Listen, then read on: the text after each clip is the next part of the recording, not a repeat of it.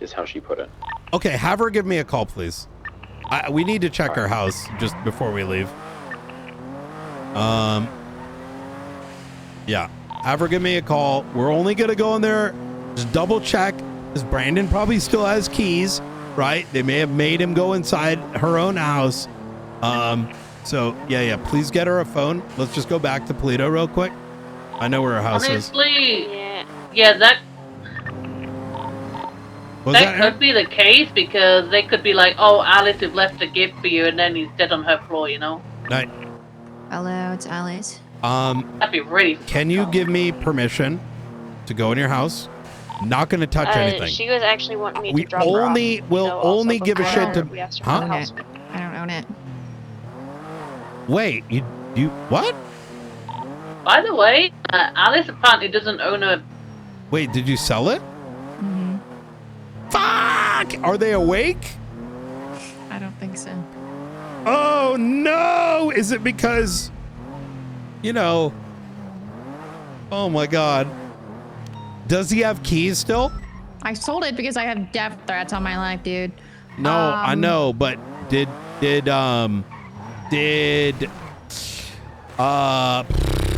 you like does he still have keys? Mm-hmm. He does have keys. Mm-hmm. Okay. What was what's the address, please? I don't know the address because I can't look in my. I got you. All right. I appreciate it, Alice. Thank you very much. Yeah. All right. Stay safe. We're going to do our best. Take care. Bye.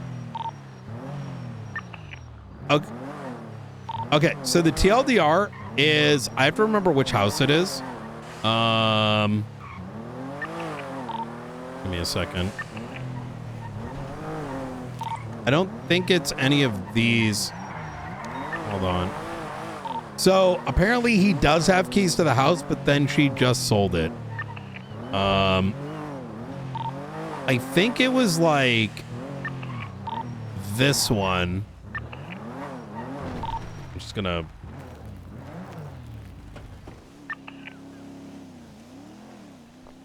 Hello? I thought it was more further down, right? Hers? Yeah, I thought it was the other side of the road. This one. Hello? Anyone home? Does she know who she sold it to? Sorry, but Oh, that's a good question. I thought it was the one I meant right now. Let me see you own this one. So if you know who she sold it to, then we can just find out. Rooker, could you ask her who she sold it to?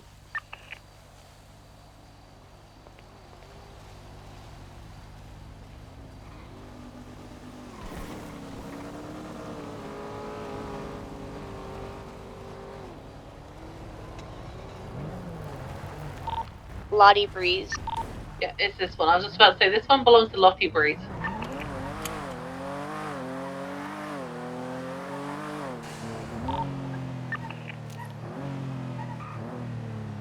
This one right here? Yeah. I'm gonna try to say something. You boys still on station? Yeah, send it. Okay, easy. Let's just circle this real quick. Well, what do you think about this one, Blunt? According... Oh, I am in Scuff City.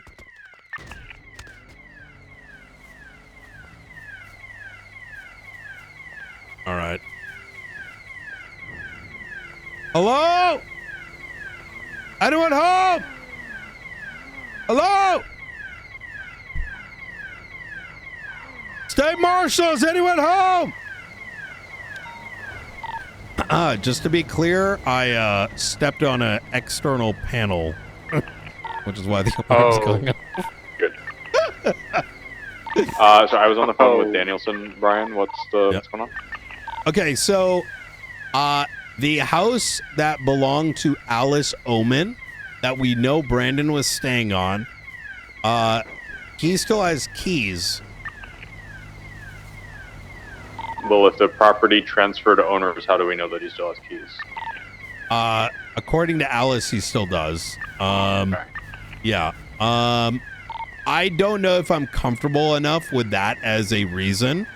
So just stand by. I'm just You gonna can knock on the door. that's exactly what I'm doing. Actually, you know what? Ladies and gents, actually marshals especially, since we can't accidentally open the doors. Let's go just knock on these doors real quick and you know, ask the neighbors, if you know what I mean. Yeah. You know? Should we do this with guns out or without guns out? Yeah, guns out, man. Guns out, okay. Hey! State marshals, anyone awake? Hello? Anyone awake? All right. You know, I wish more people did this. It's actually kind of fun. One time I went down to the south side, like, you know, in the barrio, and I knocked on a door for serving a warrant. 5 people came out. It was pretty exhilarating.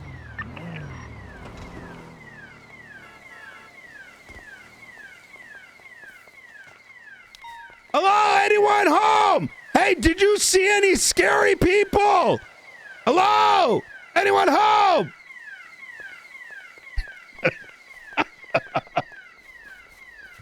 It was, because, like, no one does it.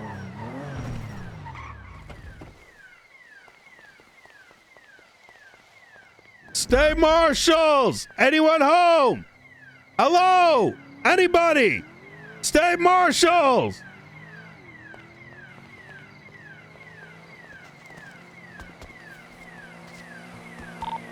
I'm gonna keep making my way down to, does someone want to scream at the bomb house?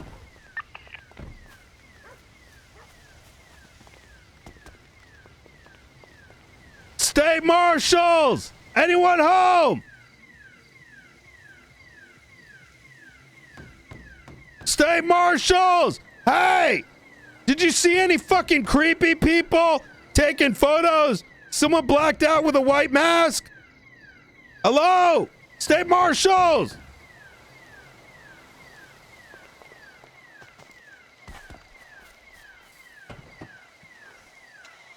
Radio check. All right. No results. You at the bomb house or yet? Guys, did we move Frederick's car? Negative. Okay, it's not there anymore. I mean, we all drove away. It might have gotten towed away. I think it's more likely that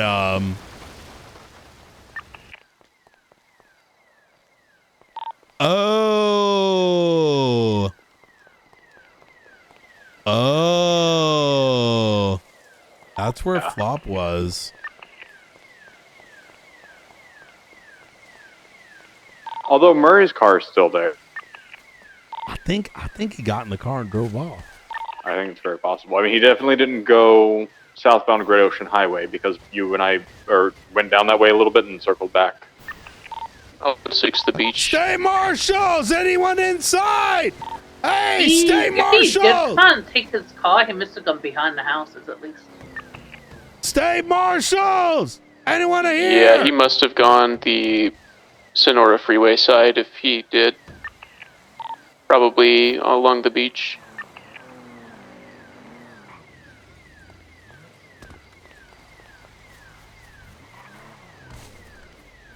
Oh, we would have seen it?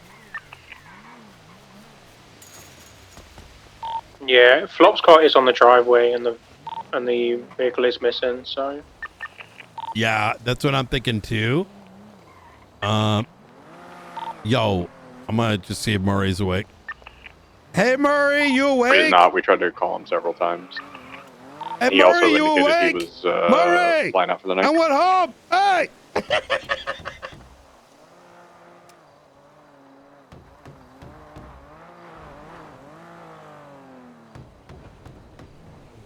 Hello? State marshals, anyone awake?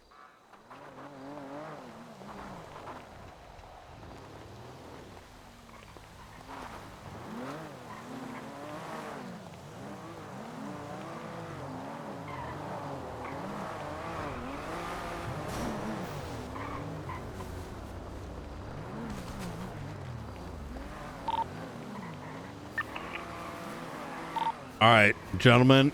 Let's hope this isn't an 07, right? On the bright side, we haven't gotten a call saying he's dead, so let's pat ourselves on the back here. We tried our best, and we can't say we didn't exhaust all options. Anyone object to calling this code 4 for now? No, I think that makes sense. Okay. Yeah. Awesome. We did have we dropped off Alice in Mirror Park. She said she was gonna grab a car from a house. We dropped her off at the house, and then she proceeded to walk down the road. We believe that she got into a D10 that's registered to her. You might want to stick around, maybe see if she drives up. I think it's time to debrief. I'm gonna be real. Like, I don't think. I think the way I spoke to Alice, sorry, the way she gave me permission and such, I'm kind of doubting her involvement. I don't want to say 100%, but I think it's more valuable for us to debrief right now. Oh my god, the UAV is over Great Ocean Highway. Affirm. The UAV is heading to Polito at an extremely low altitude. Really? I have a We're flying weapons right on top crate of it right now, friend. You have a what? I found a weapons crate over here at the tip of the beach. It's empty. Document this real quick. Copy that. The UAV or stealth bomber thing is flying over Polito now, heading eastbound. So low. Yeah, probably less than 100 feet or something. I feel like the Faceless gave us Brandon as a way to test our skills. You know what I mean? Because normally, people that you're saving are cooperative. This feels like, you're babysitting a child inside Toys R Us, and convincing them to stay by your side instead of running off and doing whatever the fuck they want. He's back, continuing eastbound over the chicken factory. Also, if you say it's a Faceless, Shang also has a property in Polito. We should probably keep an eye on some. I know he's been apprehended before on some things. Yeah, affirm. He's getting real low.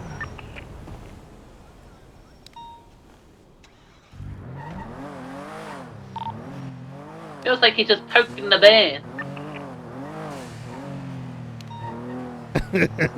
He's looking down and laughing.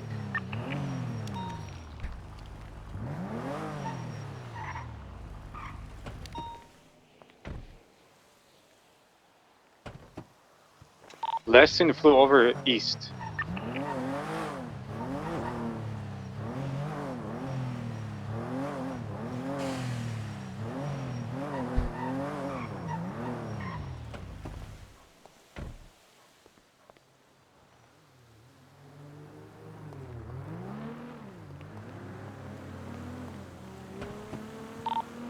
All right, I'm good to tear it down. Y'all want to make it head over to the observatory? We'll do a little debrief and talk about everything else on the plate.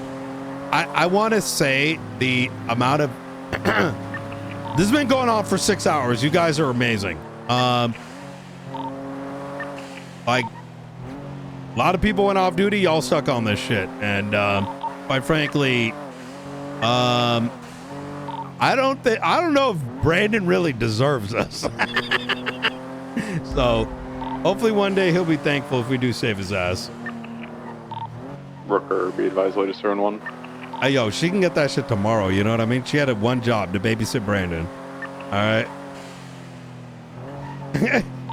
But apparently Brandon's an idiot, so I think he fucked up. I'm gonna go back to where they were holding him up, see if there's any evidence. Hey, firm.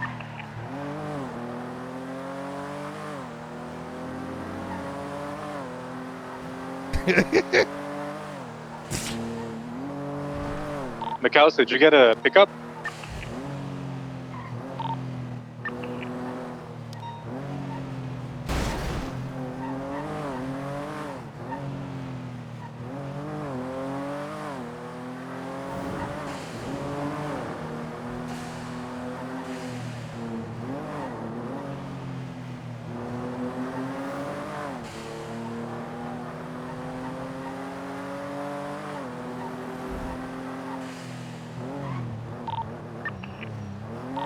Marshals, I code 6, a bunch of popular spots. People get taken. I didn't find shit. I got no idea.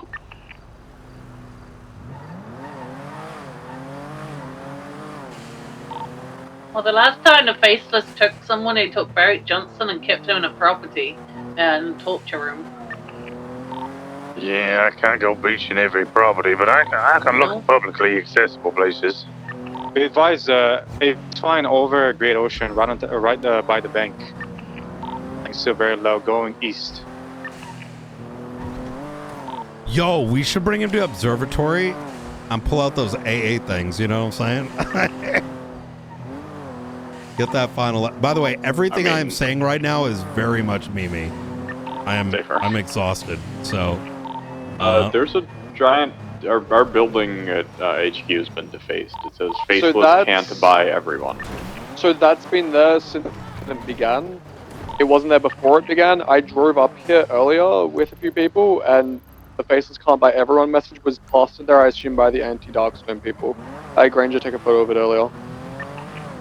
I have a record of it. yeah, I saw that at the Marshall station. What is that? Do they think faceless can't buy everyone?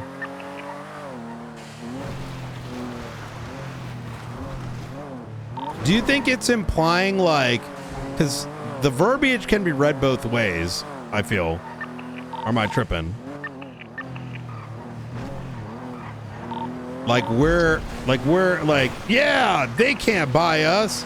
Or it's someone inferring that the faceless bought us?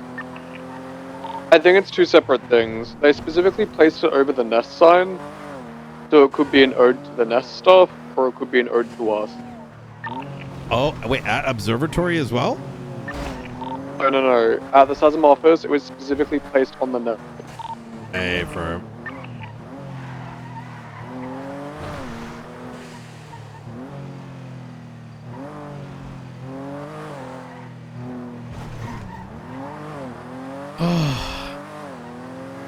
Yo, that was so much fun, man.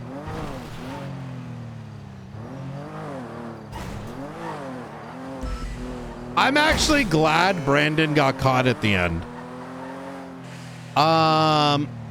Why? Because I mean, he gave us the tape.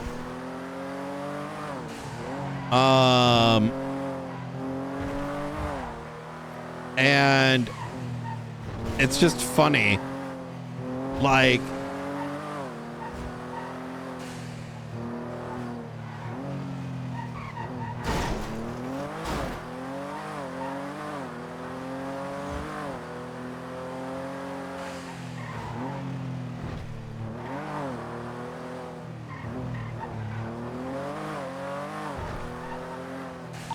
in relation to those people we put on 24s, given the fact that he has not been secured, and I'm seeing it as like a continuation of their intent, right? As like an organization, I think we don't charge those individuals for today until we come to resolution. Any objections? Okay.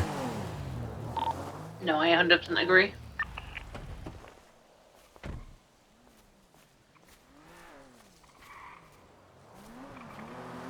Director, we tried, man. We tried. Yeah, we did.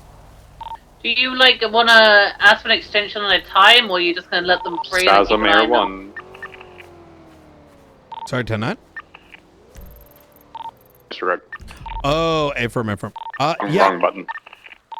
Yeah, I'd say, Aaron, we just cut him loose, in my opinion. Alright. Yeah. Because the thing is, I'm at a like... location where they were taken. I'm just going to look for evidence. Affirm.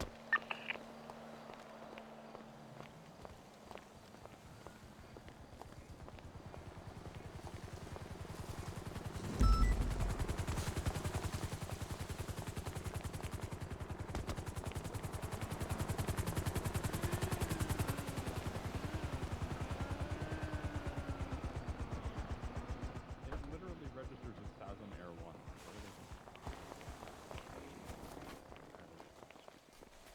Wait, what happened? LSPD just threatened to shoot us down. Wait, why? They said we were an unidentified aircraft. I was like, the plate that showed that you were seeing on ATC says SASM Air 1. Wait, did ATC say that? Yeah. Yeah, that's why I Wait, I who's hit the wrong radio. who is on ATC? I don't know. I don't know who the fuck that was. It's gonna be stand by. This dispatch call needs to go away. Possibly a cadet. Wait. Looks like a cadet. 666.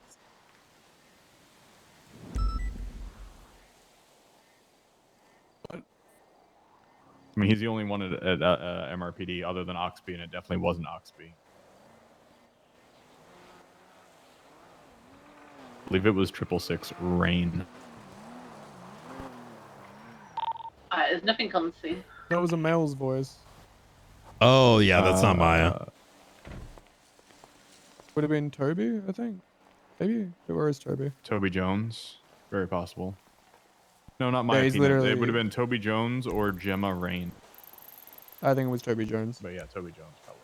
I mean, they said LSPD though. Yeah. But I'm very Toby's confused right PCSO. Okay, I can't put my gun away. Yeah, everything's. Yep. I'm You just kind of shifted around your pockets. I can't even pull my pockets out right now, unfortunately. But hey, I just want to say that that was amazing work all around. The fortitude is the big thing, right? For a lot of people, this faceless stuff can get very exhausting. It's long, it's egregious, it's a lot of paperwork, and it does not come with the same rewards that most law enforcement is used to, right? We're not going to see arrests very often. We have to, usually the shit we're dealing with is 10, 20 times the amount of paperwork, oftentimes with no arrest or maybe a death at the end of it. There's a lot of risk. We had to serve a warrant that some might get really pissy about. But I think that's sort of what makes what we do different and special. I will say that I have dealt with these sort of things for a very long time. The faceless isn't the first of its kind in terms of the type of police work it requires. But I will say that our performance today, including the partners that joined us, Erin especially, she's been up as long as I have, is very commendable. So good work, guys. Oh yeah. I genuinely don't think we could have done any better, and you should be proud. So, with that said, we'll continue on with we'll take Brandon's recording. That gave us a lot. In fact, I'm glad he said what he did, because we are around the corner from marking the faceless as an enemy of the state, and that is just the first step to hopefully putting somewhat of a conclusion to some of their assets. I know a lot happened today, so I want to just provide a bit of opportunity for folks to ask questions, right? Because I know some of y'all joined at different parts. I was there from the beginning, so I'm no questions here. All right. Same here. Fuck yeah. Oh, I do have a question. Why do we not shoot at the UAV?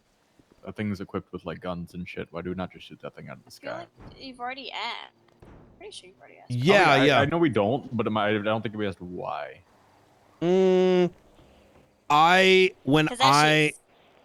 So for me, oh, he thinks we're inside.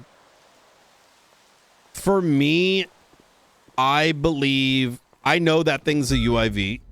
I know that I've seen it probably 50 times in the last like 2 months. It never shoots. It does survey. And I don't want to shoot it in the risk that it lands and crashes and there is a bomb on it and ends up blowing up.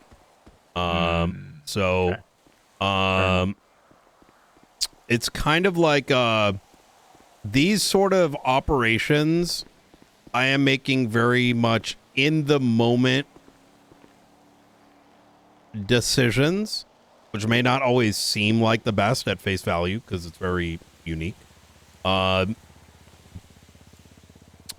example, right? And this is something to kind of like chew on. We know this Brandon was going to die today. And we know it would have been an execution, not just, you know, getting shot and like in a normal shootout. Can one of you guys grab a picture of the 911 for Alice being found, because I had to take a nap because I was scared. Hey, Firm, I got you. Thank you. And so even during that chase, like when they had him in the car, part of me wanted to shoot. There was the other aspect too, right? There was a point where, but then I decided against it for reasons, which I'm not going to really get into. But then there was another situation like where we started clearing higher pits.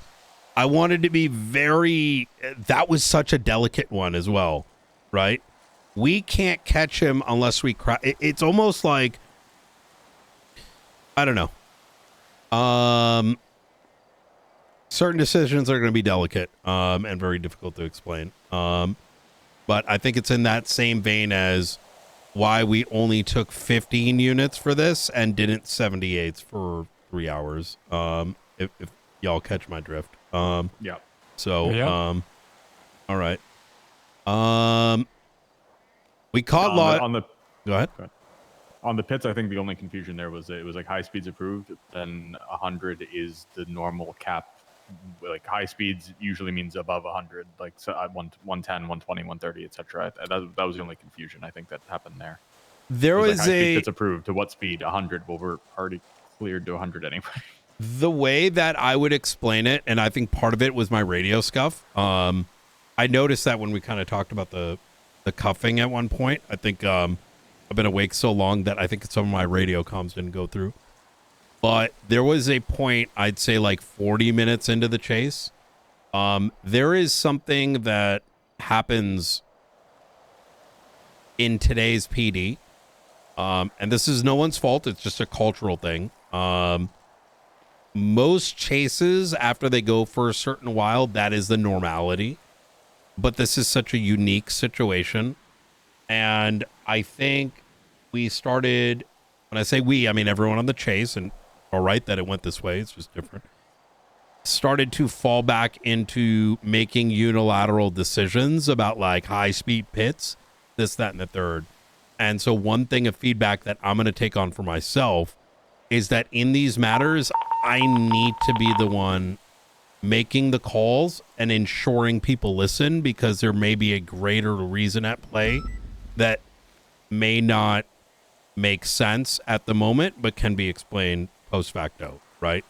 Am I speaking in riddles right now, or No. does that make sense? That makes sense. Yeah. So for me, I think someone had called high speed pits, and I should have stopped it then. And as we started getting on the highway, I began to realize that people may pit at 180, you know, by the Snake Canyon. And to me, that means we're going to kill him. Versus if we were in the inner city and we pit at 130, it's a little safer. Right? So some of these things are very much like in the moment, like decision making. But yeah. Any other kind of questions, including but not limited to who the fuck is this guy? You know what? I'm gonna tell you right now. Yeah. So Brandon's been my informant for a while. I've been working him for a better part of 2 months. He's not the only one. There different parties are cracking at different levels. Actually, I think I've been working him since BCSO, when I first realized that no one was speaking to him. In fact, even Frederick White, no one was speaking to him. I'm a big proponent in bringing in fear. And part of that fear in my realization was that the faceless can't be taken down.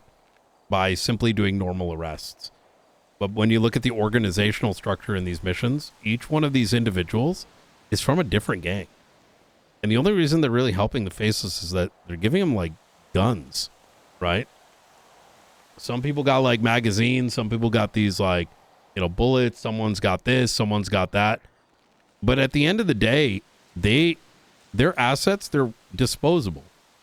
Edgar was disposed, Speedy was disposed, Wyatt was disposed.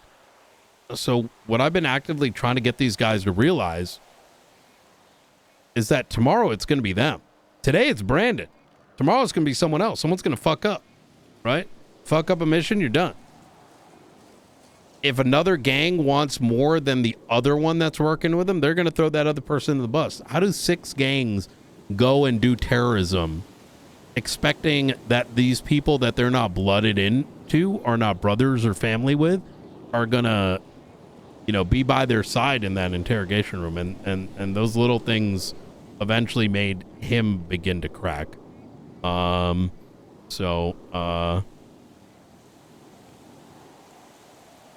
intention and what we're waiting for from the state is the approval to have him serve a 30-year sentence in a federal prison, transported by Darkstone, as we don't have the capability to pass the borders unscathed without like faceless, you know, shooting us down. Or breaking them out of goddamn places we put them in somewhere. Exactly that. Yep. As for some of those Apaches that we saw today, those the Blackhawks. When we spoke to Delta One called me today. He mentioned something might happen at 6. He wasn't exactly sure what. But it turned out that some of the Darkstone went turncoat. And were attempting to kill him. Yeah. So as to whether they were working with faces today, I don't know. I think they were actually aiming to shoot up both, but they've been, you know, discarded off. So,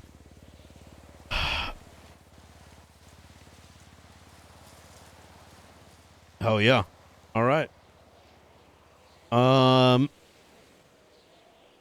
Okay, cool. Any other questions? I have one. Yeah, go for it.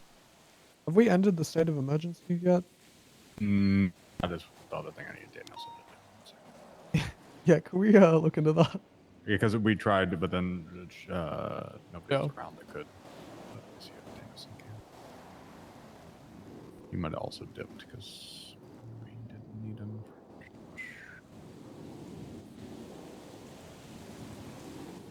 Hello. Can you officially end the state of emergency, please?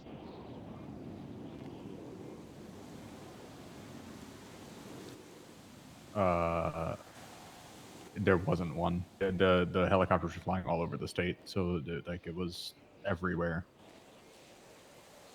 Yeah. All right. Thank you. Bye. So, Director, what's the plan now for tomorrow? For this, I'm gonna have to wake up tomorrow and find out. One thing I will say is, come tomorrow, come in these next couple of days, we've been trying to onboard folks. Weekends a little bit slower, so if you do find some time to be around, we're gonna be pulling some people into some of these things, onto some of these special ops. Actually, this is a great moment to mention this. Most cases up until now have all been in the Marshall reports. Ruth has spent a tremendous amount of time reviewing stuff last weekend. Every one of our big long-running cases oh yeah, I hung up on the archivist earlier, by the way. Yeah. EMS Alpha? The fuck? Yeah. Wait, Violet Alpha? Yeah, they're up north of the Alamo Sea. There's 2 officers there. Yeah, another EMS and 2 officers. We're going to be migrating to this notion of special operations, where a special operation is like faceless archivist, any long-running situations, each one with its own clearance. Clearances for marshals and local law enforcement detectives that are immediately attached to the case. Full marshals are likely to be getting all access, right? By nature and virtue of what, you know, the marshal, it's a command role, right? Alongside us having I don't know what you want to call it, like the patrol guys, right? Like a Ventura or a McNulty, the people that need to be in the know for if we need to go and jump onto a situation like this. So that's gonna be rolling out soon. Anything else we want to like touch on tonight? I know everyone's probably exhausted as fuck. I need to brief you on a couple things that we were supposed to talk about beforehand. But Easy. No. Okay. Who spoke to this coyote guy? McAllister and I. Okay. Up or down? I'd like to interview him. I'd also like to review. He was given the application, so he filled out the whole application. So I want to review his responses to that and kind of gauge from there. Okay. Very limited interaction that we had with him. Okay. Easy. But he fits the shift that you're looking for, so that would be nice. Okay. Fuck yeah. Oh, wait. No, he doesn't. Allegedly. No, I've known him from a while ago. I think he's shift 2. Oh, okay. Yeah. Okay. Nothing Did you raise your hand? Negative on my end. No, nothing. Let me just take this real Positive quick. or Night. negative on my end. Hey, Knight, it's Flop. If Hey, anyone can I wanna- call you later? What were the before exigent bed. circumstances? Your mom's pussy. Okay, Brian. Yeah. Flop, I'm busy. Comedian. Take care. Right. All right, bye-bye. He asked me what the exigent circumstances were. Oxby let us in. It doesn't matter. Yeah. We were let into the property by somebody with access to the property. Yeah. Oh man. You know, some of these faceless asses be real Karens. You know what I mean? Like, how you gonna be doing terrorism and then be like, my rights, the rights that I'm trying to overthrow the government, but the same government that looks over my rights. How dare you? Shakes hand, shakes fist. Like, wait, sorry, was that Flop? Yeah. Oh, yeah, no, I have something to brief you on in relation to that. Mm-hmm. Go for it. It's like something unrelated we or discussed with in private. today? It's kind of related, but not really related today. Blunt wanted me to talk to you about it. Okay. Earlier. Easy. Yeah, we can. You two want to hop in? We'll go. Yeah. Do a All right. Chat. Ladies and gents, appreciate you. Yep. It was a pleasure. Thank you, guys. Yep. I'm going to be around tomorrow morning, okay, guys? Yep. That'll be good for the onboarding. stuff. Blunt, I would also like to talk to you at some point. All right, we'll chat after. All right.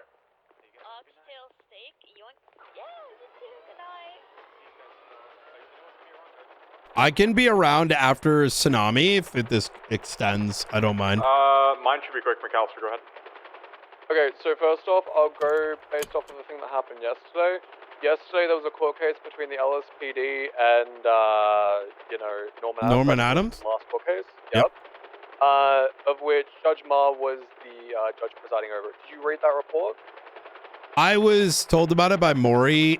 He wasn't aware about you have to contest warrants. Blah, blah. Yeah. So that judge in that court case was like, neither here nor there. So Ruby specifically asked me to make a report because Flop Dugong was sitting in the judge's stand with more or less the judge's approval. The LSPD found that this was more or less disrespectful, as, Flop Dugong has murdered cops in the past. So I noted it down, and then I specifically just wrote, this is in front of Murray, Falconer, Elizabeth Gates, etc., so that they could be used as witnesses if anyone wanted to look into it and investigate. There was no harm, no malice, whatever in the report, nor any of the writings. You can read it for yourself. It's report 35738. Now, I took a quick nap. Came back from the nap. Breathe. Yep, sorry. And when I, woke back up again, I didn't even have the chance, put my glasses back on when Gates pulled me aside and said, I just read your report. How dare you do this? Yada, yada, yada, yada, yada. About what? About that report. She thought that I was accusing her of doing her job improperly, as she believed that I was stating that she was allowing Judge Ma to, like, put Wait, Bong hold the on. stand. Wait, what? This is what we talked about yesterday, Brian. You remember when Yeah. you're like, the justices won't look? McAllister makes a report that she somehow infers the language from within the report to believe is targeting her and chastised him about it in the moment. So this whole concept that they're not going to look at our reports, please. Just the idea that her name was mentioned and she might have been caught up in something. Now she's chastising the marshal that wrote the report in the moment. That's ridiculous and unacceptable. I let her know that I put her in there as like a potential witness, not because I actually. Did thought anyone that she else was hear doing her anything say wrong. this? She pulled me aside in front of, like, I think Granger saw her pull me aside. Did But I don't anyone think else he hear heard her the say that? conversation. No, because she pulled me aside outside the courtroom. Also, me because she was trying to call me about it. Bro, McAllister had no idea we had the conversation we had yesterday. He didn't know that Yeah. they had access to our reports. He brought it to me, and I was like, "There's no way." It took less than 24 hours from the time we had our conversation to I it was being a problem. surprised about her bringing it to me because I didn't know that she had access to our reports. I was honestly stun locked in the moment.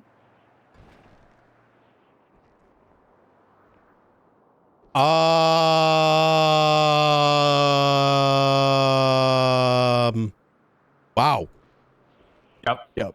Either they would be that bold about it, but they straight up thought that remove they might be the- implicated in an investigation and immediately started chastising the individuals investigating them for doing so. This is why they cannot have access. Yeah, let's remove them right now. Second from that, just I will 'cause- say I spoke to Maury earlier today, and I made it clear that we needed to remove it because I thought about it last night. Actually, I emailed you about it, Blunt. Yeah. I don't. Everyone can be corrupt. I don't want to play this game of we're not going to be because it puts everyone in an awkward position where you know, it's an awkward position because I say it like this. I don't want people to feel like there's going to be innocent people that are going to get caught in the crosshair because they can see things. It's the very reason we need to separate it so there is no innocent people being like targeted as leakers, right? Yeah. So, that's unfortunate. I trust Murray because like Murray's gonna, he's got other things that he's gonna see, and Yeah, see Maury. but not see type deal. I'm Yeah, okay with Maury that. But is going to be our oversight if like we're missing something, and if there's anything strange, he's going to let me know. And there needs to be some level of trust. That's fucking wild. Yeah. I mean, if I had to guess which one of them it would have been, I could have probably called that from a mile away. I'll be completely honest with you. Separate from that, and not to move on too quickly. Wait, but I did know you? have Can you remove their tag right now? Yeah, please? I will. I'll take care of that. Right. Okay. Beautiful. The Bruce Baylor raid leak. We got the Bruce Baylor's phone records in from the time that Springfield locked the subpoena to the time that the present, basically. Immediately when the subpoena, not even the search warrant, the subpoena on the 6th of November was locked and converted, which triggered that little thing into the search warrants, which made it public to Law Enforcement Command Plus.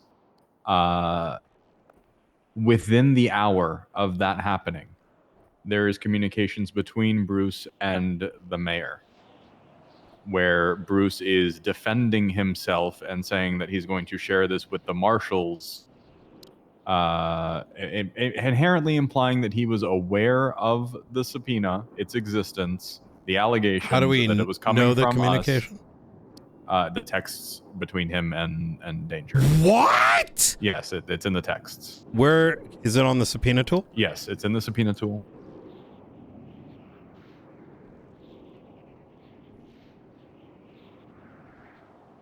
It's going to be in the B2 in embezzlement an hour? investigation. Are It's gonna be people in the fucking messages November 2025? these people? This is fucking gross. What the fuck? Whoever did that shit. Yeah. So now dog the next step shit is going to be dog getting shit. Danger's records to see who Boy. told Danger, right? Because somebody within local law enforcement that had access to that information told likely Danger, who then told Bruce, is what the going theory at the moment. You have to go full retard to do some shit like that.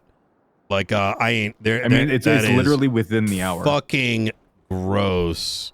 Yeah. So it's going to be this text on November the 6th at 4:03:42 p.m. or 21:03:42 UTC. Bruce texts Danger. Wait, Lawyers what, do not exist. Here is what's the info, the investigation? The B2 embezzlement.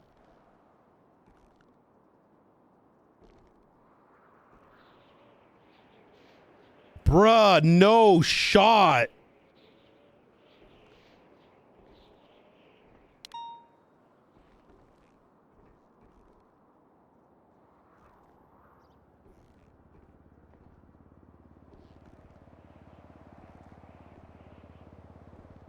What the fuck? This isn't even like this is on the nose.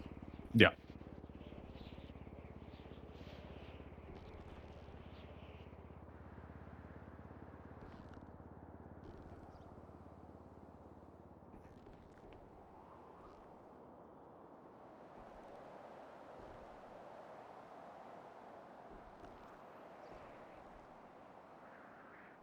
Also, I believe it important to note that Andre Tyson is in his cabinet, more or less, and he was one of the people that we apprehended today. No one has spoken about this. Was it anything about the fact that we're looking into that mentioned to the mayor at all? At any So point? has Jessica gone around and spoken about this? No. She is just as surprised about this. In fact, we're going to meet later on in shift 3 about this exact topic to figure out next steps. Like, is there? Yeah, that's where we're at. Is there on any the day of the subpoena? It's the clear communication with Danger about the marshals looking into him. Like it's clear as day right here.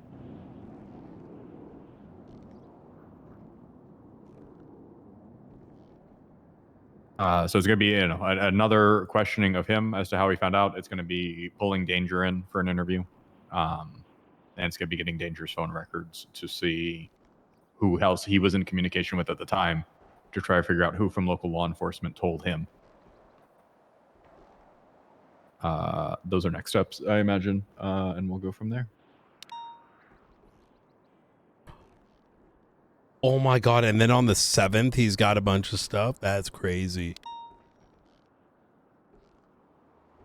You know, I will say, I told her go and hit the button at the fucking thing. I told her put the, you know what? It is what it is. All right. That's crazy though. If it is a member of law enforcement, you know, oof. You know what I mean? Yeah. 100%. There ain't no 30 then, days on that shit. Like, as far as I'm concerned, like I'm a stamp my feet on that.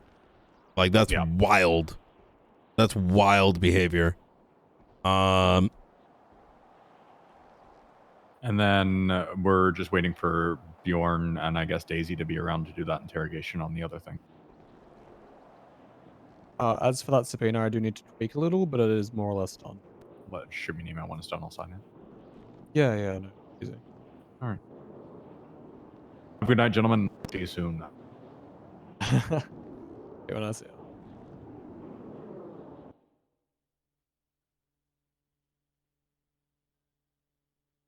Yo, that is crazy, chat. That is crazy.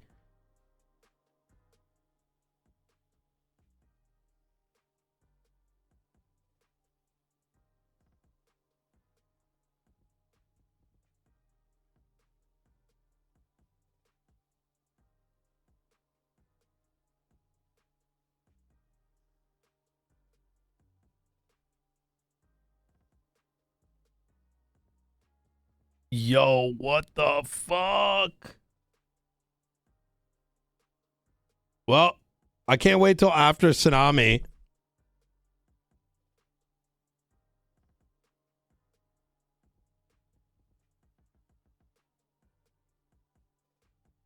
Oh my God.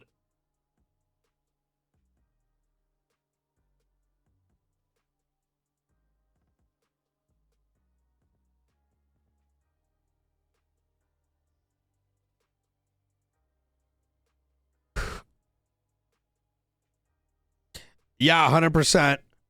I can't within the hour, bro.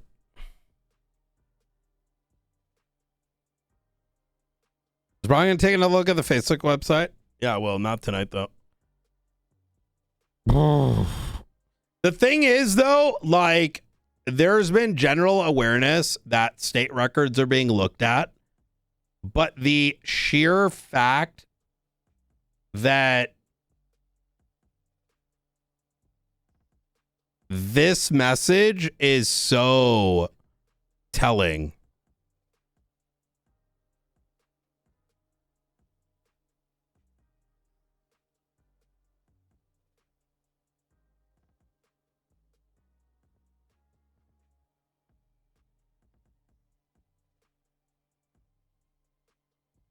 This is like,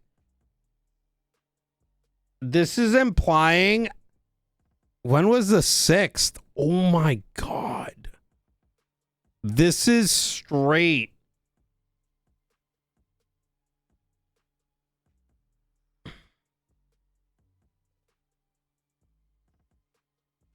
Okay, to play devil's advocate, right?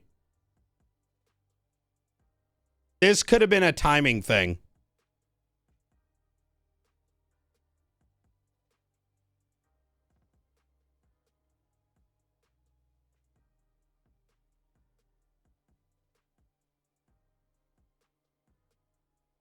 $11,600. When did we pull the records?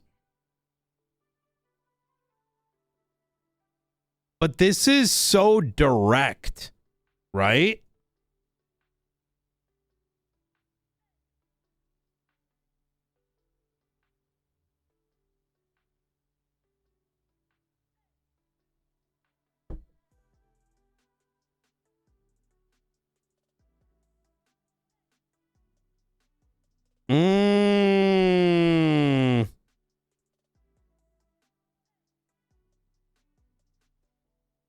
I'm trying to play devil's advocate here.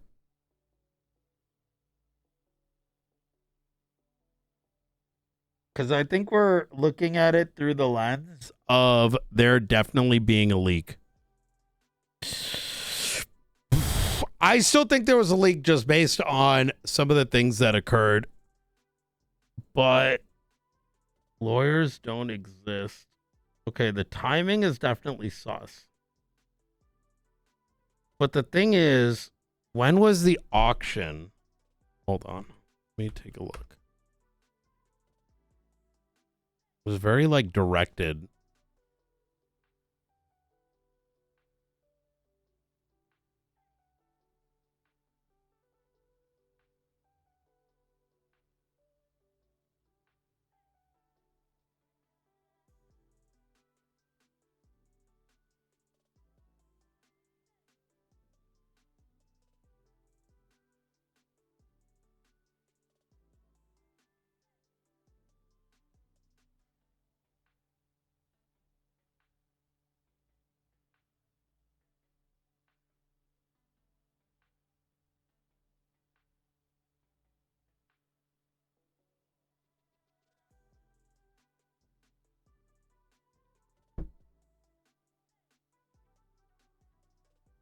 Misappropriation of funds is literally a direct quote from the subpoena.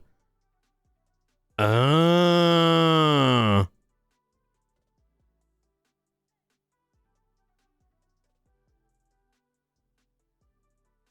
Oh.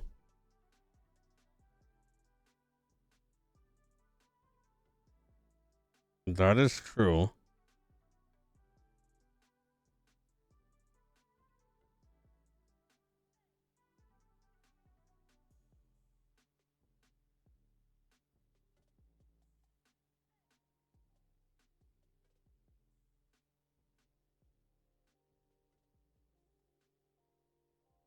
This is the day we spoke about it.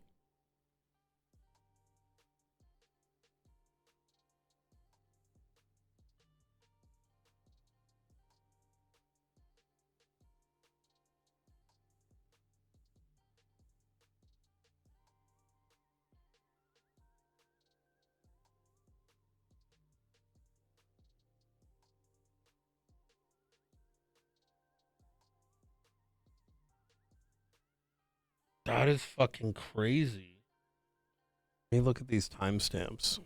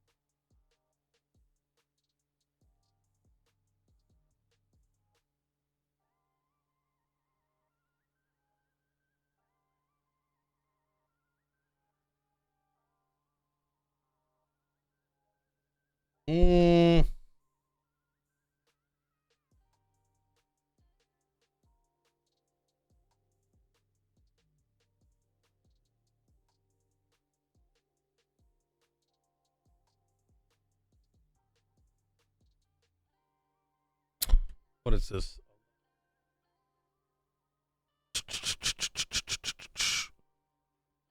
Yeah, I'm gonna log back in a second here. I'm looking through the. I want to like compare what they're looking at. 11.64. Bruce Baylor 426. I don't think this is accurate. At 426. Wait, but this was created at 426. This was sent 20 minutes prior.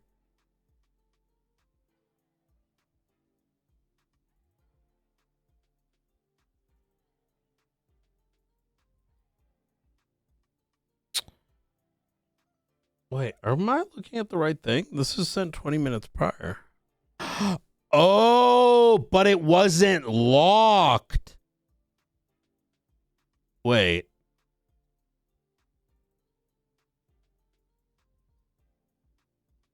Yeah, unless I'm blind.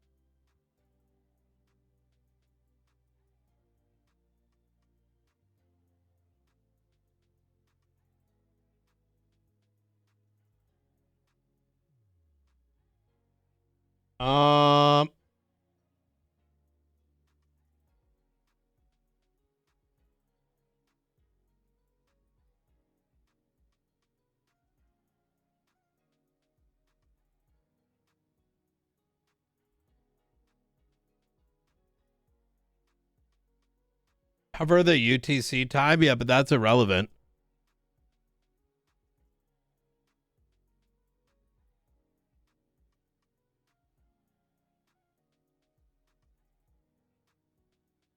For this to have been true, he would have had to have known this Yeah, I don't. Maybe I'm missing something. We'll see when I log back in. But according to this, the subpoena thing notified 30 minutes later. But I don't know when this thing goes out. Maybe it's when it's signed. It is when it's signed. So it would have had to have done during the transfer of. So 10/6.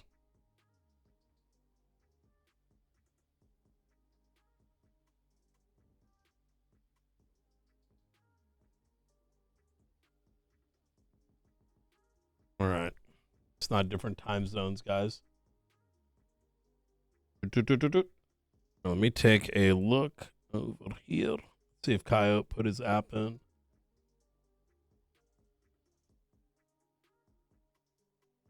I don't know.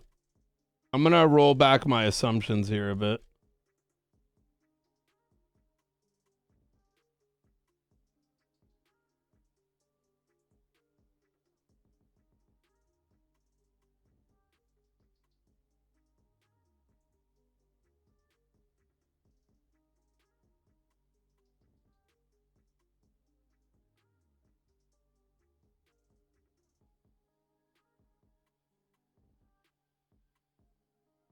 I do agree, though. I think it was before it was signed. Miguel Antonio Diaz. Wait, what is this? Do.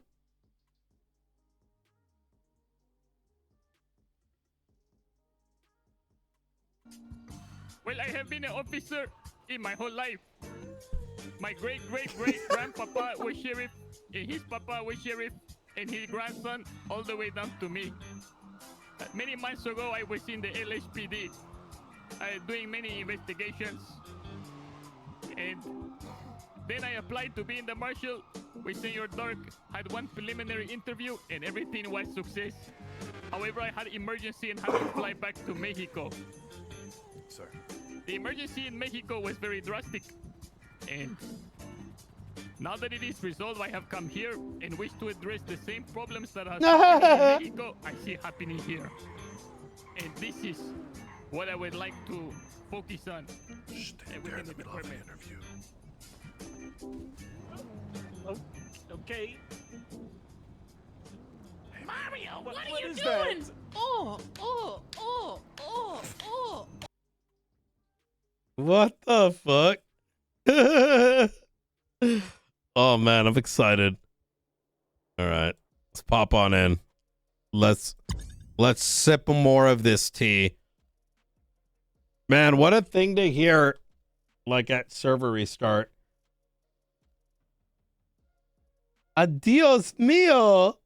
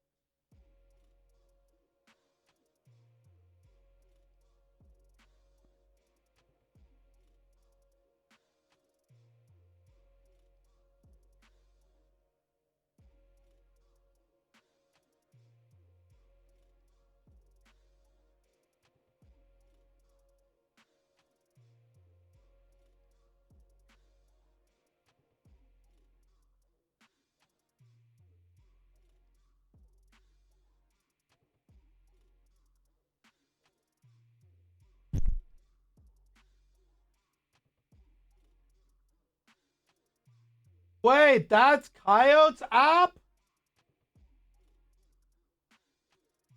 I don't think it is. I think that's someone else. Maybe it's not.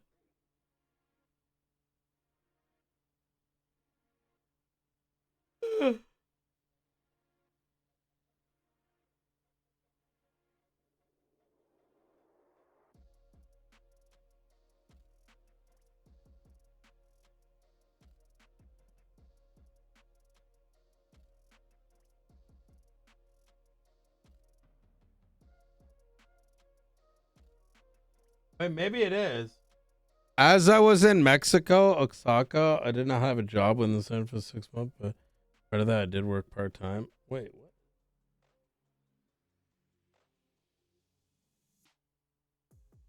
Let me check. Is it?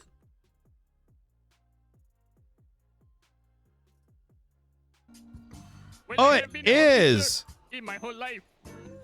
My great grandpapa was sheriff. Oh, that is it. Okay. Damn thing's 30 seconds? Chat, this is what we're doing. I don't think you understand. Me and Capped Wait, OOC. hold on, Brian's here. Hold on, he might be able to open the door.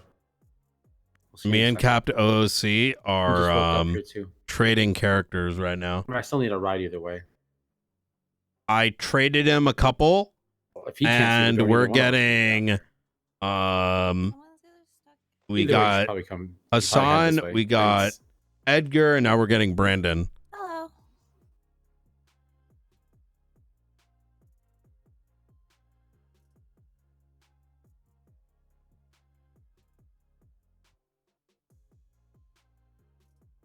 Some people might believe you.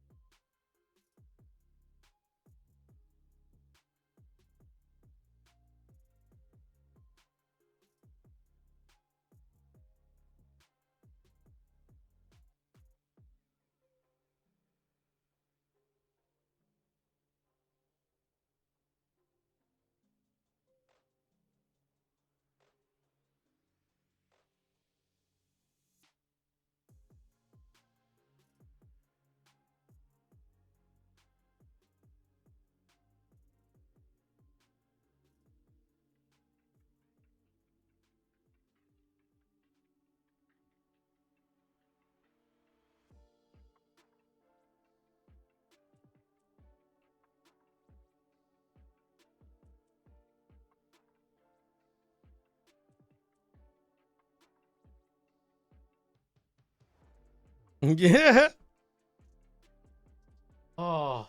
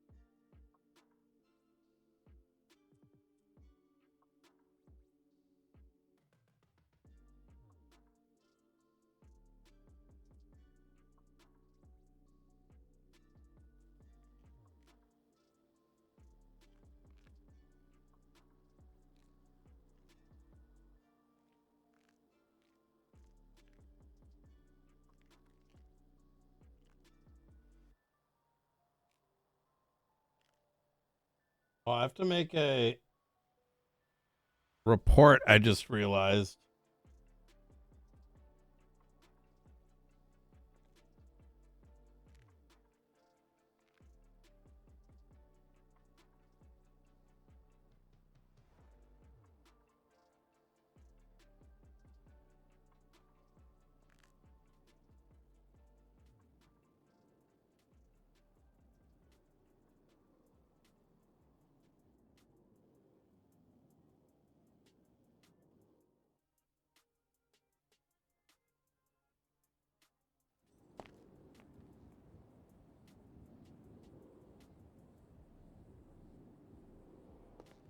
Okay, there we go.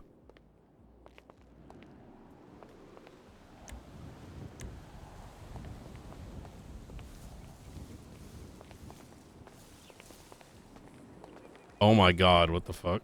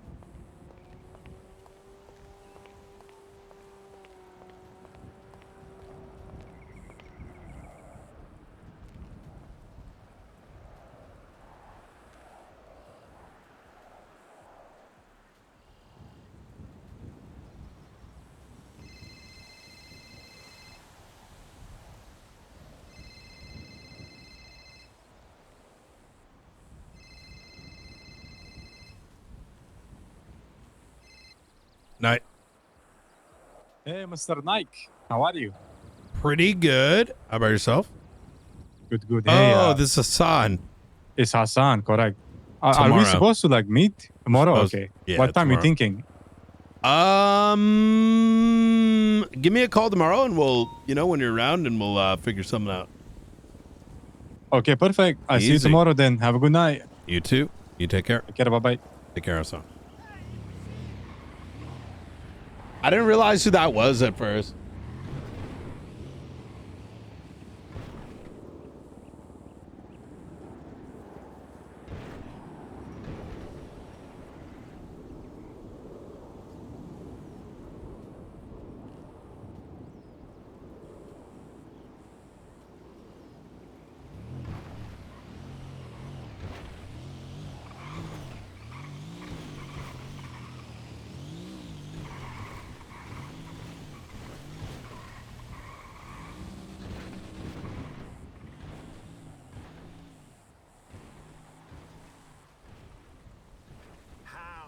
Hi, how are you?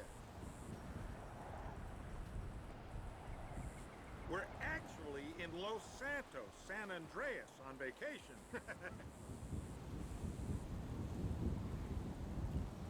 Well, we came...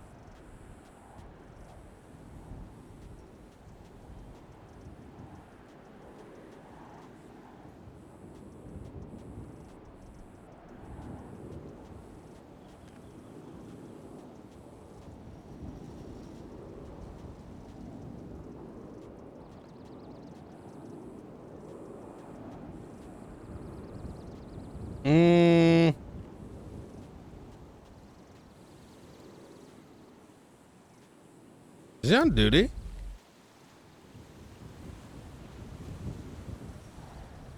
Oh, there we go. Not awake yet.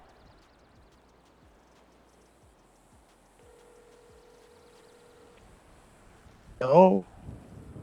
Hey, you want to bring Blunt up to the observatory?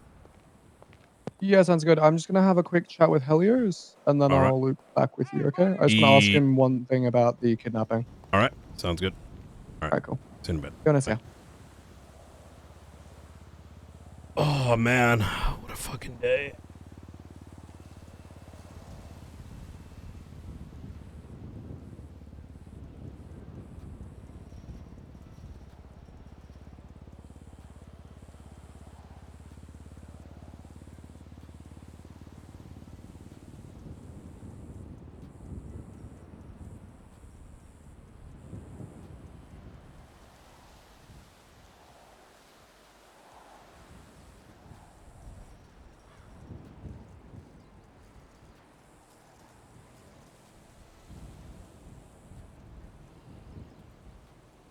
Brandon was free for 10 minutes.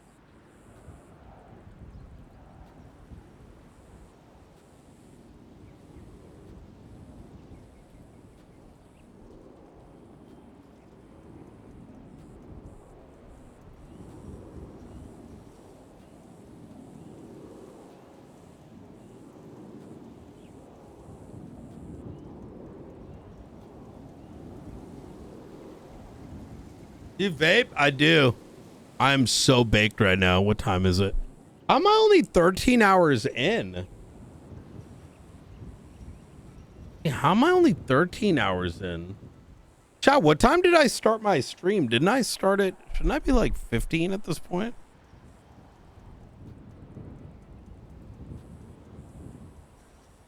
$11.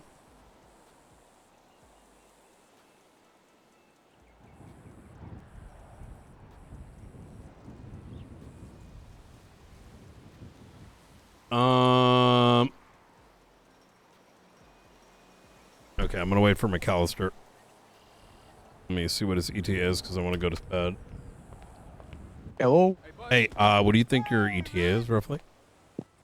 Blunt hasn't clocked in yet, has he? Oh, he hasn't. No. Do you mind Yeah, chat with me oh, yeah. first and then grabbing him Yeah, no, I afterwards? can. Okay, Yeah, easy. no, I can. right. I'll just need to borrow someone's car, but I can be down there in like Okay. 5-6 minutes. Easy. All right. That's See you in a great. bit. All right, Bye. see ya. I'm taking the bills. I'm walking upstairs. What the fuck do you want from me?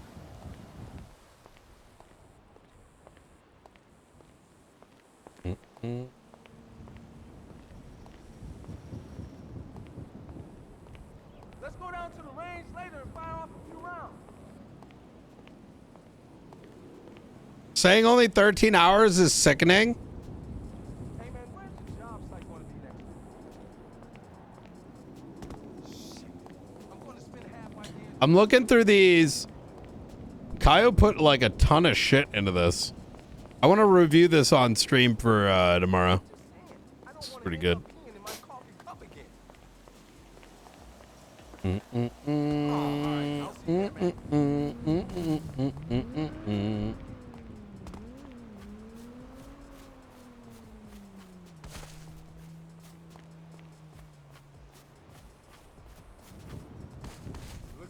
Spending $200 on vintage footwear is anti-capitalism. Damn, whatever. I do. Yeah, I do on stream.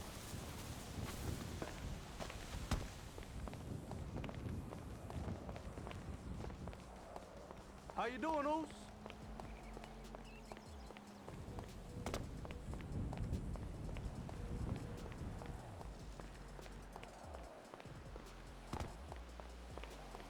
Got these tickets to the Benders game today, so I'm all good. Looking forward to it. I hear that, Oos. That's no way. Hey,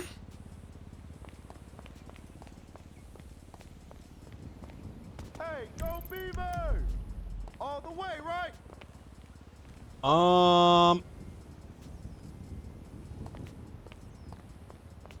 Wait a minute. I can test this while I'm here.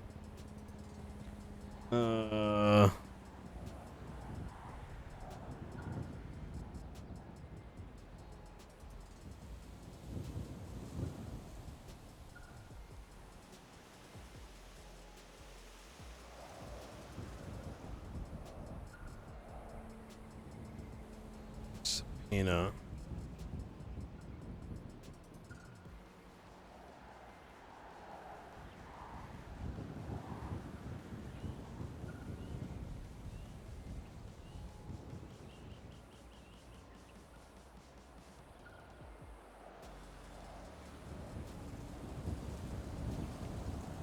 No, I'm definitely not on ADHD meds.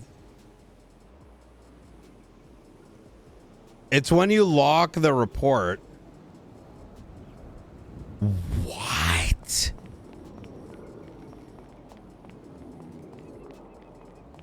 Yeah, it is. I just thought about testing that. So when it locked,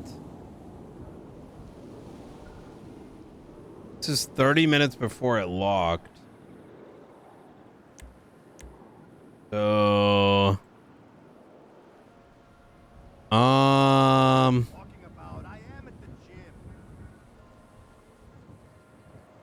just did 30 minutes on the elliptical. Probably going to do some weights now. Have some trust in me. Why would I lie to you? It's gonna be a beautiful weekend. Now I'm getting some sun at the beach. I hear you. Why do you keep calling me? I thought we settled this. I sent it online. Bye, and quit calling me. What's the report number?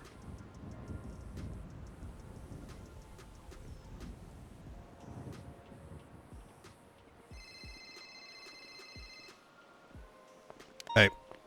Would you happen to have any, if not elapsed? Yeah, I got some food. All right, legend. Yep. All right, see you in a sec. See you in a bit. All right, bye. Let me see. 4, 6.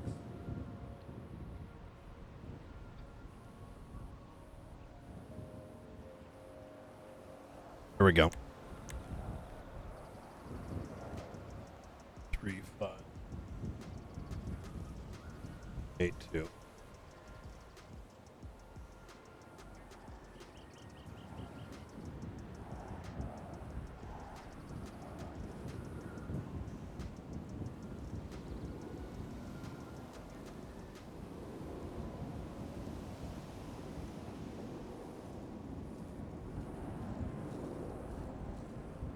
Wait. Oh, I signed this immediately. I didn't even remember signing this.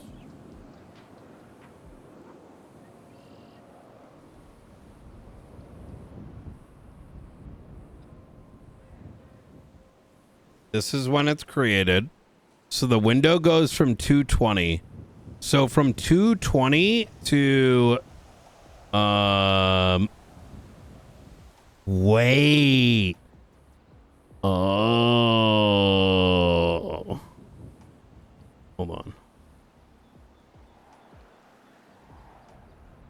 Load.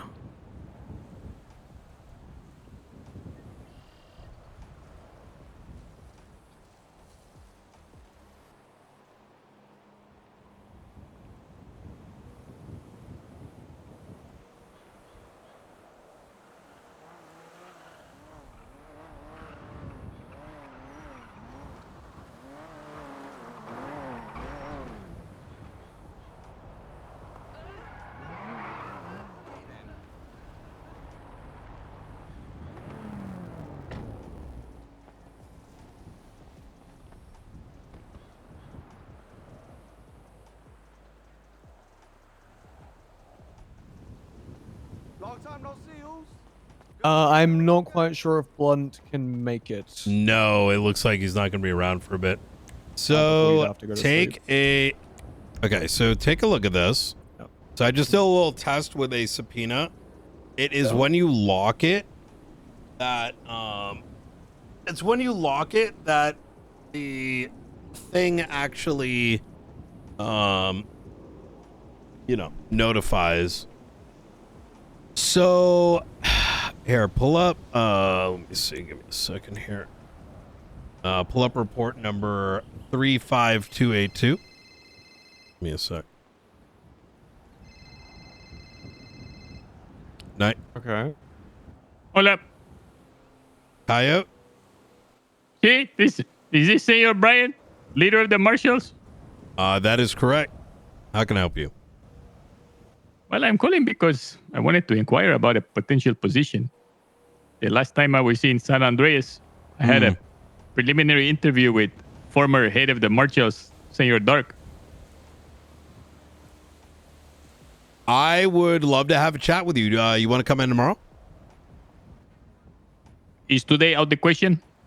I'm dealing with heavy stuff. Yeah, we've been going at it since pretty much 12 hours ago. So, See, it seems that it's not only you guys, the PD, the BCSO, it seems everyone is wrapped up in this carnival. It's been quite the show today. Very much Good or the show. bad? It's been good. Yeah, overall good. Tiring, but good. You know what I mean? So you're catching me at like hour 14. I want to be able to sit down with you and make sure I give you full attention and energy. So. Okay, I just like to let you know I submitted the application and it should be okay. Good. See. All right, very good. I do remember you. I remember you too, senor. Do you still pee with your pants all the way down to your ankles?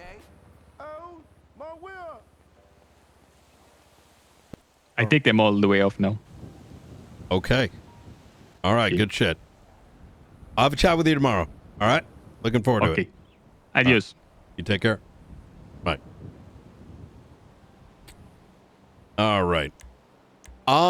So, I am taking a look. Okay. So, here is the order of operations. At 4:26 p.m. is when the subpoena is locked. When the subpoena is locked, actually, let me do it this way. At 2:20 p.m. is when I'm presuming this goes from a private report to a subpoena. I'm presuming this. Only Springfield can confirm. Wait, actually, hold on. Let me take a look here because I forgot we can look at the damn history. Yeah. Okay, here we go. So it's at 2:43. She enters in like content into this. And then the content starts expanding. Yeah. But and you'll see in the logs at 4:26 is like you'll see my thing in there, right? That's my signature coming in and her signature. Yeah. We did it like back to back ish. Yeah. Oh yeah, she must have stood next to me. Within a minute, yeah. Yeah. Now, And then Gates signed it 13 minutes after that. correct.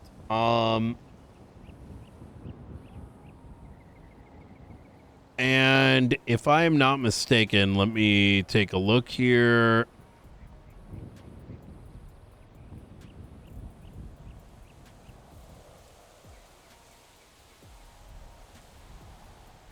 Okay. So, what does that mean? So now let's go back to the phone subpoena, right? Oh, he was saying it 20 minutes before it was signed. Yeah, I think that's what I'm saying. Now, I will say at 2:46, there's a random phone call. I don't know what number this is. It shows up. See, this is where it's got me like really fucked up though, because not one penny was used. Misappropriation of funds. So here's the bit that I'm like, okay, so I want to play like devil's advocate here, right? No. When was the auction? I'm not quite sure. Lawyers do not exist. So this is 20 minutes. So this text is being sent 20 minutes prior, right? Yeah. So for 20 minutes that, prior to the announcement. I'm sorry? Is that 20 minutes prior to the locking or the announcement? Yeah, prior to the locking. Yeah.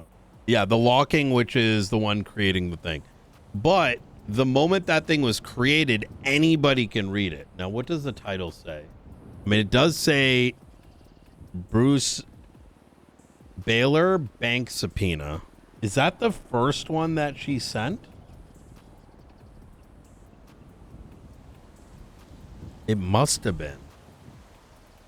So the fact that, so this is, okay, I feel like, so if someone did this, it was before this took place, right? Before the locking of the subpoena. But it is so suspiciously like in such a small window. What is the chance? Like, what is the chance of that? It's so small. Like, you know what I mean? For this to have been like like random.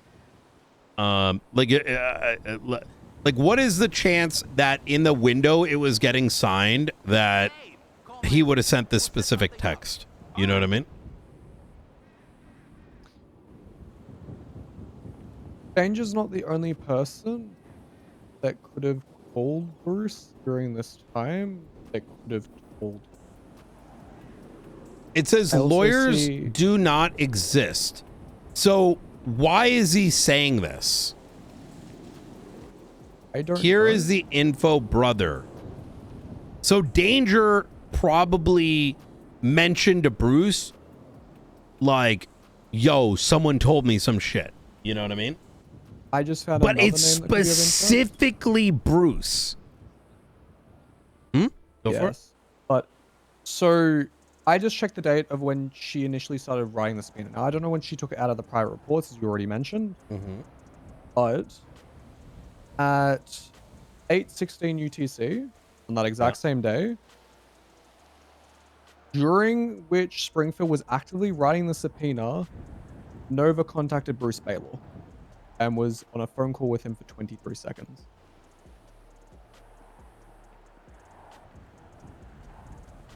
But it's This talking. precedes his text to Danger. So here's something that I'm curious about, right? Because I don't think this is necessarily a leak. Because why? Because Danger was very well informed. Let me see what date. I gave this for Danger.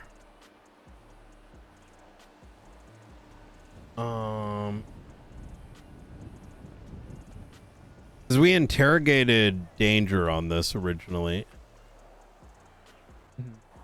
But not on Bruce specifically. Let me take a look. Actually, it might be referenced here.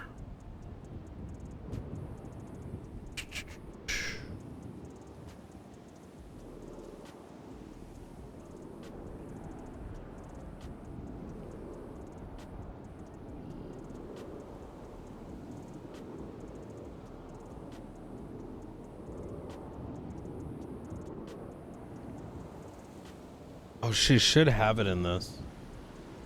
I sent her the interrogation on the 2nd.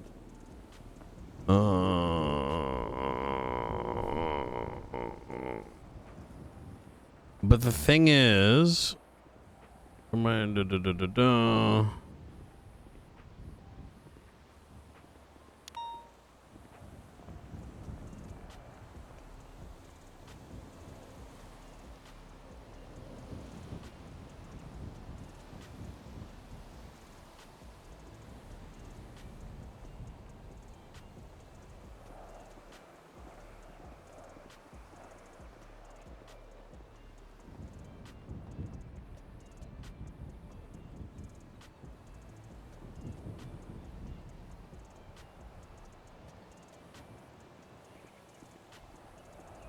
is there a way to search by date? For what specifically? Oh, I don't know if she ever added a report for this. I'm looking for the Danger interview. Would that be under any specific classification or?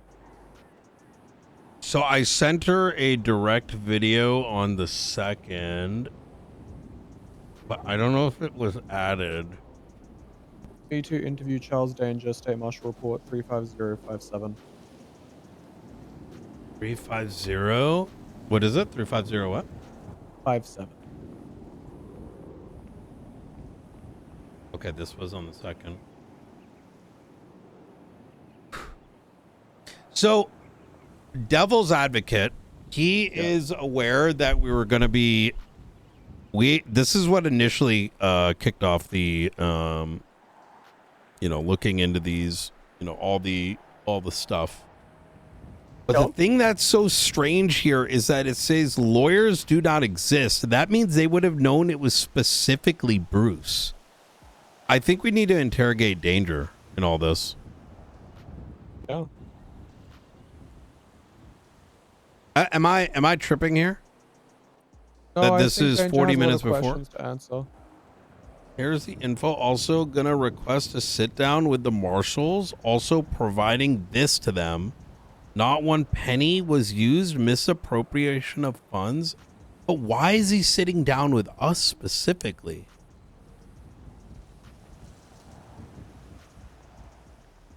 So, from the general gist and the conversations that I was able to catch between Baylor and Springfield specifically, Yeah. I wasn't paying attention the whole time. Granted, I had a bunch of other stuff going on. From what I seem to notice, Baylor seemed to think that he could talk his way out of receiving the embezzlement. He thought he could just explain away everything, and that would be that. I think that's why. The Although his purchases are so explanations were strange, half-assed. though. It's so Purchases are- precise, though, right? So look, it's the precision here. It is within a 2-hour window where this thing is going live, and it's about misappropriation of funds. Do we have the date of the announcement? Which announcement? The Bruce property Baylor ones? announcement. Yeah. It would have needed to be by the 2nd. Give me a Let second. take That's look. Falconer.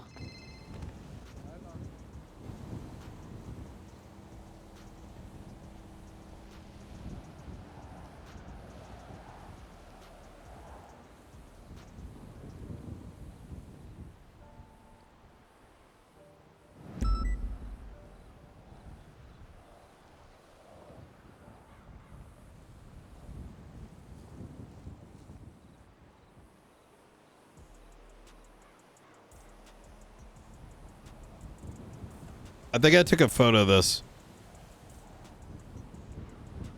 You knew exactly what department is asking? Yeah, and it's misappropriation. But the thing is, it's like the precision that makes it actually very interesting. Because the thing is, like, if this was... let me see. B2 Ventures. It was on the 1st. Yeah, we spoke to Danger on the 2nd. I just realized I'm hot micing.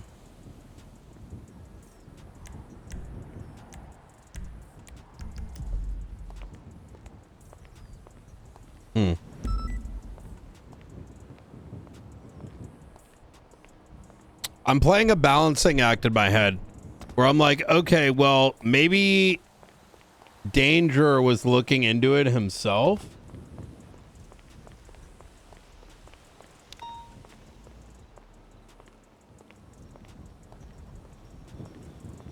But how does he know the marshals? I don't know. I wish you well, and I'll get that. I don't know if it's leaked, though. Cool. Give an SEO. Hi. Or just providing feedback on the subpoena from earlier. Okay, so here's... Okay. I'm going to provide an alternative explanation. Yeah. We interrogated Charles Danger after the the outcry on the 1st. So the 1st is when the announcement went up, and then Danger was interrogated. Questions were brought up in regards to grants across the board, and then the investigation began like a day or two later. Now, given this, there was already knowledge that marshals are looking into this stuff.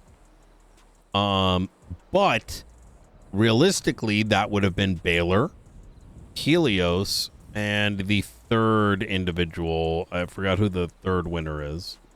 And there was a lot of topic around that. However, this specific, the timing is what makes it crazy, right? Because I don't believe Bruce had been named at this stage. Well, I can call up Falconer right now and ask. He was the guy that did the announcement. Wait, ask him what? As to when he posted the specific announcement. Oh, it was naming on the Bruce 1st. Baylor. No. The announcement was on the sorry. first, and then Danger was interrogated generically on the second. Oh, yeah. You Right? didn't mention Baylor. Okay. And then I believe Springfield picked it up on the third or the fourth. And then a couple days later, she wrote this. Right? Yeah, so when Springfield specifically questioned Baylor on it, I remember this line of questioning coming up. Baylor admitted that everyone was out to get him because of the announcement, and that's why the marshals were looking into him. I remember this. He said no other prompt that would lead us to believe that he found out in any other way. He just said something along the lines of, oh, it's because everyone's coming after me because that state announcement. Screw that state announcement. Screw Falcon. You know? You'd have to look up the exact transcription recording in order to see the line by line, but that was the general vibe that I got from the conversation.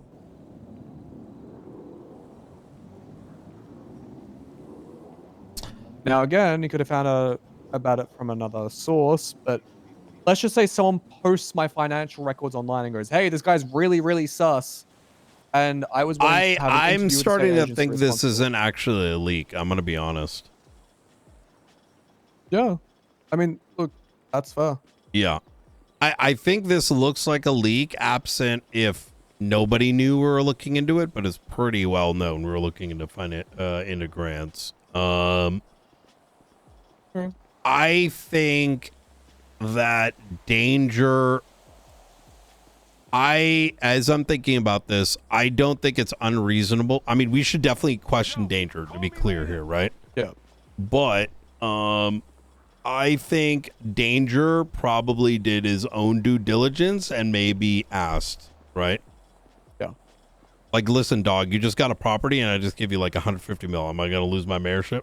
Fucking Marshall's up my ass. You know what I mean? I mean, I've seen Bruce and Danger talk before. Yeah. I think, had those other events not taken place prior to this, I think it would have made a little bit more sense. Now, that's not to say we shouldn't ask about it. I still think I'm still going back to the timing is fucking crazy, right? And specifically misappropriation of funds. I just don't. We need to listen to my interrogation and see if misappropriation of funds were referenced. Because I feel like that wasn't referenced. That's the only thing. The misappropriation bit. We need to get someone that can transcribe these interrogation recordings because we can do it right now. So That's easy. Yeah, go to watch. I got you, bro.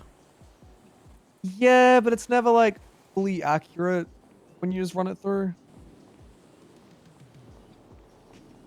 You gotta like control F it. It's Hey, yo, have my money tomorrow. Hey, bro, so good to see you. No, you look for a transcriber. Oh, I have tools, but the problem is that like it tends to have problems identifying speakers. So you still need to go back through and edit it like person by person. So if you have like a 3-hour long interrogation recording, you still need to go back through and manually separate the speakers. Chat, I don't actually think this I don't actually it won't, add in certain things if someone's mumbling. Does that make sense? Yeah. Yeah. Just turn around the recording and go, oh, that's not what I meant. It's not going to pick up on that, you know?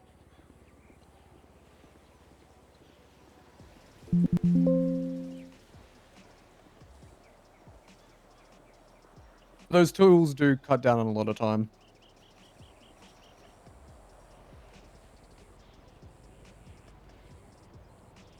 Out of curiosity, while I have you here, just before you head off for the night, did Stacy contact you?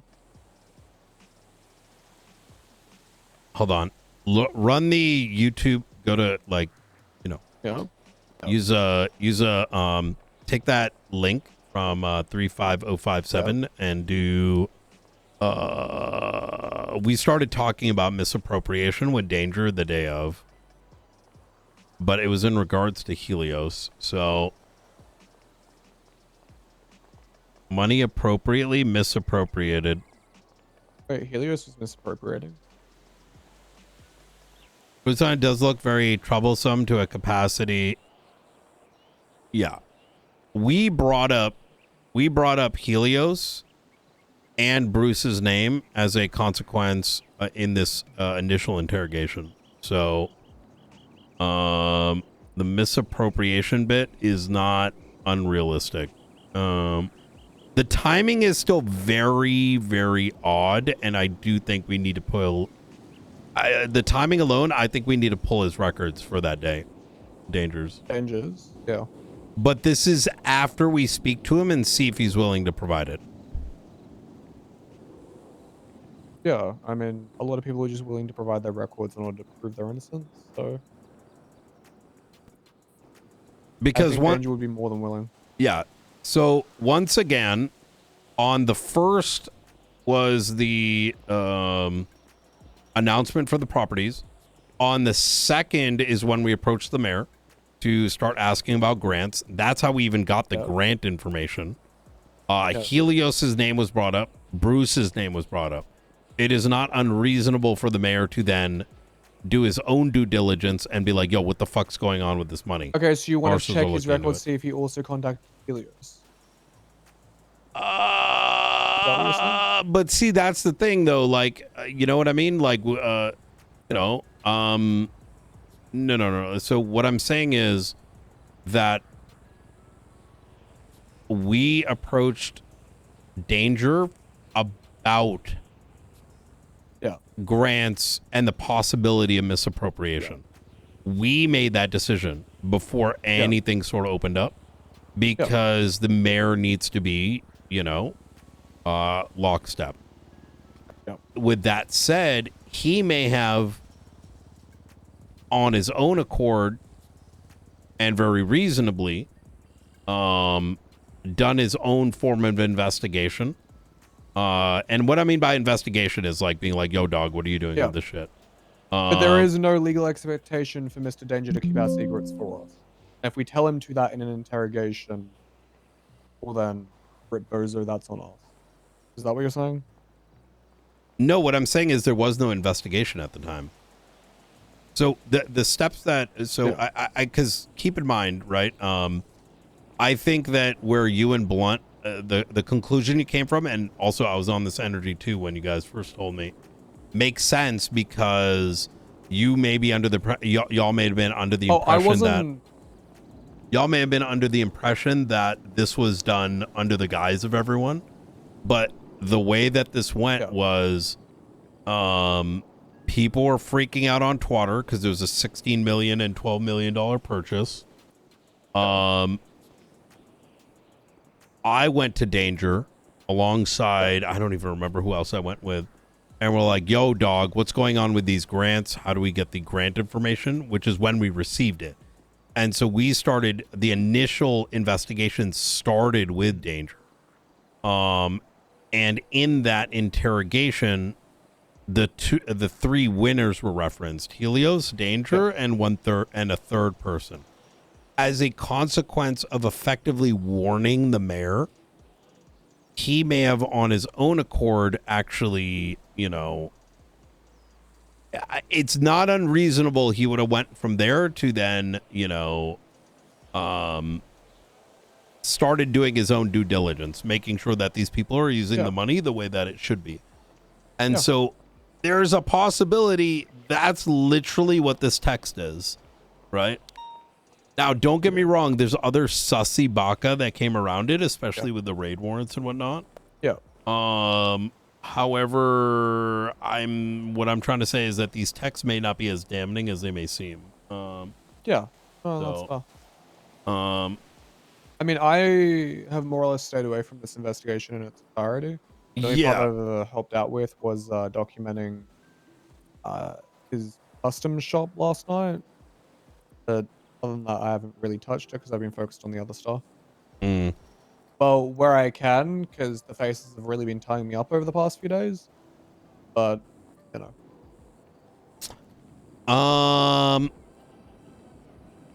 Yeah, no, 100%. Definitely still go and talk to Danger about it. See if he's willing to give the 24-hour phone records. I think we should do that first. Speak this over with Blunt.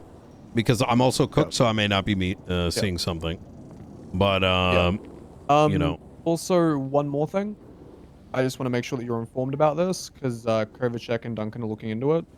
So during that entire fiasco with the faceless earlier, are you aware of William Hunter and how he was apprehended? I'm sorry? Are you aware of how William Hunter was apprehended? No. So he was the Chaos Legion guy that threw a grenade at Jenna Mustard. Oh, okay. Yep. Yep. So what happened there was, I saw them trying to pick up Brandon, hazed him out of the car. Yeah. He started running on foot, had a gun in hand. We almost shot him. Chose not to. Wait, who right? did? Because he put the M60 away. William Hunter. Hunter took out a gun. Hunter had a gun in his hand. He was driving with it around, like in his lap. He obviously brought it out with him, but he didn't put it away. So he put it away and we kept following him. He then brought out the grenade, threw it at Mustard, and Blunt shot him down. Right? Because he threw a grenade at Mustard. And it went off and boom, and, you know, she got burnt to a crisp, unfortunately. Now, I turned around, I shot down the New Babylonian, came back to Opal, who was Wait, New Babylonian? Yes, they said something about a New Babylonian over the radio shooting. I don't know if it was a New Babylonian or if it was someone else entirely. I'm just following the radio comms that I was given. Yeah. Right? It was the guy down the beach. Okay. And it turned out to be Hunter. No. Oh. So Hunter had already been shot down by Blunt by this point. The reason that I bring up Hunter is because I went back over to Mustard's car, and Hunter, who had, I assumed, been shot down, was back up, and Opal was chasing him, and Opal was like, "Oh, he's back up, he's running, he's running away," and I'm like, "Huh?" Because I thought Blunt had shot him down. So we started chasing him. Right? He popped some pills, kept running. I turned around to Opal. I said, "Hey, Opal, shouldn't we be shooting this guy down?" Because I said that over the radio. I said, he literally just threw a grenade and exploded Jenna. He also has an M60. He's going to turn around and shoot us at any moment now. She's like, no. He didn't grenade Jenna. I'm like, we have 3 cops that just witnessed him doing that. Oh, yeah, you need food.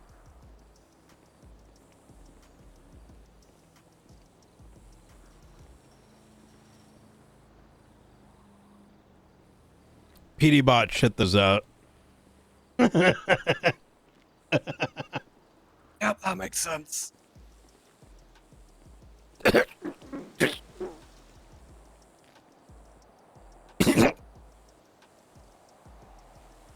Speaking of, I don't feel so good. Yep. Same here. I've been shot at multiple times. Chat, I think the PD bot food should fuck up Brian a bit tomorrow.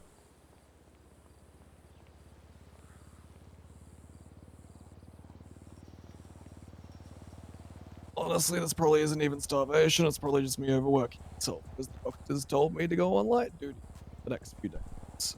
Let me get back up.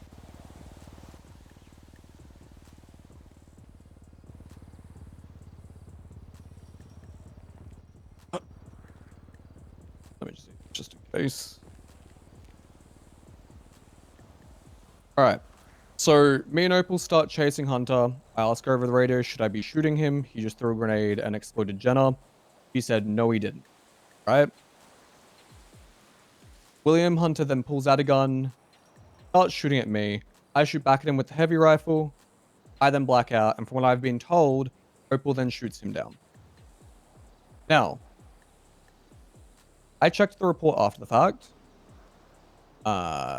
He was charged with the grenade.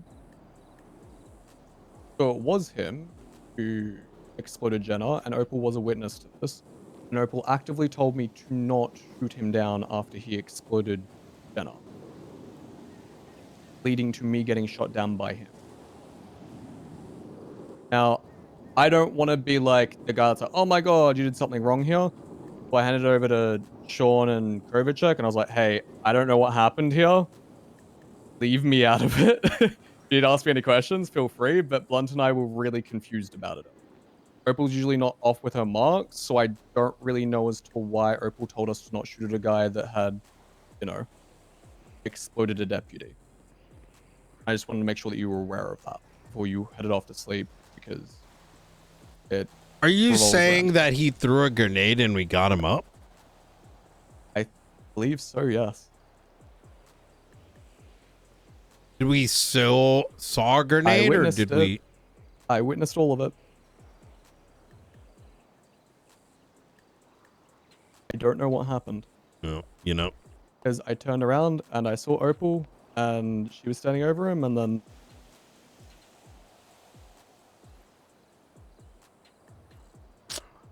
All right. I don't know what else to sell you, Director. Yeah. That's why I'm having them look into it. Have who look into what? Luca and Duncan, because they were uninvolved with the situation. Oh no! Don't have them look into that. Don't have them look into Yeah, it. and don't I make those decisions, right? Oh no! I went up yeah. to Blunt and I said, Blunt, "Oh, what do you not want me to like do an about this?" invest." And Blunt said, "Yeah." Okay, yeah, no. That's small shit. You know what I mean? Yeah. All right. All right. Hey, good work today, McAllister. Thank you. Sorry, I didn't mean to overstep there. That's why I went to Blunt. No, Blunt's still learning too. It's everyone's learning a little bit, if that makes sense. Yep.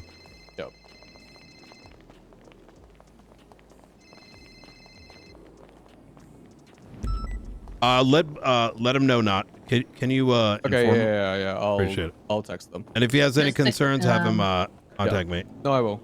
Just a quick one before I go to Tell sleep. them about Coyote was here talking because he's like deciding whether he wants to join the LSPD or the Marshals. He told me roughly what he wants to do and stuff, and I've sent him your way and said he's going to be more fitted towards you guys if you want him, kind of thing. So he said he's meeting with you tomorrow. Is that true?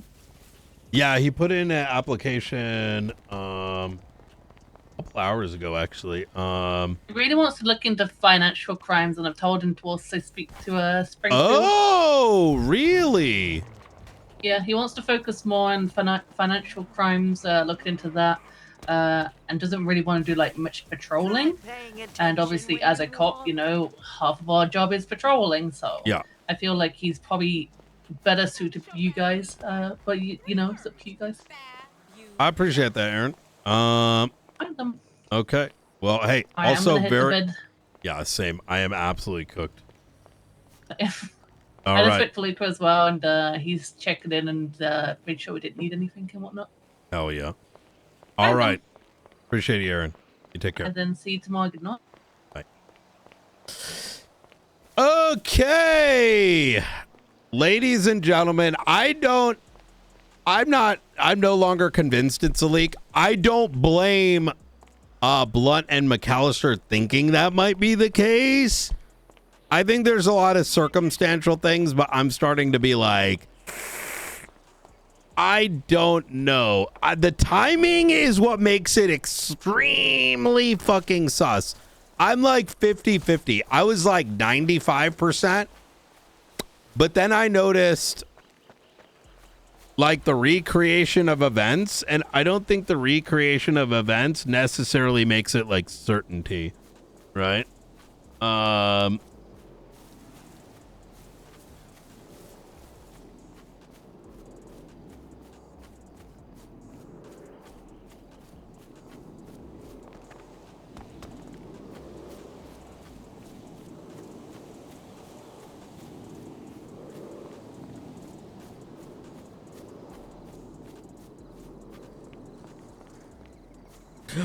Oh wait, let me let Faulkner know. Wait, actually, I'll let Blunt know.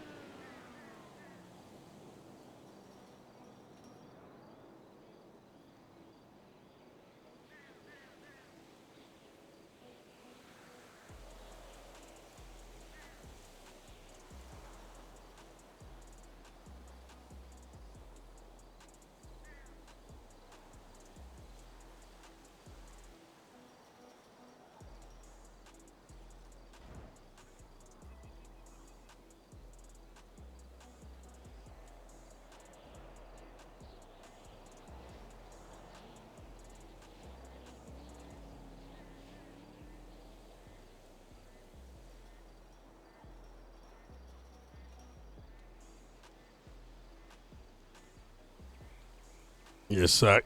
Just writing.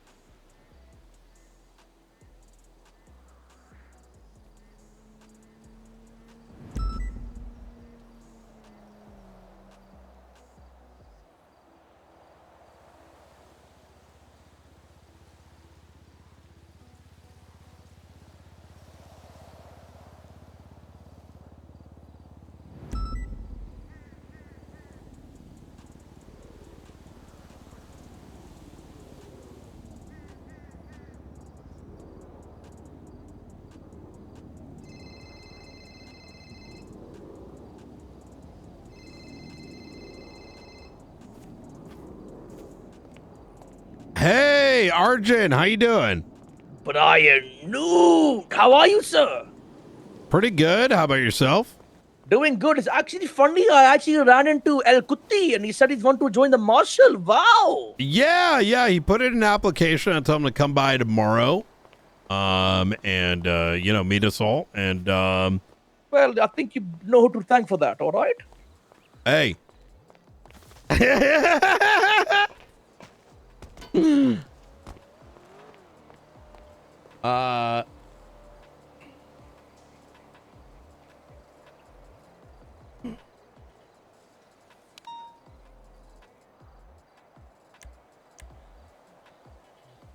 Um, 35057 5057.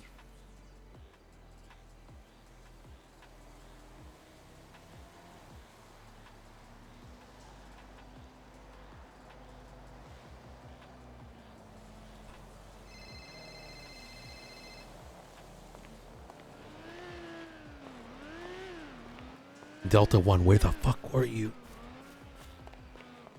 We had him.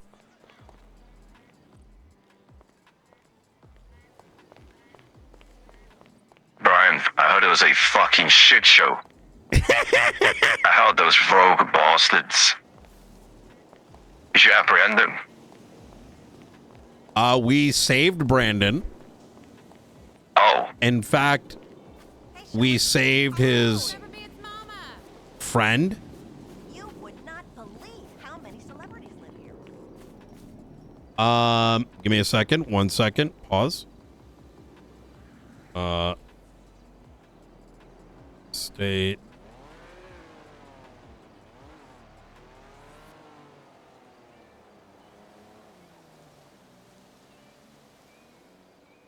Okay. Hold on 1 second. Give me 1 sec. Okay. Hey sis, how's things? So we fucking saved Brandon somehow. I don't know how, but we did. Got him out unscathed. We even got Alice. All right. And we brought him back to Mission Row. I got him to admit on recording everything that he did with the Faceless, that he's a terrorist, that they sell guns, about the M70s, fucking all kinds of shit. And then he wanted to wait till tomorrow because he's a whiny little bitch. He started crying. He's like, Mommy, I want to go to sleep. He said this in the fucking interrogation. He's like, thanks for nothing. Why are you being mean to me? I want to go to sleep. So you know what we said? We said, okay, let's get you to a place. And this dumb fuck, all right, I'm going to tell you this. After all the hours we put in, Delta 1, the hours we fucking put in, all right, I decided we're going to make a plan because we knew that assets were outside. They were spotted. So we did a thing. I called everyone down to the station. I put Brandon and Alice into the back of a darked out vehicle. Wasn't even a marshal vehicle. It was a random dog shit LSPD car. And then I sent out 20 plus vehicles. And we all drove. Every single car went in different angles. All right. And then I dropped him off at a safe house. And like not even 30 minutes went by and somehow this dumb fuck was found. And you know how I know that it wasn't some smart boogeyman, faceless, like shit that caught it? Because of how much of a dumb fuck he is, Delta One. I think that Brandon is literally a faceless fucking weapon. I think he's a fucking weapon. So, you're telling me... Wait. One more thing. One more thing. I know he's a weapon because when I was in the cells telling the assets that we had caught, Andre told me that guy is so fucking annoying. Holy fucking shit. And I stood there and I looked at this other asset, this guy that I'm supposed to be enemies with. And for a moment, we shared like a commonality. All right. And I realized they were going to get rid of him anyways.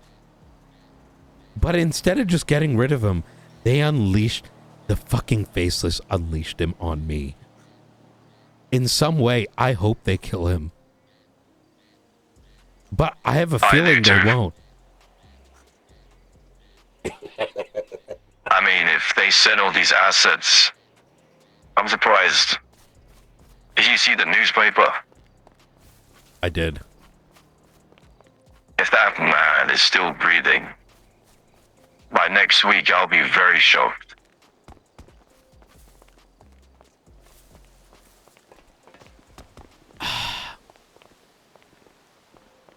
I hope you're right.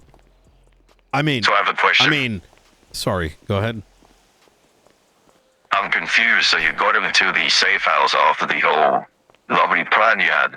Yeah. How the hell did he get caught? I have no idea. It was like we pulled a fucking Fast and Furious plan, and somehow, as we're all about to go to bed, and he told me he was going to bed, we learned that apparently he's out on the loose again.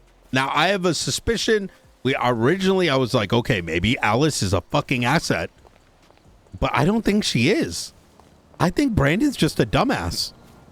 I think he wants to die because this isn't the first time I've had to deal with this. I mean, judging by what I've read in the paper, I think he does have a death wish. The words he's saying, I think he's actually ready to, in fact, die. You know, I do apologize on behalf of these rogue bastards.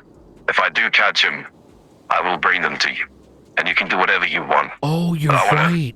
No matter how far you run, death has a memory. He wants to die. Okay, but he's not dying a hero. I literally was chasing him, and I could hear him from the asset's car that he was kidnapped in, and I would hear him go, "Brian!" Like fucking Princess Peach trying to get Mario to save her. I knew it was you. And in this photo in the newspaper, it's a silhouette of like a superhero. Maybe he was trying to buy time for this article stunt he's pulled. I have no idea. All I know is that man is dead. If he's with the faceless, that man is... he's gone. It's over. Well, I mean, between me and you, I mean, is it really a bad thing? I don't know. Maybe. I'm going to be honest, I don't know anymore. And I hope whatever information you got out of it was actually useful. Because that man is gone. Delta One, we need a change of plans. We need to convince the faceless to take him back. We need to make him our weapon.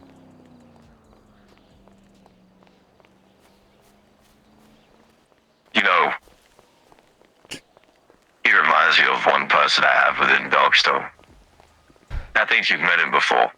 Hammer An 1. absolute Hammer 9. Hammer 9. That's his name. Absolute dumb fuck. Absolute clown. Went to you and said we have some sort of bench. I don't know what is going through his mind, but they retake Brandon, and them two can make their own sort of group of dumb fucks. The Hammer Squad.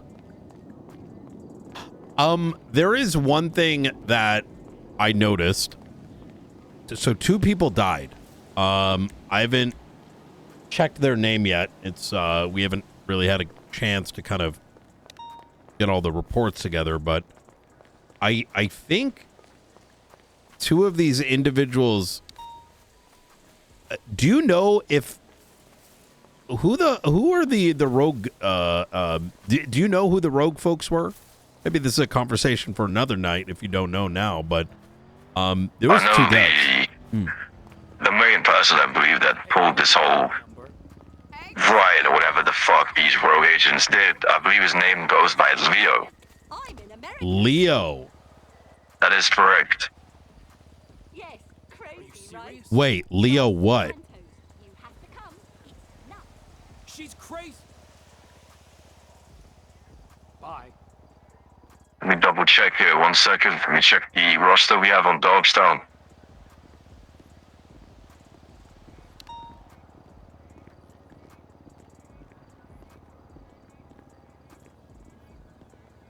We lost. There was a Alex Marino and a Jamie Larkin.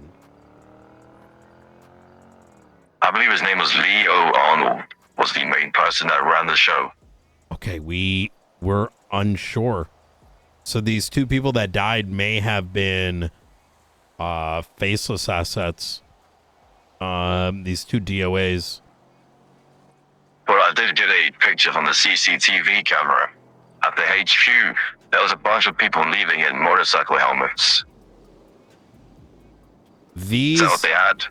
No, these individuals were like in black tack gear. With motorcycle helmets or not?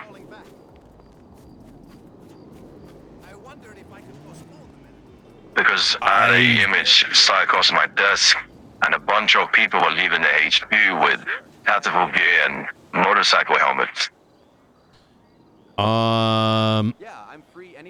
Give me a second. I can tell you in a sec here. Yeah, I gotta go. I'll call you back tomorrow.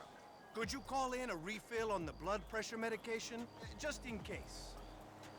These individuals See you in a few weeks. do not appear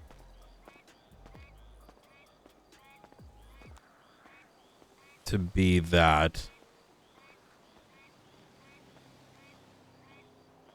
Wait, no. What the fuck?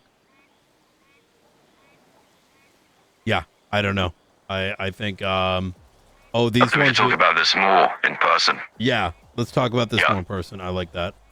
All right. All right, well, I'll see you soon hey, then. I'll probably see you on Monday or maybe tomorrow. Sounds good to me. All right, Delta One. All right, bro. I'll see you soon. You take care. Bye.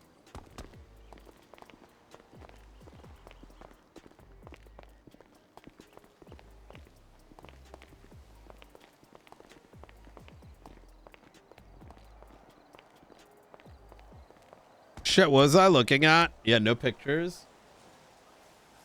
Man, that was so much fun, chat. Oh yeah. I'm writing blunt info. I'm gonna send him. Arrogant on grants in which is noted to him that big amounts of money is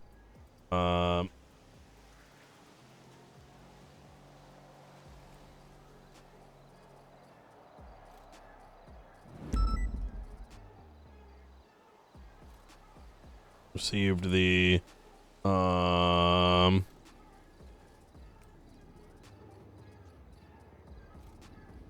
wait, let me note it in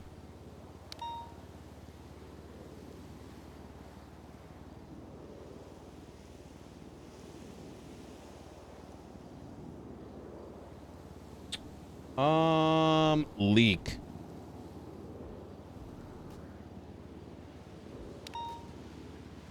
Wait, what the fuck? I literally didn't they? What the hell was it?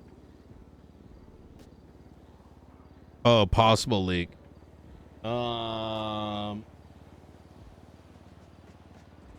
Actually, I'll just note it here.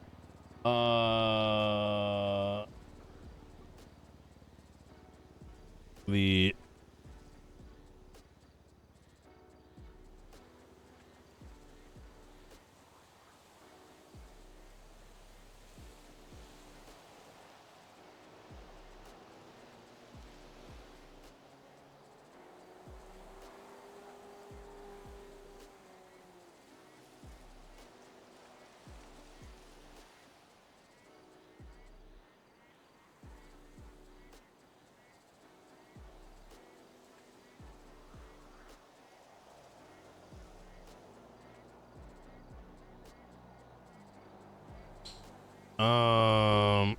Bruce Miller references to I bowled a 285 last weekend.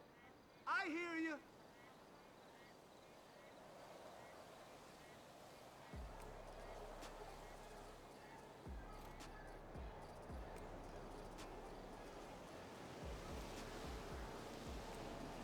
could be misappropriated.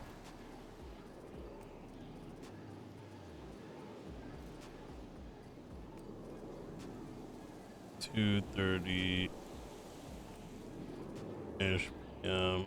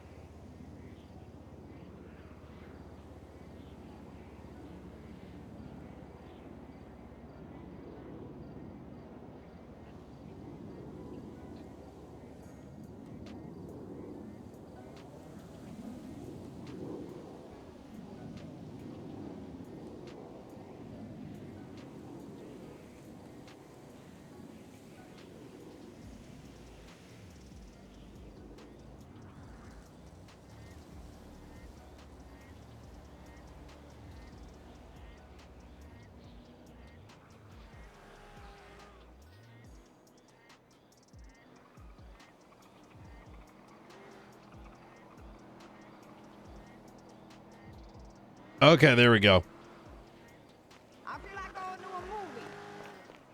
All right. Let me see if this coyote is awake.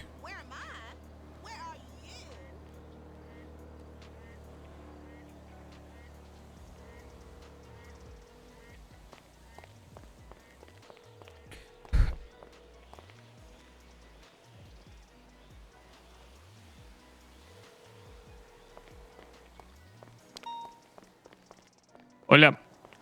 Time are you gonna be around tomorrow? What time do you need me? I was hoping to have a conversation first with the chief of police, and then I could speak to you right after. Oh, really? Well, Mr. Knight, I will be. I want to. What? Interesting. No? Yeah, no, sorry. Go ahead.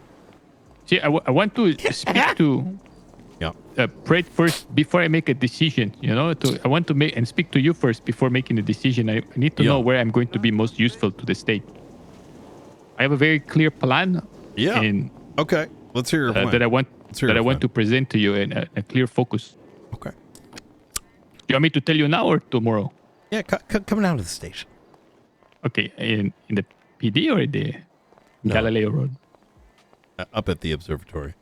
Okay, I'll be there soon. Yeah. Thank you. All right. See you in a bit. Love you. Really?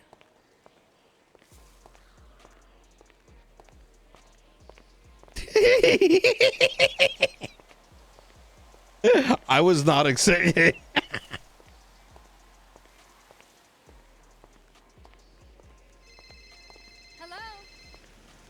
Hey, Faulkner. Oh, hello? This is she. Hi, Brian. I believe we just talked to the same person. What do you mean?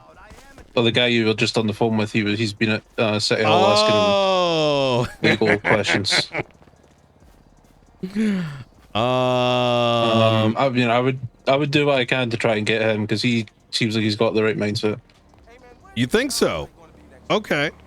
Yeah, he's asking stuff about simple investigation stuff that I rarely have seen from cops. Like he asked about a lineup. He asked about doing a lineup.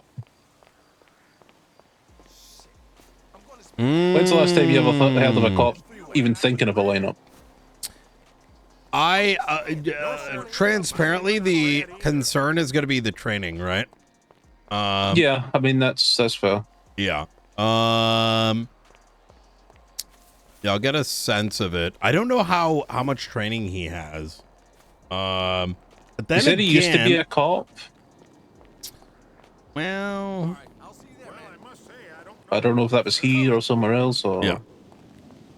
Yeah, we'll see. I think it could be good. Yeah, I mean, I think he's got a good mindset. Whether he's actually competent, that part I don't know, but he at least thinks a decent way. Yeah. I'm kind of stirring a little here. Did you read the newspaper, by the way?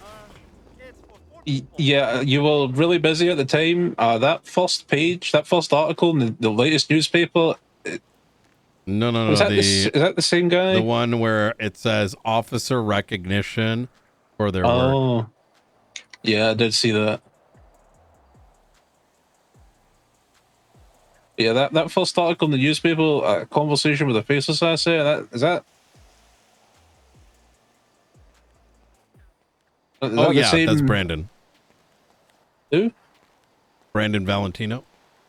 Is that the guy? Okay. Yeah, I mean he at this stage it's not like this guy unmasked himself very. I think he tried to die today. We saved him. Oh, a lot happened today. It's a whole other Yeah. thing. Okay. Is he one of those? It's hard to help someone who doesn't want helped. No. Hey!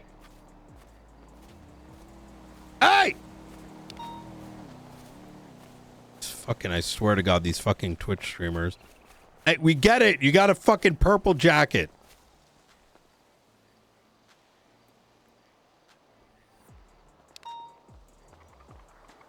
Is that one of those like First Amendment auditors or something? No, it's those fucking. I've seen these guys before. They play video games on the internet and they walk around with these like purple sweatshirts. Yeah. Oh, look at me! Look at what I do. Yeah, it's a bit cringe. Yeah. All right. Well, Faulkner. Okay.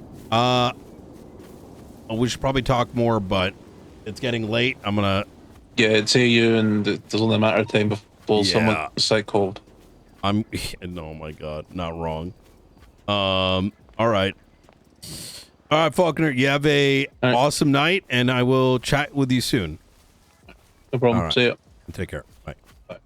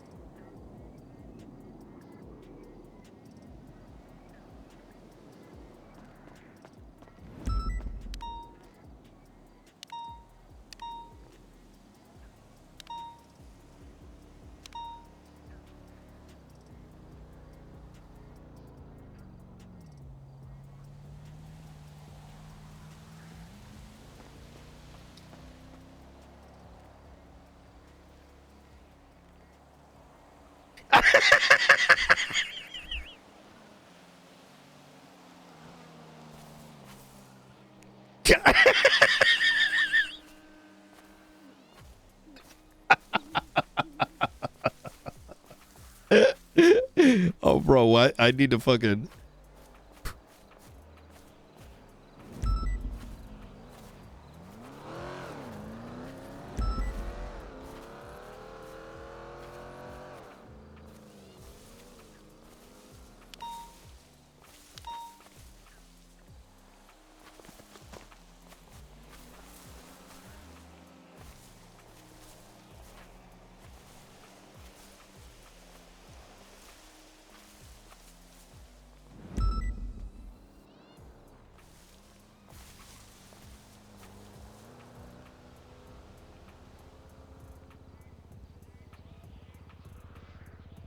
We're gonna fuck with them a little bit, boys.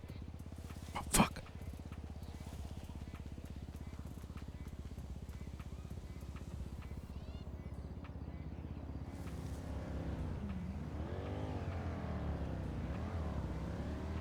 How do you fucking scroll this?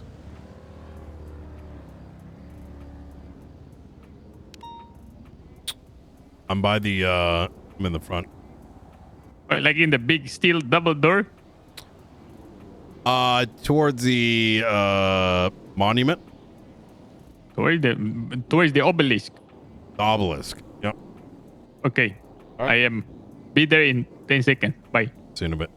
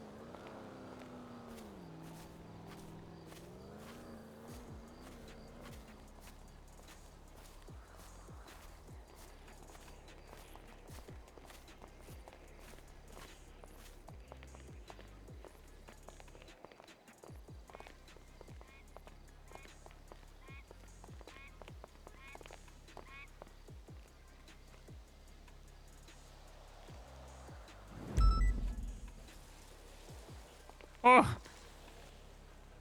I was worried there for a second. Absolutely. She's family. Heck yeah. He's in jail. What's her name?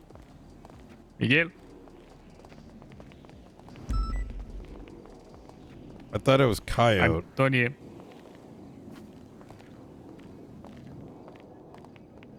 was told it was Coyote. Manuel. It's is it Antonio or is it Manuel? But you can call me El Coyote. That way everyone call me. Okay. Why is I was that? named after my abuelo, my great grandfather, Miguel Antonio Manuel Manolo Diaz.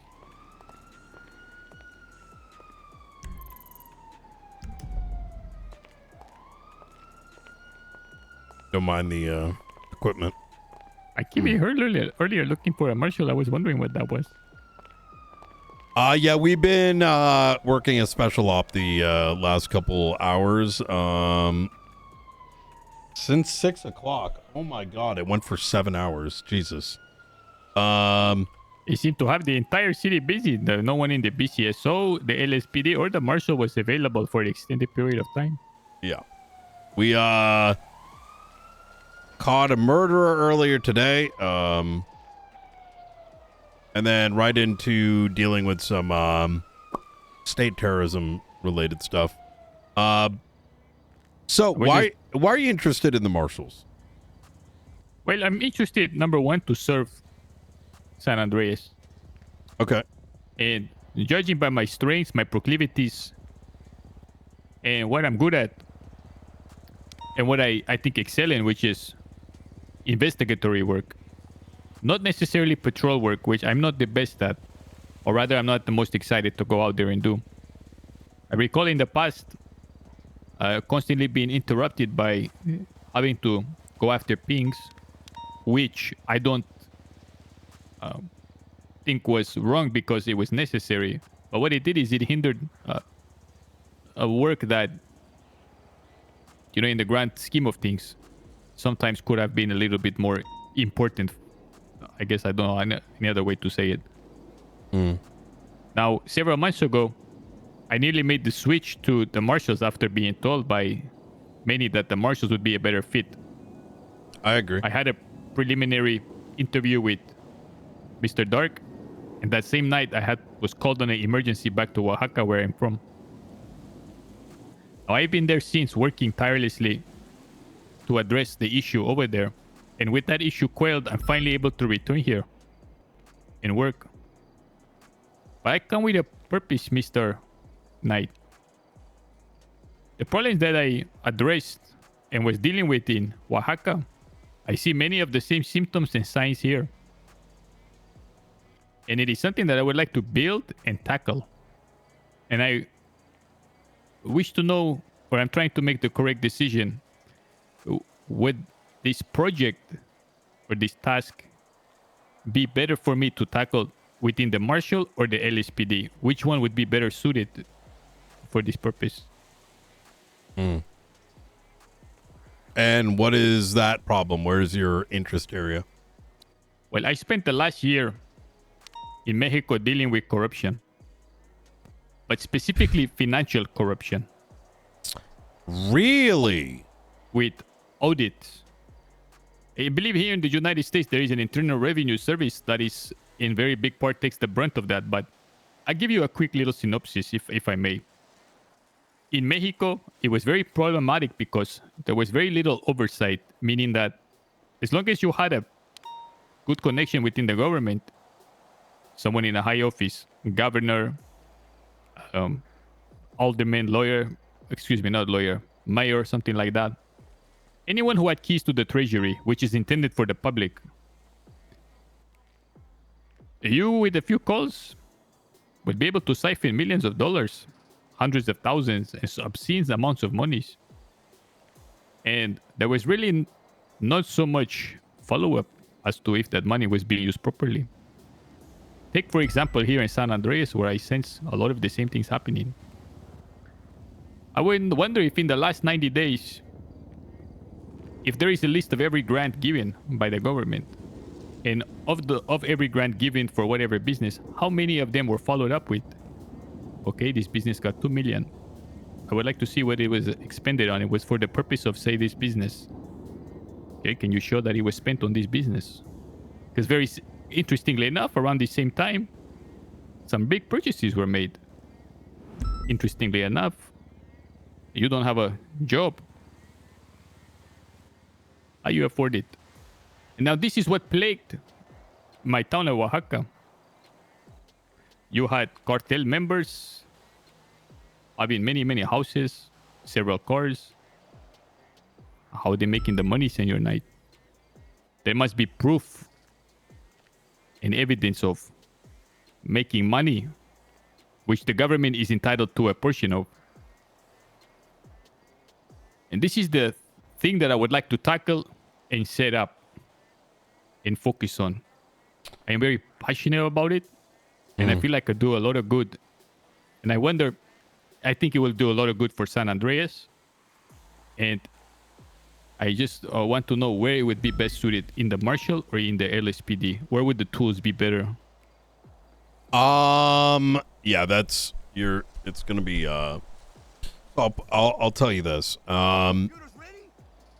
You are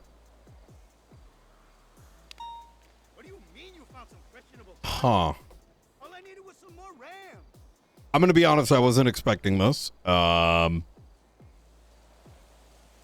Because we're actually looking to advance our team in that very space. I took office about 5 weeks ago. This department was full of corruption. 6 to 8 of the marshals at the time were interrogated for what I believe to be internal corruption leaks, specifically. And subsequently, I ended up firing something like 4 or 5 of them, and have since doubled, if not tripled, the size of the marshals. Now there's a big building journey. Both the LSPD and the BCSO, they've been operating for, the LSPD nearly 3 years, the BCSO about 1.5 years. And those departments are just maintaining with spit and a little bit of tape lying around. People get hired, they leave. Their focus primarily is on patrol. And don't get me wrong, there's some really good detectives in both of them. However, the marshals fundamentally have solved quite a bit in the last, in just the 4 weeks that we've existed, and specifically opened up that very space that you're talking about. While I can't go into the specifics of what we are looking at, in terms of names, we have quite actively, well, I can tell you this since it's rather public. We have recently seized a good portion of a particular business's properties and assets, and one of our marshals has been doing a full-blown audit over the last 3 days. So no one has ever attempted to do as such. I don't think either department would have supported each other the way we have on that effort. And Springfield, our detective that came from the LSPD to the marshals to do that very thing, I was in the process of expanding, adding more people to that team. So I do think, actually, this is the very place you want to be. Not only because you would be attached to someone that is ungodly when it comes to financial crime, but she is not a pussy, nor am I, to push the envelope when necessary, regardless of what the public may think, because doing the right thing is what being a marshal is about. You talk about, not doing patrol. We're the only department that does not need to respond to 78s. As I've told my marshals, our 78s are backing each other up on their investigations when the moment arises. Murder case, we jump on there. Yesterday, 6 of us helped her categorize, you know, the facility she's documenting, those are our 78s. Someone go get shot up at a bank truck. We don't have time for that. We have reports to write. We've got people to interrogate. And what we're building here has not been seen in San Andreas before. And I mean specifically this iteration that started 6 weeks back. You mean as far as the marshals go, or specifically this? Specifically this iteration of the marshals that started 6 weeks back. Did you have a focus on finance 6 weeks back? The focus on finance started about 2.5 weeks ago. But the focus on investigations is what made things start rolling forward, right?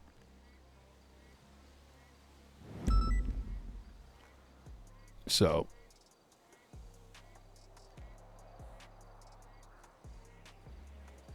you know, I have been talking to BCSO, I've been talking to LSPD, and a few people. As a matter of fact, about an hour and a half ago, someone mentioned that I should talk to Springfield, and Ventura told me that someone had already begun within the marshals with that aim. That's her. I see.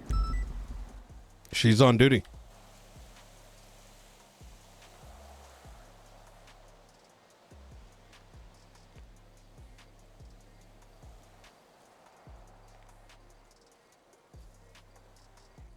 Yes, Director. You busy? We're currently dealing with a shooting at the courthouse. We had Class 2 gunfire. Apparently, At a the gang war broke out. courthouse? Yeah, gang war just broke out in the courthouse. So we're trying to. We just cleared it out. Oh. That's what all these. I don't know if you can see this from dispatch. We're getting a flood of 71s. This is just that war party. They're just going at it without any fucks given of where they go. They were literally fighting right against the marshal office. So we got involved. Class 2.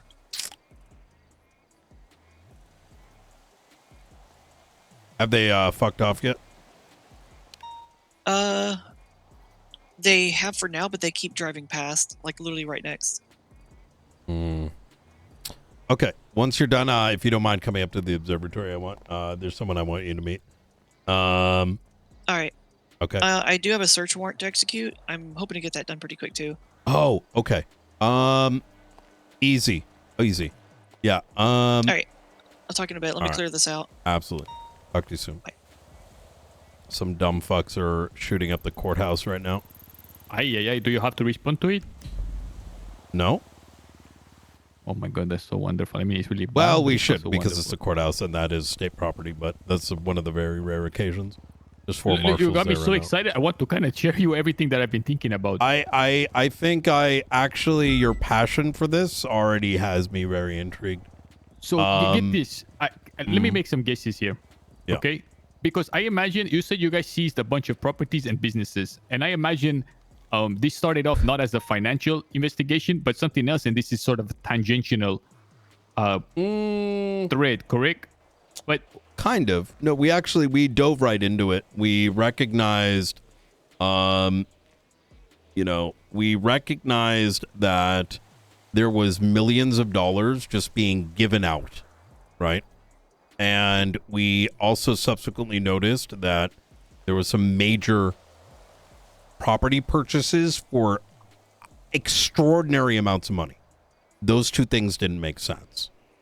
So we started from the mayor and then went out. We said, this doesn't smell right. Let's look at it, and findings came from there. Now, obviously, there's certain aspects I can't share. I'm going to leave that to Springfield as to what she's comfortable with. So I'm giving you what's publicly known right now. So this did spawn off as a in its beginning, in its inception, as a financial like a prodding. Interesting. Oh yeah.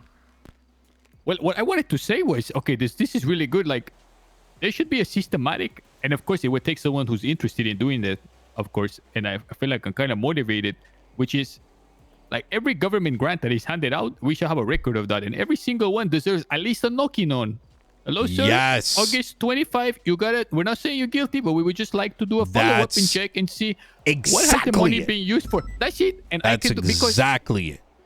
This thing that's happening right now is a warning.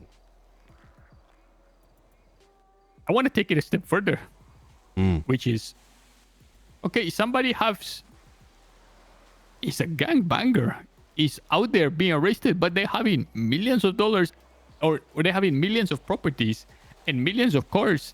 Where is your paper trail? Where did you make this money from? You should not be having this, and if you do, it needs to pass legally. Welcome to our next marshal. Well, Aldo and then Jackson. And then let's go a step further. This line of financial prodding, I feel like is also is necessary in the food courts.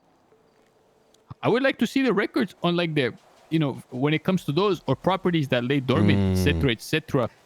I think this is a key, because this is what plagued Oaxaca. I spent 1 year tackling this, me and my team over there. Yeah, you need to join the marshals. There is an endless amount of work to do on this, it seems like. There is. I always want to go back 90 days and see every grant given in the last 90 days. We have the full, the first thing we did when we noticed something off is, actually, I can't tell you. Can you speak like principally and like vaguely? It wouldn't be appropriate. Okay, understood. So there's a couple things that you would have to get used to. I tell you to jump, you jump. Don't do that now. And if I said jump, I would mean vertically, up and down, not over the... Can I share with you something really funny? I don't mean to gossip, but it's really funny. So I saw an old friend today on the street, so we popped out of the car and started talking. And she had something really funny to say about you.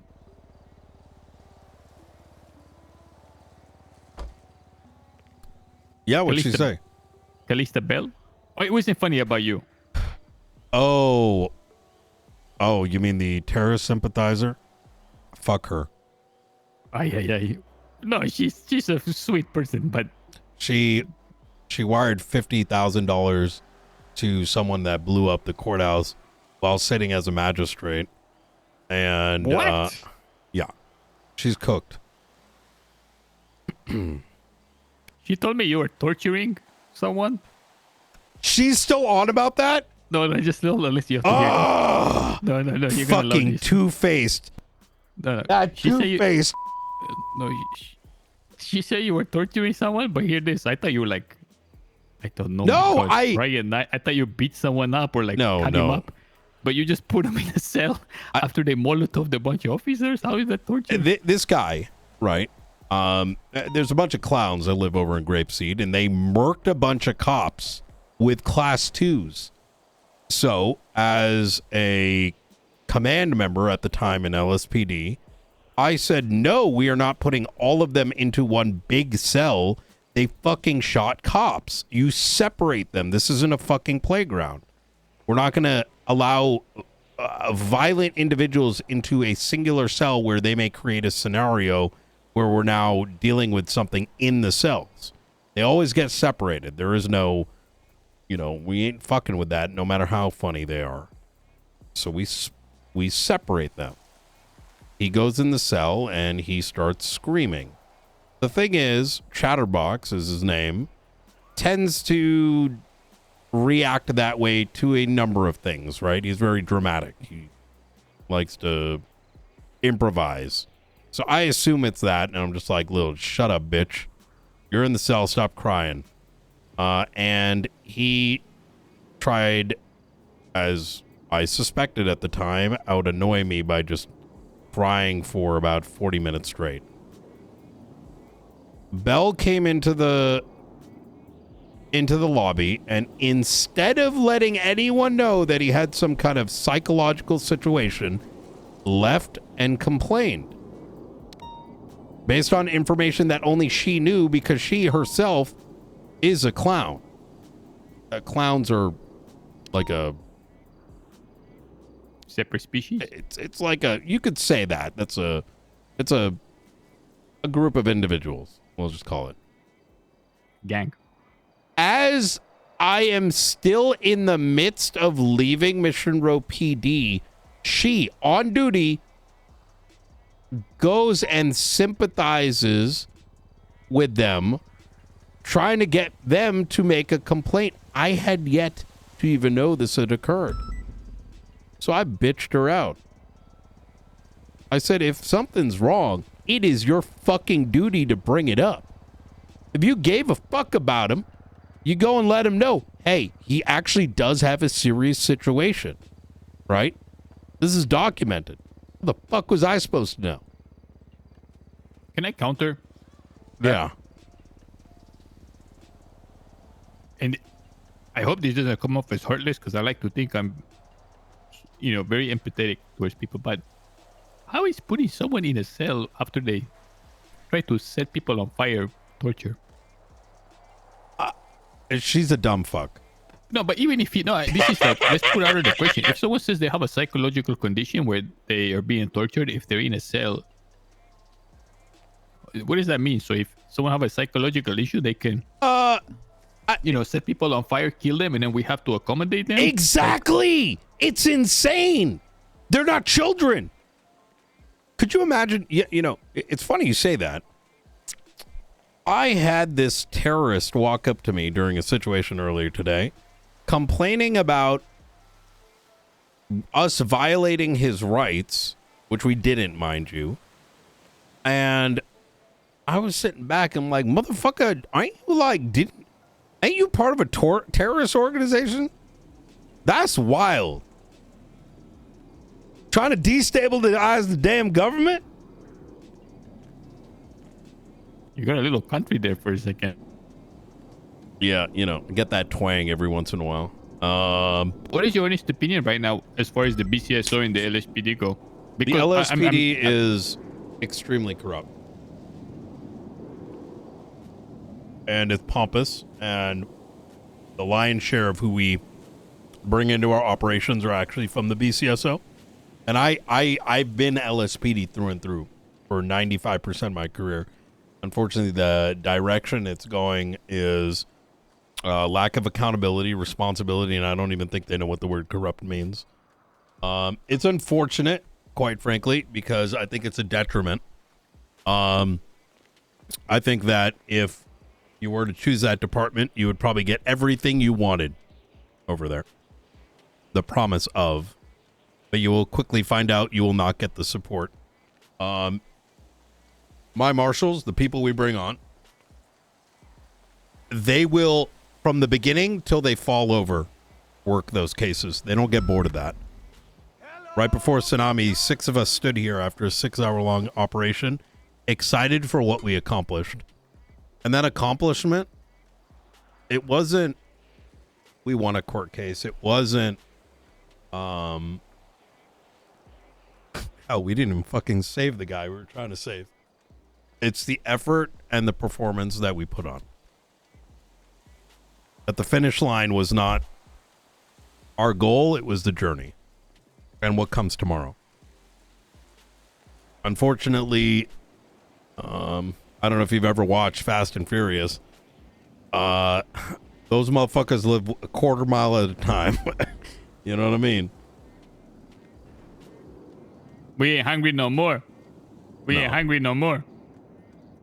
Exactly. That's what Tyrese said in the second one. I think you would be actually a very good fit. And I think here or in the LSPD, you mean? No, here. I think you'd get bored there very quickly. They have some really good detectives. They do. Aaron, Opal. But you'd be working shift 2, right? Shift 2 is it, but I'm You'd be by yourself. Sometimes. Can I say something? And I don't know if this is fucked up. What if I prefer that being alone, working solo?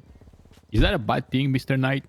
Let me ask you, as someone who's been an investigator his whole life. No, I mean, so there's a difference, right? Springfield has soloed this financial situation. Blunt solos a bunch of others. But you are going to need people from time to time. You're not going to get that over there. And that's just me being honest. Whether it's helping, you spend a week on something, build up a raid, you're going to need people to go in there and do the paperwork. Actually give a fuck about documenting each and every line item. The things that you need in order to actually end a successful investigation. You're not going to get that attention span anywhere else. So, like, if I was here, you're saying that part would be done by the team and it wouldn't be done by myself? No, I mean, you asked for help. That's what our 78s are, right? Like I said, Springfield's been cooking all this herself, but I mean, I'll let her speak. Is she walking up? Thought I saw her park. I thought you. Oh, she's coming. Right around the corner. Is that her? I think she's coming right over from that way. Anyway, I could have sworn I saw someone come up that way. No, I think that's one of the bystanders.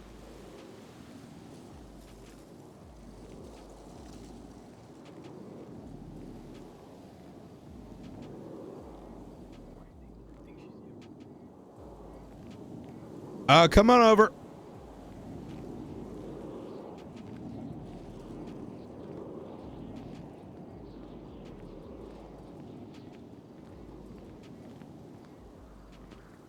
How you doing, Springfield? Could be better. You go ahead and introduce yourself there, Coyote. My name is Miguel. Miguel or Coyote? Antonio.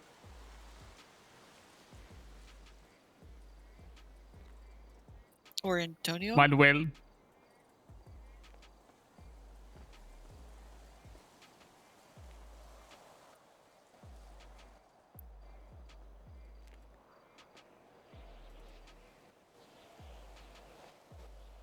Okay. Manolo Diaz. But you can call me El Coyote. What's your name? This one's a little slow.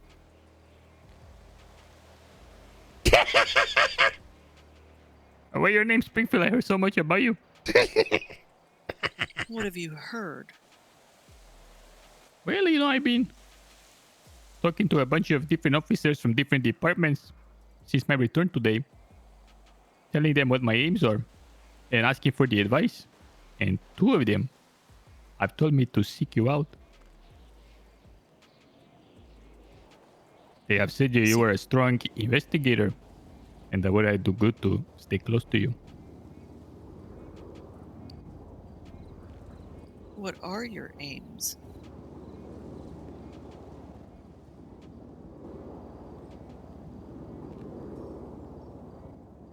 To serve the state of San Andreas to the best of my abilities, according to my strengths. In what regard? You see, in the past, did a lot of investigatory work. I was assigned lead investigator of two big cases, the biggest at the time by the commissioner, while still being a cadet.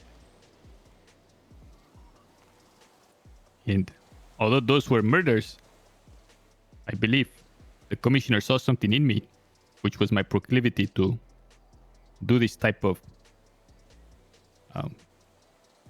investigations. But I spent the last year in Mexico, in my hometown in Oaxaca, on emergency. I come from a family of officers, and my service was requested, so I had to go. You see, we suffered terribly from corruption, starting from the governing bodies all the way down to the streets. The big part of which, and the task I was assigned, was the financial aspect. And I see a lot of the same things that plagued Oaxaca. I see the signs here. Lack of oversight, misappropriation of funds, and nepotism. What happened to Oaxaca? Well, you see, over there, if you had access, well, I'll put it like this. The people are taxed And the money that is pulled together goes into the treasury or into the government position. And the governing bodies are to be a tool that is meant to redistribute those funds correctly to benefit the state and its people. But there is a very corruptive game that takes place, I believe, in all societies, which is how to take the public funds and stick them in private pockets. This is done by government contracts, government grants, business loans, etc. This was a big So it no issue. longer happens there now, right? Well, the people that were in charge, finally the case was closed. Many people were sent away, and at the time being, in this moment, we'd like to say that those who were most guilty are out of those positions. Certain parameters have been set up so it not happen again, but a man is corrupt by nature. We should chill sometime. And I'm sure within time, it will slowly begin again, but there is good officers there, and I hope that they're able to try to prevent it from happening to such a degree as long as possible. I see. So you left that town in good place. Everything's been resolved to the best of your ability, and you came here. Is that correct? I like to think so, see. So how do you plan to serve the people of San Andreas as an investigator? Well, I was going to initially get my job back in the LSPD and asked to be a part of or help set up a specific financial division. And to put it bluntly, I'll speak in more layman's terms. Take, for example, the money that is allotted to the public via grants. Within the last 90 days, I'm sure there have been numerous ones of this nature. I would like to have a list of all of those. Go up to each one. Senor so-and-so, on February of the 26th, you were allotted a grant of 2 millions. Okay? We'd like to see, you said you got it for this company, we would like to see how these funds were used within the company. Very simple. That's just the beginning. Eventually, I would like an entire auditing system that happens. Okay, there's... Back I recall when I was an active officer, some of these people that we were after had tons of assets. $1 million of cars, supercars, several properties. And none of them held a job. I feel like no him and Springfield and Aldo are going to be able to cook. Purchases that were made were never looked into or audited as to where that income came from. It'd be Just like crazy for him to go anywhere else if this is what he actually wants to do. So, Miguel, what happens if the people don't want you to serve them? How so? You're going to bring forward financial issues, like grants. The mayor passed a grant to a person who's a man of the people, who feeds back to the people. But that grant doesn't necessarily go to what it was approved for, and you bring up the issues. You bring it to the justice system, you bring it to the courts, and the Department of Justice, the judges are going to throw all kinds of obstacles in your way. Unobtainable levels of proof are necessary. You bring it forward to the legislative branch, and they're just going to go, well, that's justice for you. Well, and you I'm want not... to go out to the people to make change, and they go, Miguel, he's taking that money. Sure, he put it in for an airplane, but he's feeding the people with it. What are you going to do then? Well, I'm not so sure about that. You see, it's quite simple. First of all, I believe in a philosophy which is spare the rod, spoil the child. Oftentimes, we must serve justice and submit people to the rule of law for their own sake.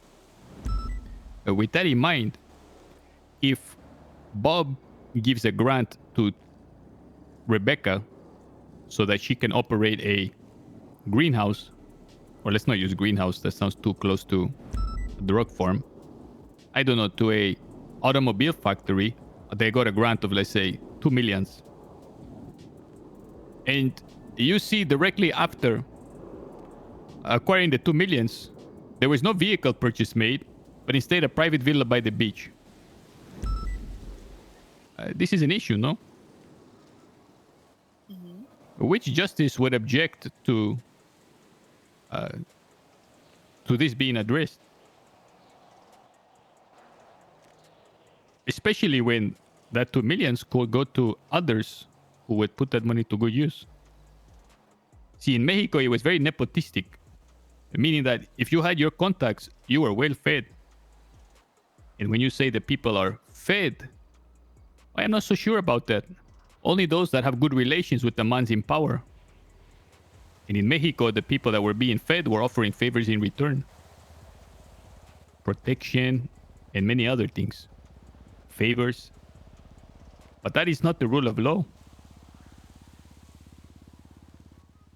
So then what will you hold as a priority? You have to make a choice. What takes top priority? The people or the Constitution? What do you choose?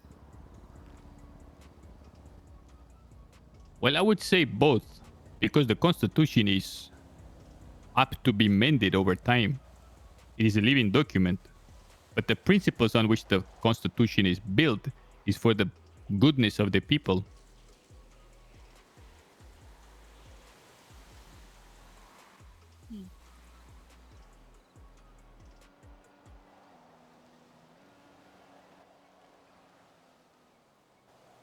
Well, Director, what are your thoughts? I think that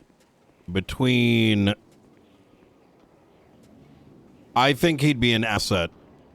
I think he'd be somebody. Well, for you, to be honest. Think about it. Think about this, Springfield. Let's say we had a paper in the last, I don't know, 2 terms. Which businesses and which persons were allotted money, whether in loans, contracts, or grants. I think the least bit, which is just knocking on someone's door and saying, okay, we'd like to see how this money was implemented. Imagine what we would uncover just by this simple step. Oh dear, you have no idea. Yeah.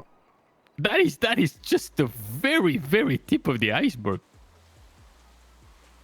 You know what I see in That's him? an understatement. How about an auditory experience? Again, if you don't have a job, how do you legally purchase 6 properties and 10 supercars? You have no line of legal income. So one thing, and I think a lot of what you were saying right now, Coyote, is based on the U.S. legislative system. Here in San Andreas, there is no law or precedence in which one must prove their income. I could go and dump $5 million into the bank account, and that inherently would not necessarily trigger us to look into it because we would never be alerted. And even in the event we were to subpoena, say, someone's financial records for something, whatever that something is, and let's say we made note, let's say, for example, Bob, he was subpoenaed for 7 days for a civil action, right? We needed to see, did this individual actually receive a $50,000 car, for example, right? It was something, and in doing so, we noticed a $5 million deposit. We can't inherently make that individual produce receipts. I have a account. However, we, in this department especially, can push for those things to become legislatively possible. So there may be rules that don't exist, and a road that you're going to have to pave to make those things a reality. Those laws don't exist, but you can make them possible, right? I would like to piggyback on something that you said, which is money laundering and is a charge that's in the books, is it not? And being in possession of dirty money, which implies there's dirty money out there and it's being laundered. So there is a precedent there already within that scope. Because the implication of there being a charge for dirty money is that there is income, there's pools of income that have been, acquired illegally. And I think that is the doorway. But now you're getting me even more excited when you say it's a possibility that something like that can be developed. There's an issue with our money laundering charge. What is that? The burden of proof is on us to prove that it was obtained illegally. Kind of defeats the purpose of money laundering. Like, can you if someone is in possession of dirty funds, is there a charge like that within our... No. There isn't. Dirty money quite literally has dirt on it in San Andreas. As strange as that might sound. But where you are driving and what makes me, quite frankly, interested in you are these thoughts that you have. But solving that this drive that you have and the goal you want to get to. What you may not realize yet is that part of getting to that destination is uncovering the legal hardships. Because if you know something's wrong, right? People are getting millions of dollars unaccounted for. And there's no avenue yet as to how to point that out as being bad for society. I see where you're going. This is genius. You can show how that's an issue and then deliver legislation forward. Bingo. Right? So if there is a reoccurring pattern where millions and millions and millions of dollars are being nefariously passed from hand to hand illegally, then that would then result in us having a need to make an accountability structure where there would be something like an internal revenue service here in San Andreas. Why not? I mean, take, for example, another thing. I'm speculating that 80% of the commercial properties do not have a functioning business in it, right? It's just probably you walk in, there's some dog shit, and in the back are a bunch of guns. Most of the fucking buildings that I have rated show that. Why, in a time when everyone wants property, wouldn't we say, hey, if you have a business registered, you must show proof that you're making money at this location. And if you're not, well, then why can't we go in, right? So while these things aren't yet possible, you can make that a reality, but that requires the interest and the drive to get there. I mean, just look how this is so genius, because it's like one thing snowball into the next, which is just a simple audit of the business needing to have, if they need to prove that their business loan was employed on business, then a simple audit, for example, going to their business would have forced them to open the door, and it's a perfect reason to be able to step in, obviously within all the legal parameters. And the public would likely support such a thing because everyone and their mother wants a property for their business. They don't want to see these skeleton buildings that just have people paying the power bill every month in the possibility they may use it. Most of these properties are probably vacant. That's why people are so upset that they're not available. Well, that's an avenue, and I can see people supporting it, right? It's going to also And this is, I guess, where how do I word this correctly? It's also going to birth a new type of crime. Criminal. A tax fixer. Masterminder. Understand that here at the SASM, I told you previously that discipline is important. I tell you no, it's no. I tell you jump, it's jump. Probably a good reason for it.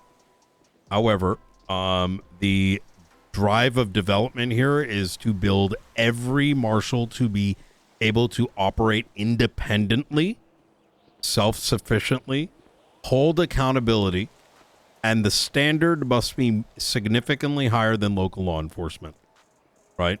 We are the final stop between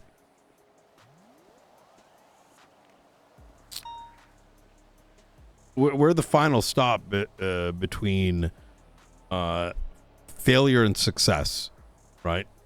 Final stop before you reach the door of corruption. Whether it's a judge, whether it's a law enforcement officer, whether it's a state actor. And with that comes that heavy burden. There are probably things that you'd be seeing on the street that local law may be doing that would be deemed extremely unacceptable here. I don't take 72 hours or a month to issue DAPs. I give them quick. I suspend fast. And as has been seen, I fire at a moment's notice if it's gross wrongdoing. Would you be able to handle that sort of thing? Well, of course, the first thing you learn as officer is chain of command. That's like a sacred principle that every officer, any state, town, country, is something they have to accustom themselves to. I spent my whole life as officer, so it is not something I'm a stranger to. Okay. Will you be able to follow simple instruction, whether oral or written? I believe so. May I ask then? Why is it hard to follow simple instruction? Well, I think there is sometimes certain instruction that is hard to follow. And simple is difficult because the person giving the order sometimes has more information than the person getting the order. And what seems simple to the person getting the order is a lot more complex from the person giving it, or vice versa. Listen, there's times that superior has given me an order and I've disagreed with it. Well, let me ask then. If, that happens. If But following directions is so simple. Personal references. If you have any friends or colleagues willing to provide a reference for you, please provide their name and phone number and how you know them. Why do we only have 5 names here? No phone numbers, no point of contact, no how we know these people. Well, I think that was a mistake on my part. In my enthusiasm and eagerness to submit the document as quickly as possible. So we were in a rush and we failed to follow orders. And we just glanced over the request then. Well, I have no defense. I have erred. Details are going to matter, especially if you want to conduct financial business and financial investigations. You're going to need to pay attention to every single detail. You can't glance over small facts like this. You understand that, correct? Cheap.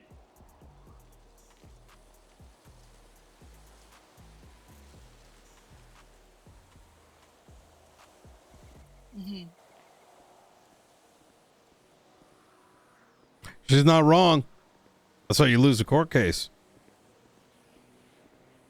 We have the heaviest burden, especially when it comes to these untreaded territories.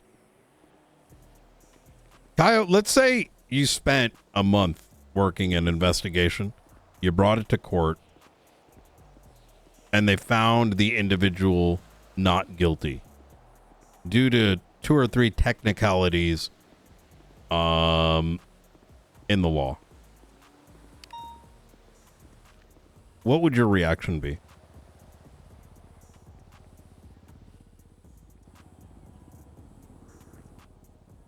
Well, I'd probably feel emotionally dejected at the time. And really, the only thing you can do is try to not make the same mistake a second time. I've had worse happen.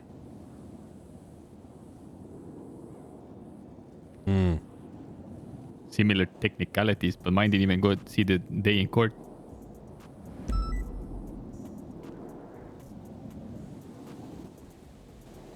I had a case I worked on endlessly for 30 days, day and night. And on the deadline of submitting it, I made a call prior to, about 12 hours prior, to double check with the judge to find when the exact deadline was.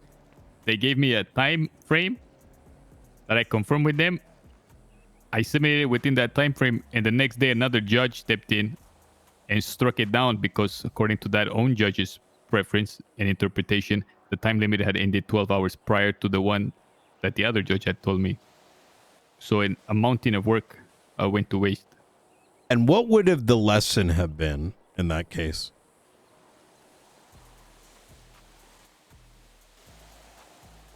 Well, this time I wouldn't cut it so close. I have enough of a buffer zone, so there is no interpretation that's going to potentially disrupt or whatever aim you have. Good. And that right there is the important thing. That's one of the first things you learn as an investigator here in San Andreas. You have 30 days. 30 days doesn't mean you freely do whatever the fuck you want for 30. That 30, you get it done in a week. Why? You don't know if you need those 3 weeks yet. You don't know if at the end of that first week, when you think you're about to be done, you find something else. And that you need that runway. Right?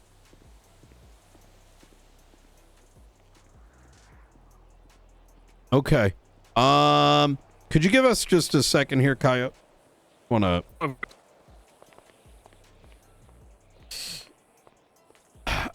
I kind of like this guy. I think he's going to get battered and bruised. I think he's very eager. He does. And call me overzealous, but between all those, I feel like between you, Aldo, and him, while there's different levels of experience and the interests aren't exactly the same, I feel like over time you could be a huge resource to each other in terms of your Venn diagrams sort of intertwining a bit. Not to mention you'd have a T-sipper, someone to train up. And by train, I could use a split on the workload. Yes. All those in the morning, he would be coming afterwards, you afterwards. And that's not to say that you necessarily all have to work the same case, but it goes a long way to share notes and experiences, especially as each one of y'all stumble on, you know, different roadblocks. The lessons you're learning today, you can pass on to him, and I'm sure even with some of this stuff that he's talking about, even though it is unpaved territory, he's going to learn some lessons that probably none of us are really, probably all of us could need, right? Trying to push legislation that might go against the people and see how that ends up looking. He's not going to get what he wants anywhere else other than here. I feel like so far we'd have to, my immediate gut feeling is he probably would be pretty good. He's got a desire to look into a specific aspect of our field that not many want to. But I also get the feeling from that egotistical side that I will have to watch him closely to make sure he's not out writing books in Latin and trying to recruit individuals from the field because he's not satisfied in the results that he's getting in the work and trying to get extracurricular results.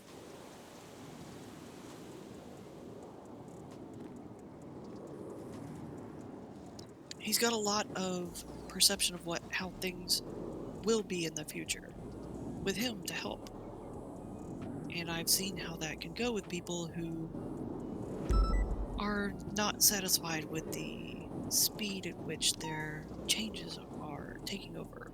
And they might want to give things a boot to get things going faster. But given the right guardrails and guidance, maybe we could shape him into something good.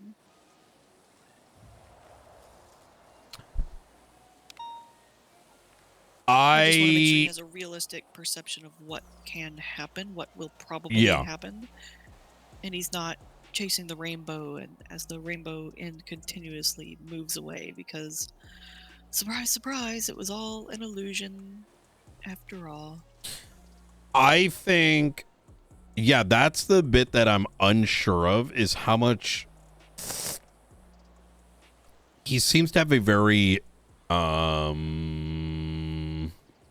he's not very familiar how our law works, and that's going to be a big learning curve.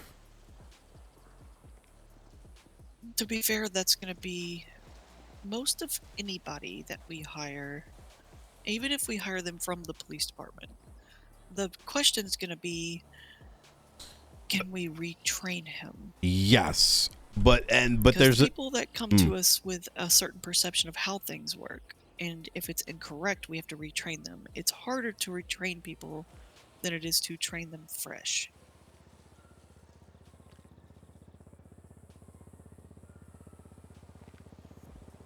Sorry, you were saying, Director. No, that's a really good point. I have a similar but separate fear, which is the good thing is that he would be able to do some small things and get those small wins and get them and go at him. But what he's asking for is a big project that he will have. He's going to need some small projects to get to where he needs to be.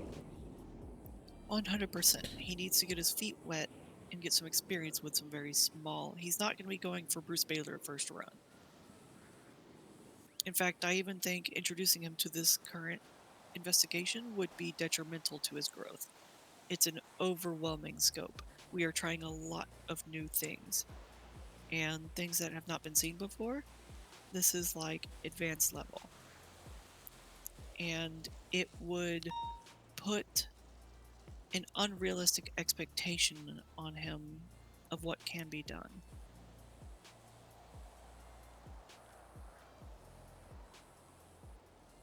Okay. Let's see what his thoughts are. Anything else? Nope. Hey, Coyote? Just if you got some fucking food or something, I'm getting hungry. So here is, I'm going to level with you here, right? Level with me. There is, so here's the deal, right? Let's say we take you on, right? You may not get my attention. I'm all over the place. I am managing probably 25 people, getting phone call here. What do I do, Brian? Over here. What am I doing, Brian? You're often going to be by yourself. Would that be an issue? I think that's what I prefer, honestly. Okay. I like working alone. Which I know is a taboo. That doesn't mean I don't like working with people, but I find that everyone always does their best investigatory work on their own. and then at the end, like shares and compares notes. Okay. And let's say, because this would happen, like I said, very different here.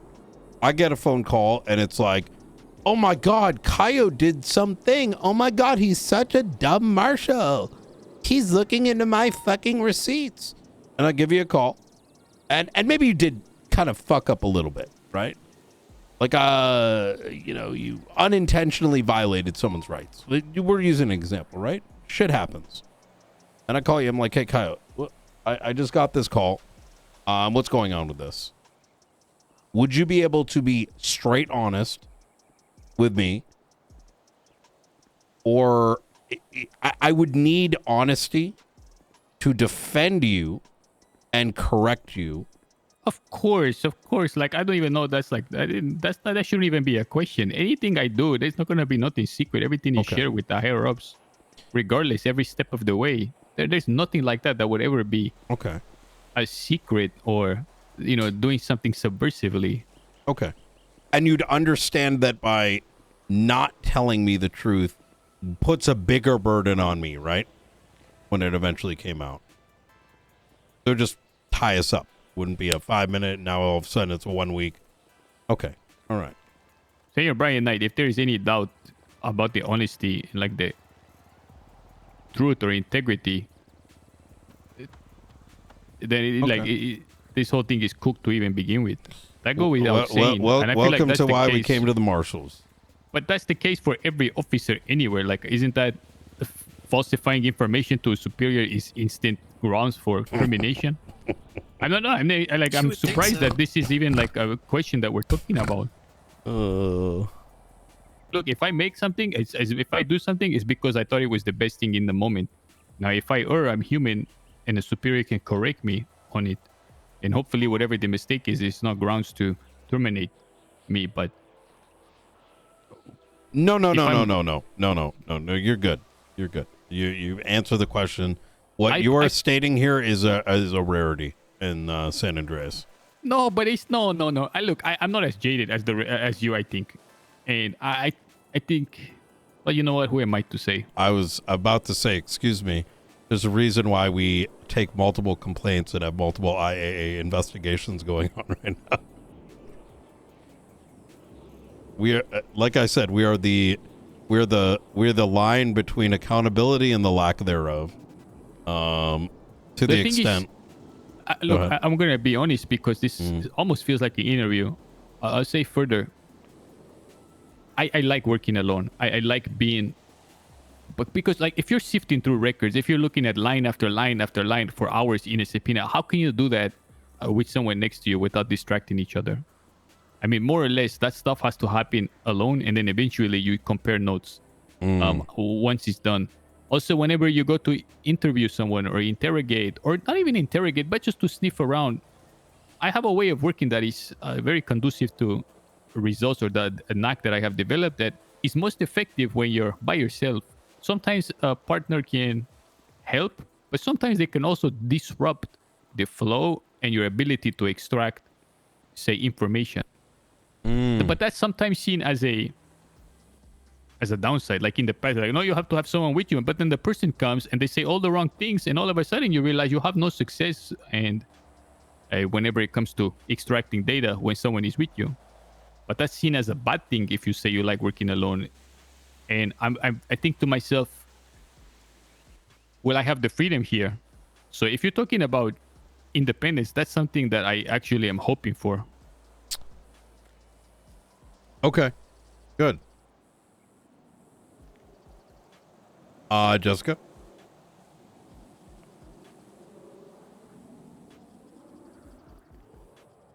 I'm thinking. How about the other way around? What kind of questions you got for us, Kaio? Give me a moment to gather my thoughts.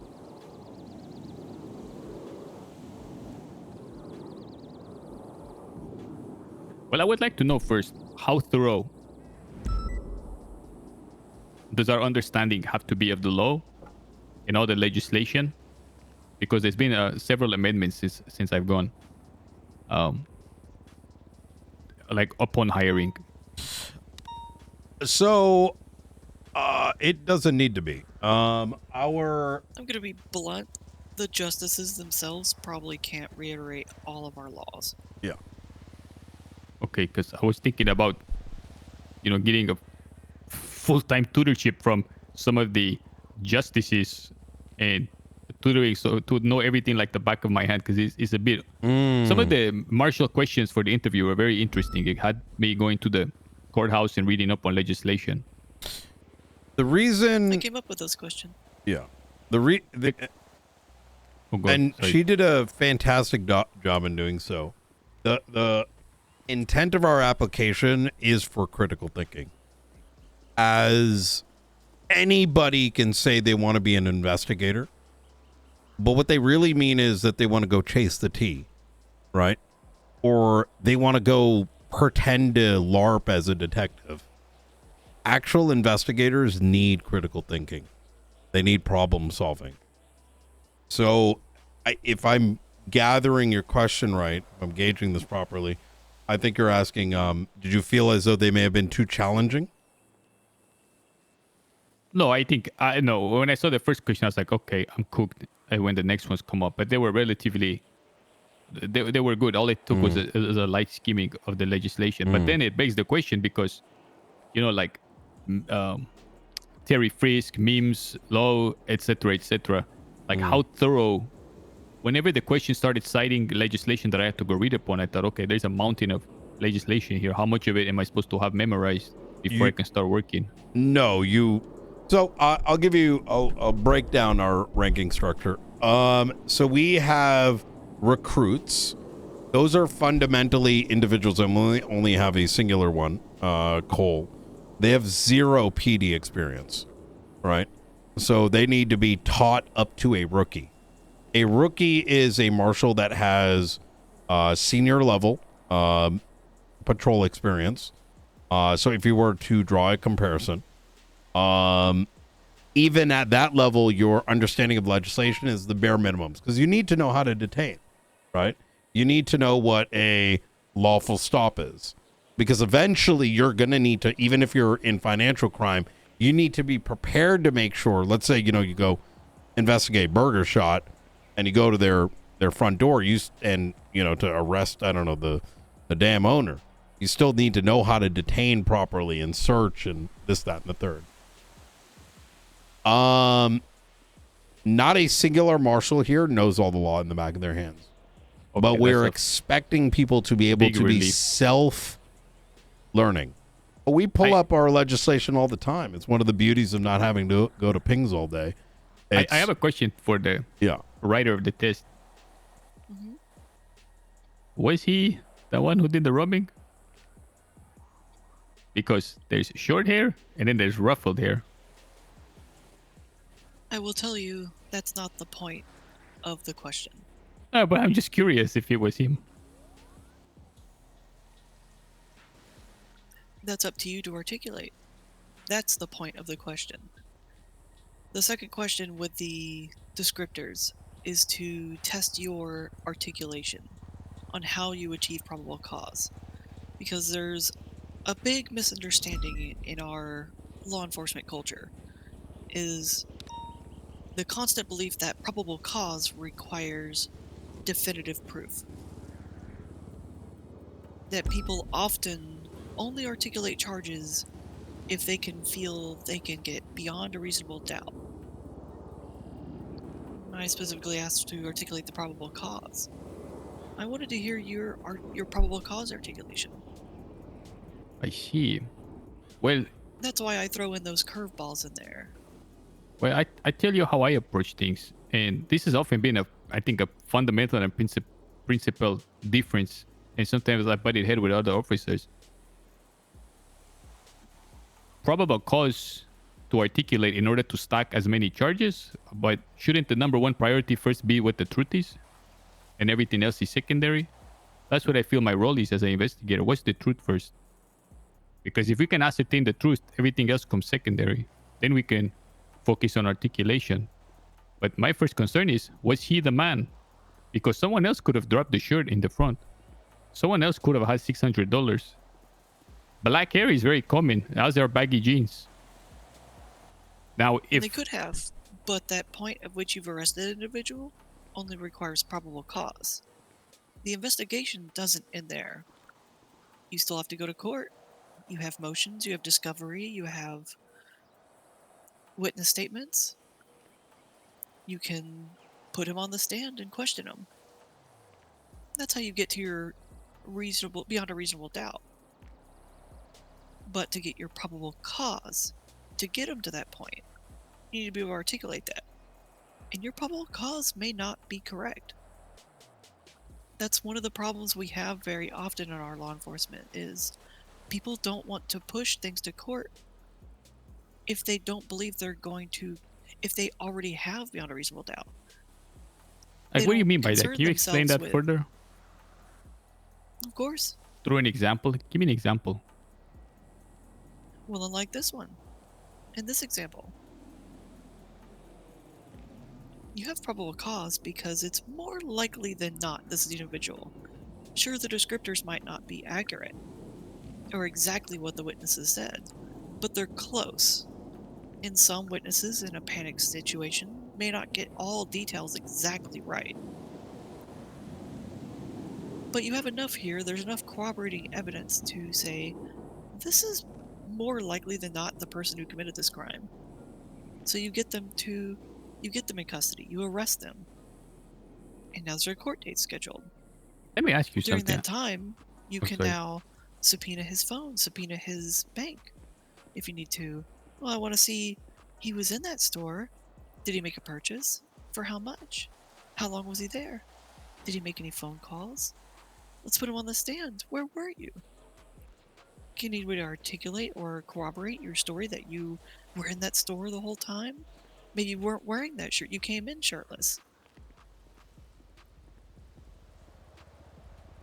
Let me ask you something. If in that case the suspect is apprehended, he's now arrested, he's taken down to the station, we have the necessary tool to run forensics on the gun and check up his records. Okay, let's say we do a lineup as well. Because I think a damn good lawyer can argue only the gun charge and get away with the other stuff if it's a really good lawyer. But yeah, if but you we don't have probable cause to take him for a lineup. You can't take him away for a lineup unless you have probable cause. So probable cause is only done. Well, how so? I'd like to argue with you on that. You can't relocate an individual away from the original scene unless you have probable cause to arrest them. Yeah. Okay. Well, let me walk you through the series of events and correct me when I'm wrong, because it'll help me understand better. A 911 call comes in that someone has just been robbed at gunpoint. The officer in question, who arrives on scene first with the victim gives a description. Only a few minutes later, this is less than 5 minutes since, 911 comes in, first officer, and they say, the man went in that direction to the 24/7. You show up and bang, there's a description of the guy over there. Now that's reasonable suspicion enough to detain. The victim, in this case, who put in the 911 call, says that a gun was drawn. So now you're patting them down, you feel a nice big bulge. Feels like a gun. You take a look, it is a weapon. Now that it's a weapon, we move from reasonable suspicion to probable cause. Assuming it's unregistered, yep. But if we don't have the tools to register it, I mean, if we don't have the tool on us to be able to see if it's registered, we can, according to the Suarez Act, take the person to the station where we do have the requisite tools. And say over there, we now see that, as you said in your example, the weapon comes back as unregistered to him. He's now charged for that. Well, we have an illegal gun. He fits the description. A minute after the scene, how is there not enough probable cause now to have a lineup where the victim can verify whether it's that person or not? You just articulated your probable cause. Oh, okay. Okay. Yeah, I was gonna say. Yeah. Oh, okay, I see what you're saying. You're saying that the articulation here is very important. Yes. Wow. Yes. That is everything. It's if probable absolutely. cause is your ability to get there, and there it is. You just did it. And unfortunately, we lack that a lot. I was thinking like that's self-evident, that part. It's what I call flowchart patrolling. Yeah. is I that see. we suffer from law enforcement and patrol who Yes. follow a flow chart. If I see this, I do this. When I see this, I do this. And if it falls outside of that normal flow chart, they don't know what to do and they just dismiss it. If we do a lineup and he says the victim says that's the person, could a good lawyer still argue against that in court? Of course. It's so A and lawyer could argue successfully, anything. but successfully. It's going to depend on a variety of factors. Exactly. Because it's not a flow chart, right? Depends on the other factors. What is he bringing up? I mean, even for example, you can do lineups here. Very rarely is it done. And it depends what they say in the cells, right? That wasn't me, right? I wasn't wearing that. How do you set up the lineup? Are you presenting those lineup results in court, right? Would you be able to just stick him behind a double window and bring the victim and say, is that the guy? Or do they always have to be next to people? So a lineup is increasing, like, a lineup isn't there just... So what you said, that's a binary answer, right? But by providing a lineup, you're increasing the confidence of that victim's testimony, right? Exactly. Can it be used as evidence if you just put one person behind the glass and they say yes or no? Sure. But the value of that evidence gets weighed. And you're looking at probabilities. Beyond a reasonable doubt is a pretty high probability. Probable cause is a probability. More likely than not, better than a coin flip, 51% or better. Is the bar really freaking that low that like the articulation of the A brother... Coyote, when you and I first met, there used to be a standard back when Ruth was captain. She's now a marshal. It has since... Man.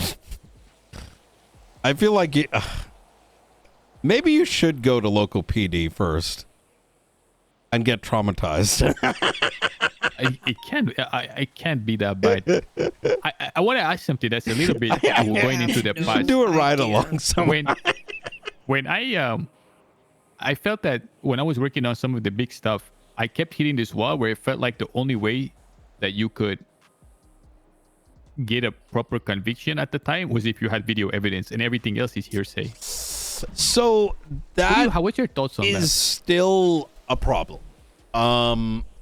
And it's due to a number of factors. That I have very strong opinions on this, and it's probably take longer than we have time for today. But there are a lot of key things that we're missing in the judiciary, and it's more of a philosophical thing. The first is that the judiciary does not have a very good understanding of the tools and limitations that we as law enforcement have.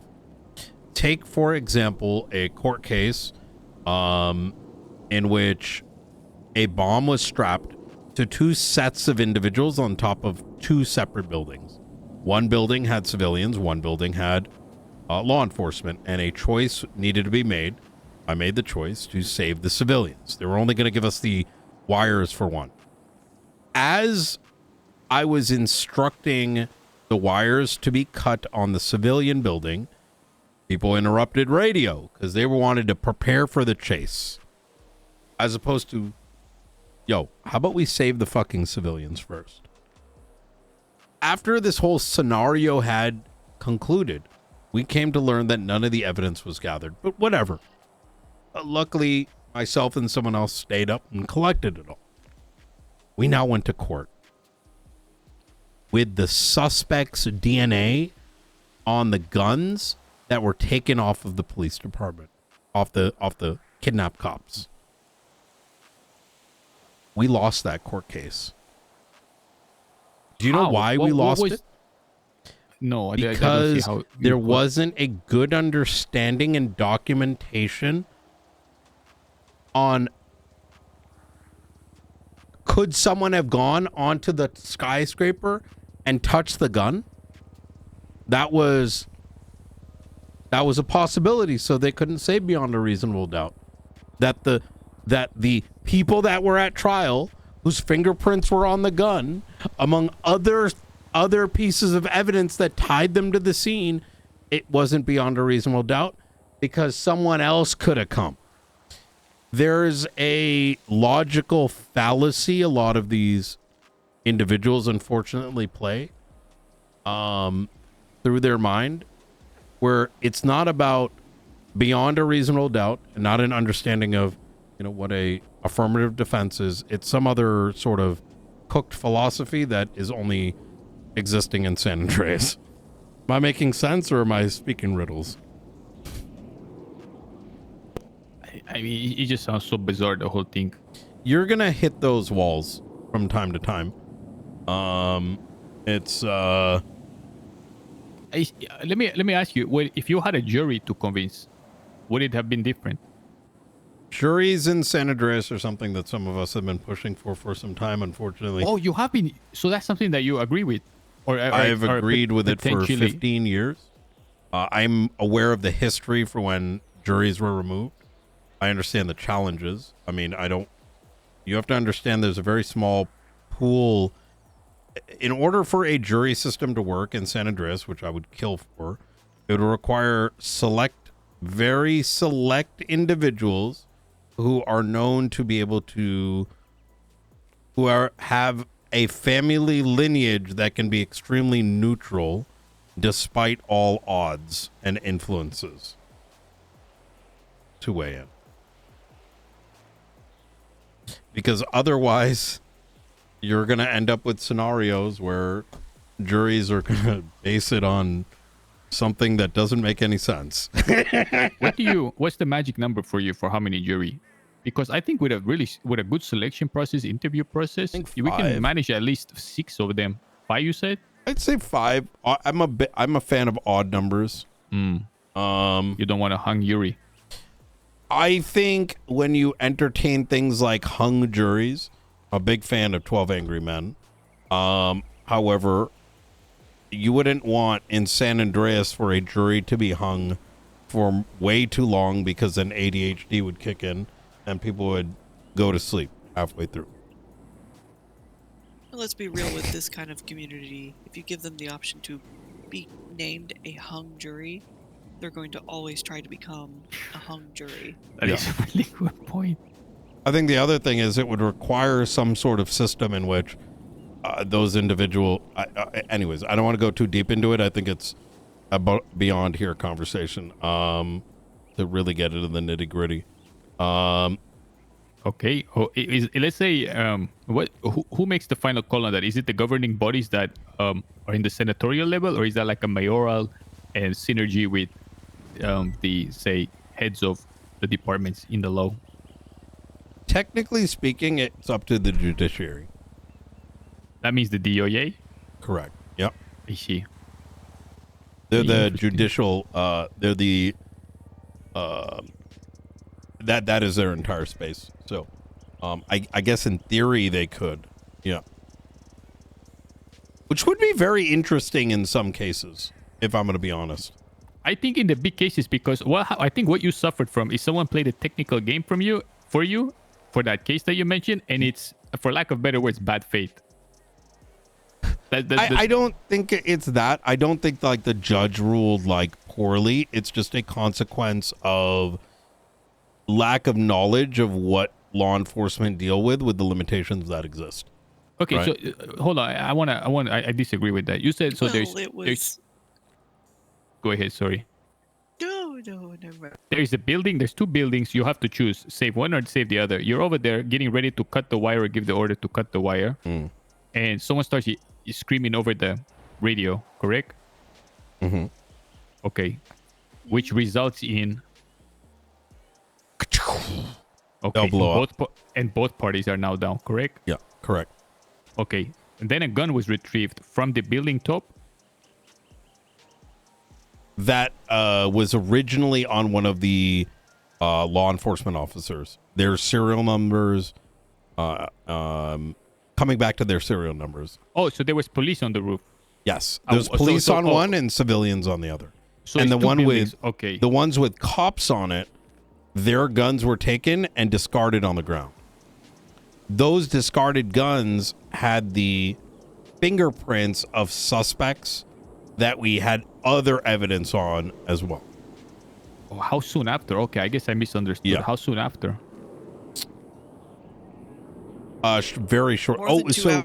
we never yeah, it was over 2 hours. We Okay, never wait, captured them, but we pressed charges after the fact based on DNA on the scene, blood, you know, and then the fingerprints on the gun of the stolen weapons. You know, it's Do you believe for certainty it was them that was guilty? Oh, 100%. Okay. Yeah. Oh. But this So wouldn't be how- the first time I lost a case like that. But why weren't they They had- convinced of that? Because The their judge. amazing defense attorney had it put enough holes of doubt in things because the police were unable to articulate their own evidence. That Which is that why I attorney wanted was to test dog for shit. I'm gonna be honest. Fuck that guy. Who is it? Murphy Braun. That's The true. other guy's It pretty was nice. Murphy Braun. Oh, I fuck saw with his the other tweet on guy. the internet today. He kept tweeting. That name, I will call it. Interesting. Well, like, yeah. Okay, I misunderstood. You know, Yeah, now, did you- but like, did if you so like you just that drive twist, by and Chad? the gun was over there, the police weapon, and it had fingerprints. That gun could have passed hands. So I'm assuming that's the argument he made. No, the argument that he made, I'm from reading the transcripts, was Oh, you read What's the this case? transcripts, huh? I read want to the know what. transcripts, yeah. Can you tell me the name so I can look into You know, this? they were in on the docket. Future. Okay. Yeah. Yeah, they were on the docket. Yeah. You know that the officers left the scene unattended, and the fingerprints were, by the evidence technician's own words, old. And that when questioned about it, the police department was unable to articulate it because that they is just true. saw that. The defense attorney pointed that out, and the police department just said, I don't know what that means. Oh, yeah, that is true.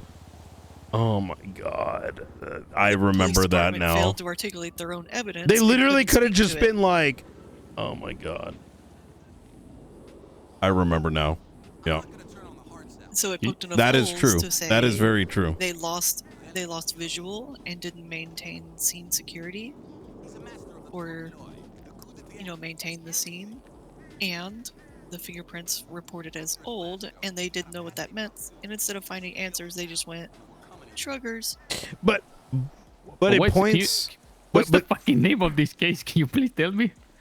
Oh, It was like Forehead or Aubrey Manx? Webster, Aubrey Michael Webster, Manx. Michael Manx. Yeah, People versus Aubrey Webster, Michael Manx. The point though, because Coyote, your original question, the point there was that that this case revealed the law enforcement's lack of knowledge of the DNA tools, right? If we were in New York, there'd be a manual describing it. You know what I mean? Like, If you see something and you don't know what it means, ask fucking questions. Don't just ignore it and go, I'm sure somebody else will be able to speak to it. Yeah. Interesting. Because somebody else might be able to speak to it. And it's probably going to be the defense attorney.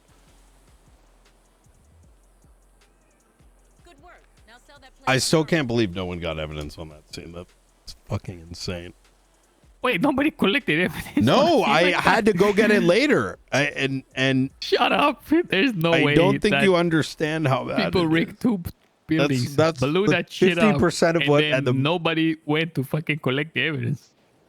I'm going to interject to give my own frustrations, because right before I came here, I just had to deal with a shooting at the courthouse, and we had to discard all the evidence inside the courthouse because Shift 2 had a shootout inside the courthouse and didn't Yeah. sanitize the scene. Oh my God. And they left evidence all over it, completely contaminating the entire scene. I saw that. As I we was going were- back and forth. I saw the blood and stuff on the ground. Yes, as we were running through the courthouse and trying to return fire, I could see evidence tags just laying all over the place from evidence that was tagged but never collected or cleared. You know, I used to think So Declan was. intimidated the entire scene. I used to think Declan was mean, but man, I think I had some really good teachers. Speaking of, you'd be working with him. He was on my ass. There has not been like he's like a super officer in my mind. He's like a super cop.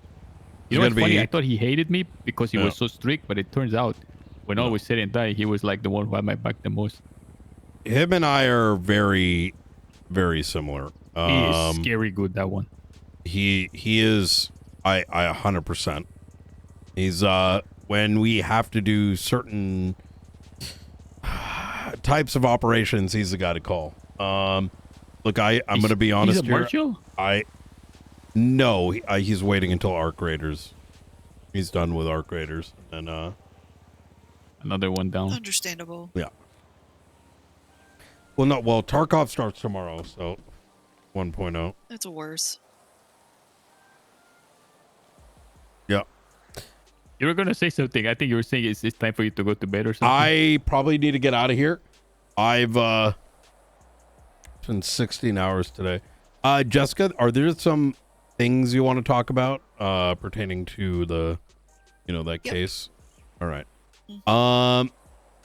Look, I think it would be a good idea to have a chat with LSPD. Having I have to talk to Parade first. Absolutely. Dear God, why LSPD? Why are you directing him in that direction? I'm not directing him. No, he had brought it up, and plus I want him to make a informed decision. So.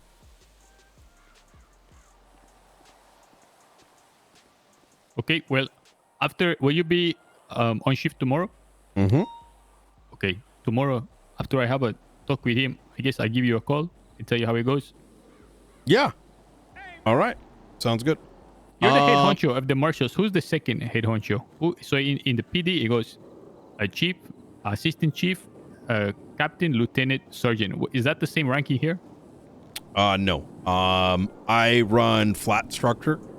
Full marshals are command, so they will ensure the deputies and below when they need assistance, when they need signatures. The full marshals handle it. However, I believe in a flat structure because I don't believe in these Call of Duty ranks that everyone runs around with. I don't think that is a descriptor of someone's character. In fact, even says the man who prestiged into director. I got ambushed with an interview, to be fair.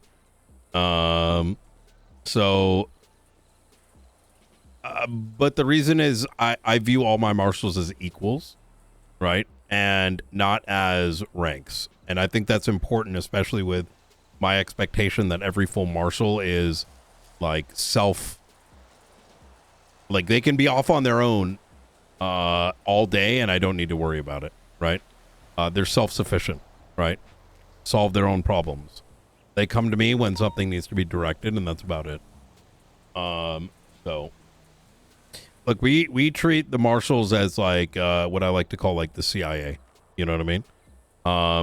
It's a little mix of dealing with government corruption, state actors. I need everyone to be able to handle themselves. Understood. So. Well, Mr. Bryan, I will not keep you any longer. Marshal Springfield, it was an honor to meet you, and I hope to chat to you soon. Okay. You as well. Okay. All right. Yes. Love you. You take care.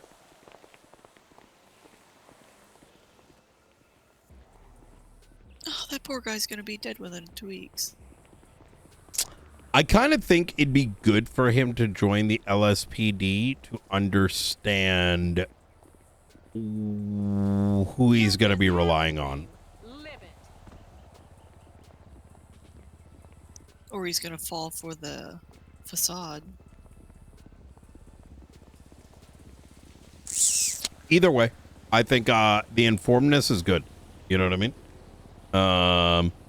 Yeah. So. Well, director. Yeah. Go for it. Oh, what were you gonna say? Go ahead. Well, I was informed by McAllister and Blunt earlier today They showed me a subpoena in which there is a belief that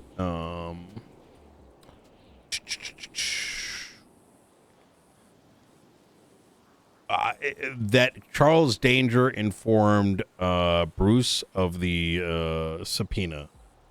That's what I heard too. Now, So I'm really thirsty. I crashed out pretty hard. However, I think we may have jumped to a bit of a conclusion. I actually just got done, not just about, oh my God, I've been awake way too long. Hour and a half ago, sent Blunt something, and I'm going to read it back. After looking at, and this is a critical piece, at 2:30 p.m. Eastern Standard Time, you created the report. At 4:20, or sorry, at 2:30 p.m. Eastern, you created the report. The initial creation, right? So at that stage, it's showing up in the MDT.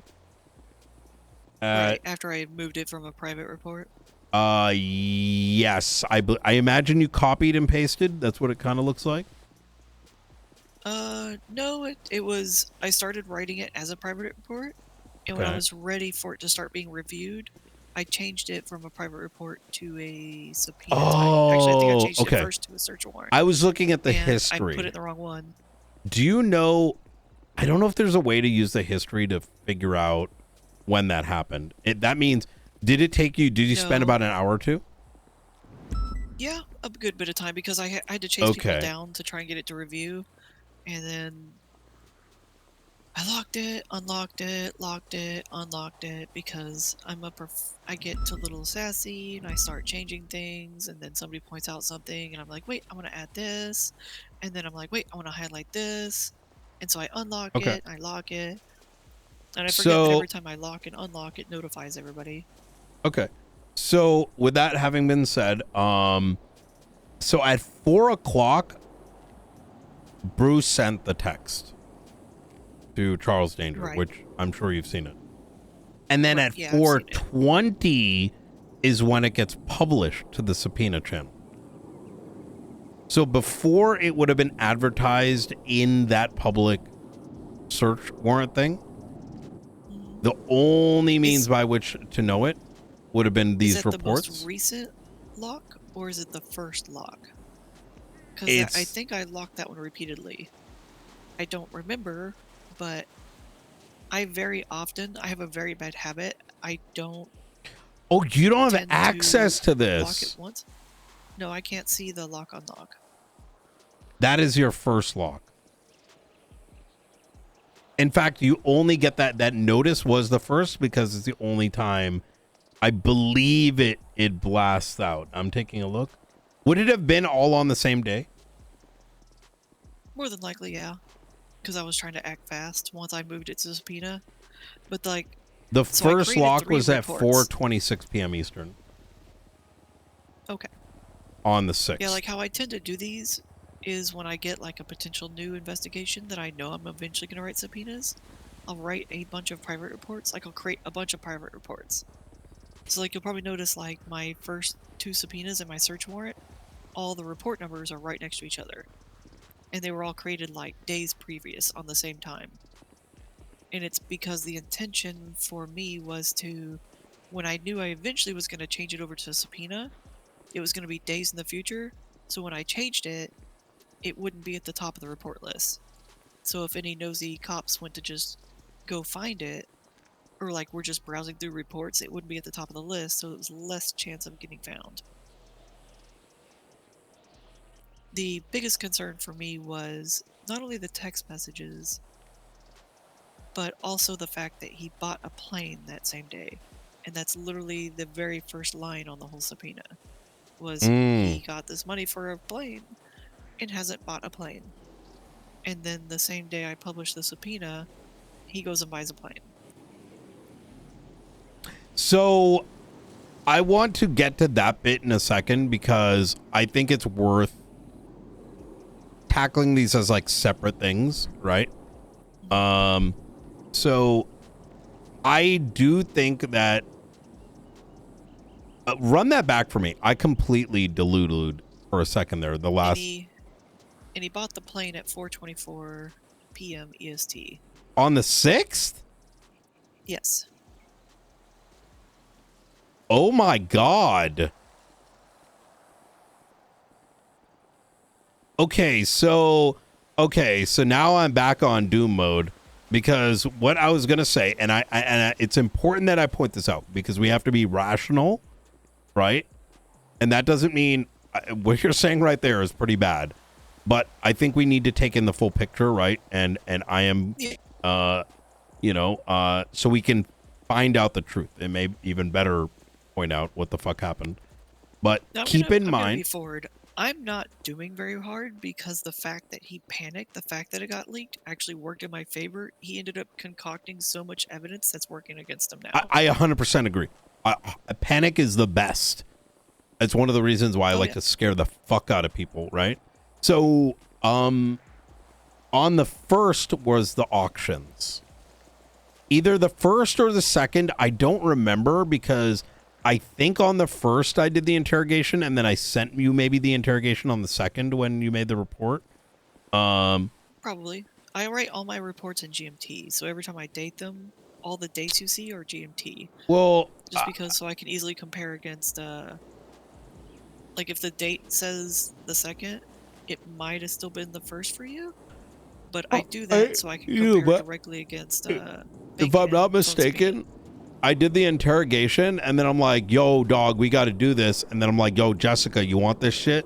And like, I bet. And then I was like, yo, dog, I also did this shit, and I sent it to you. Well, no, but I'm just like, I don't know why I'm doing it this way. Probably because I'm cooked. Either way, my point is that we had a interrogation with Charles Danger. The initial bit being like, what the fuck is going on? Let's pull him in a room and like talk grants. That's when we received, the Grant Excel thing. But specifically, Helios and Bruce Baylor were brought up. I know this because I ran my interrogation through one of those like transcript tools, and two things popped up. One was Bruce, and the second was Helios, and the phraseology misappropriation. Now, this made me realize that it is a very reasonable that Danger got scared, right? Now, I will say Danger has been less foolish than he probably otherwise would have been had it not been for us, because we do let him know that we're keeping an eye on him, right? Say reason, and this is important, right? Like, he wants to do right by all this, which is a good thing. It is reasonable that he, as a consequence of that, went to make sure that these people that he's giving money to are not doing dumb shit. And it's possible he spoke to Baylor and said, hey, what the fuck is all this money? I got marshals up my ass, and I wasn't expecting them to look at all this. Is your shit good? And it's possible that it's coincidental that, this text message was sent in that small window of time that the subpoena would have been sent out on. Now, with that said, it's also, from a probability perspective, kind of crazy for it to be in that window that subpoena went public and he sent the text. And now you're also telling me that same day he made the contracts, and the same day he also did the airplanes. What the fuck happened? Not the exact same day on the contracts. Let me get the exact day. There was one of them that was off. Or one of them was made the day before the raid. Or two of the contracts were made literally the day before the raid. One moment. I will find them. They are in report 35667. Let me pull that up.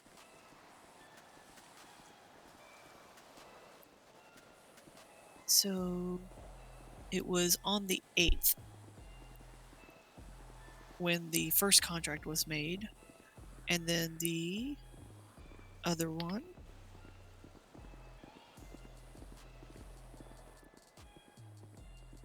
I gotta flip it open on my phone. One moment. Signatures. The 11th at 1:43 p.m. EST. So about 24 hours before the raid. The other two were made.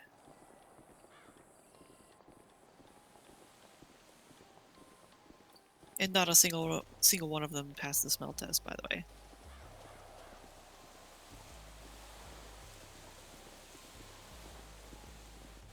So 2 days after the first subpoena, he started making these fake contracts. The first one came out, and then he made the first one for the gang stash house. And then 24 hours before the raid, actually, when did that one get signed? Because I didn't issue it immediately. Oh no, it was signed that night, like 12 hours after the next two contracts were made. A lot of this is very odd, the cleanup work. I agree. I think the good thing in all this is the evidence is already there, like you said. Now, granted, that could have possibly been weapons trafficking that he would have gotten as well. But, you know, one thing at a time, you know what I mean? There you go, just for your record. This came from him. He sent this to be like, look, I purchased a plane.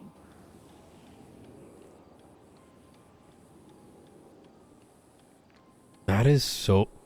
Wait! Is the plane referenced in this? Yes, it's the first line of my subpoena.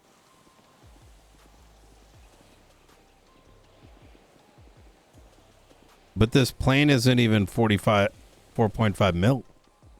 Nope. It's also that is so... Line. Okay. Yeah, it's also the fourth line of the subpoena because he requested 2 airplanes.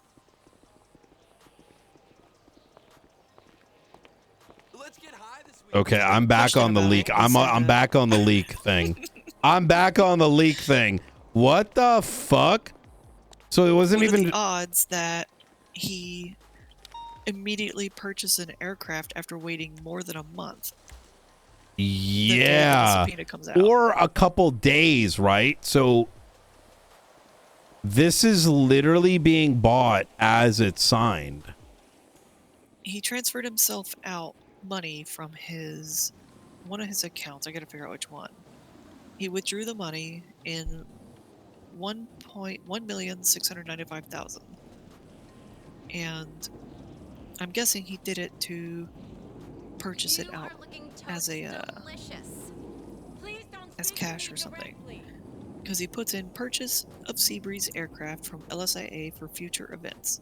Remaining balance $805,000 to be used for pilot school and license.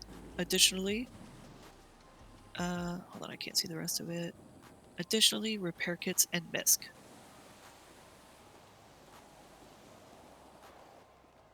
So the amount of money doesn't even make sense because he's saying that he pulled out $800,000 for a plane.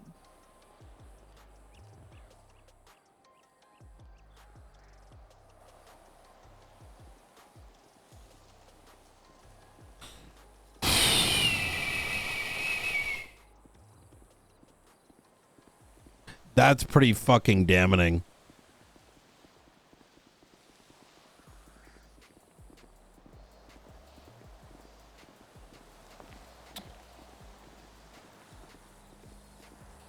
Fabricating all the evidence, making up contracts that are fumbled and full of typos and all kinds of nonsense, purchasing a plane all of a sudden, trying to call for a lawyer. And I wonder and all this. if Danger... I'm glad we need to go in there with... Danger needs to be subpoenaed. I don't know. He probably should. It is my personal recommendation that you have a different marshal other than myself brought into that Blunt and McAllister. Good. Yeah, they're I already... feel it could be perceived a certain way if I start going after 100% agree. While going into this one. Exactly. And I think because while this has stemmed off of this, You focusing on what you already have is the key, while they focus on the corruption bit. And it's a possibility and reality that we never learn, right? And I'm okay but with the that. fear of knowing that you might be found out is sometimes all it takes, right? Absolutely. All It right. can be used as a tool all in itself. I Mm. love using fear as a tool. Yep. It's the right way to do it. All right, Jessica, I'm going to go get some rest. I got to wake up tomorrow. Wait, you don't want to hear the best part? Oh, wait, there's more. Of course. Okay. I had a signed search warrant tonight. In the middle of that whole thing, I was actually still writing a search warrant while we were chasing people. Yeah. I got my search warrant sent off and approved. For what? For crypto. Oh. I have to go crack open some hard drives for crypto. Because he has a crypto mining... One of the properties is literally just a crypto farm. And so I had to write a new search warrant to open the scope. Because crypto is a way to hide currency. I've only cracked open the first one. Out of roughly 12. Wait, 12 The what? first one had 12 hard drives. Wait. He has 12 distinct hard drives? Uh-huh. And the first one had 15,000 Bitcoin. I don't know if that's a lot or a little. That's a rough street value of $7.5 million. What? And it's ours now.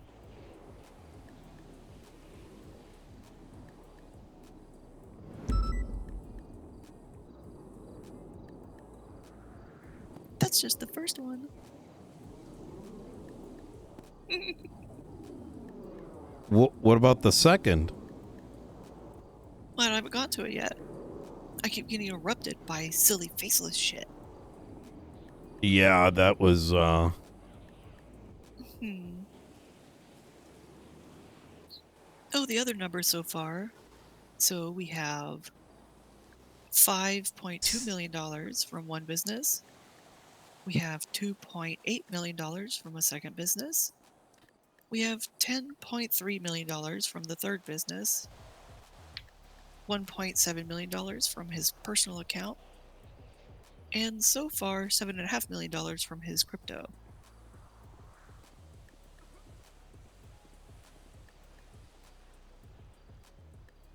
That's only liquid, not counting all the physical. holy fucking shit. But the recoup is only gonna... I am going to argue that you should consider, you know, obviously the scope of the 30 days. Oh, obviously but the also immediate argument is going to be, well, the expand... grants were only for this much. But we just what discovered I intend this. to target, yes, well, that's, you know, he's going to say, well, you might have like $20 million of my money, but I've only taken $15 million in grants, so you can only claw back $15 million. And on contrary, you need to, these are the proceeds of crime. If you have been profiting off of this crime, off this embezzled money, we are entitled to the profits as well. I agree. I also think due to delayed discovery, you could make an argument that while the grants were being had for some period of time, we only have now learned that these things were illegal, and therefore every dime of government grant money should be returned. Of course. And notwithstanding the money that he made selling, because we have to remember that he sold shit to the PD, right? So all the profits he made off PD should also be recouped. I agree.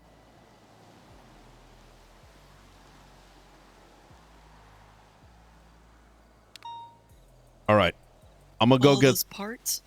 all those fucking parts. I can't wait to start digging through hard drives and tell how many there are. How much Bitcoin? How much crypto? It'll be a fun experience. I'm gonna get out of here. The more I hear about this, the more fucking. Yo, Cam. You have a good night, Springfield.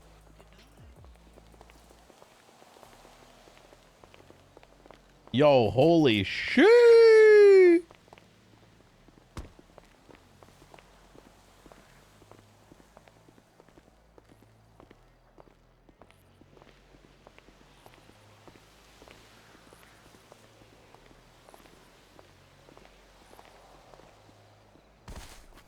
I feel like Coyote may be better going to LSPD first.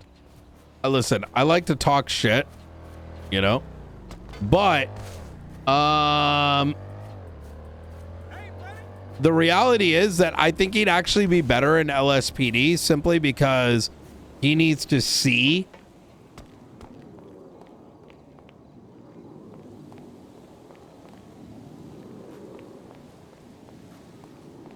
to believe, because the moment he goes there, he'll realize, I think he'll be able to do his own thing, right? But I think he's going to get, you know, I think if he spent like a month over there, it would be good for him. But there's also the problem, a month over there, knowing what I remember of Coyote, that might be enough for him to quit. No.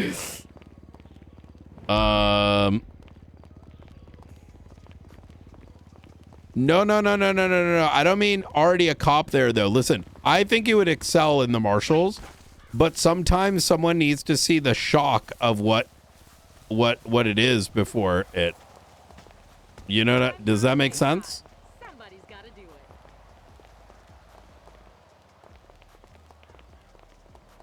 It appears we've knocked into each. But do you genuinely think that I don't know. I don't know. That's my thought. Like, don't get me wrong. I actually, you have to keep in mind, I like LSPD Shift 2 quite a bit. They're very diligent. In Shift 2 and LSPD, they're very diligent.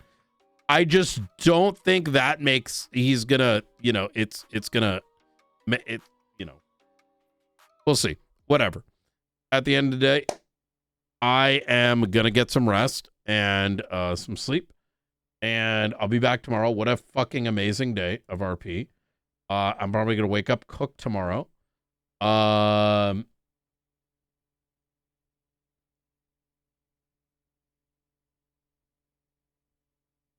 And yeah, I hope you guys enjoy the RP. Huge shout out to Capt.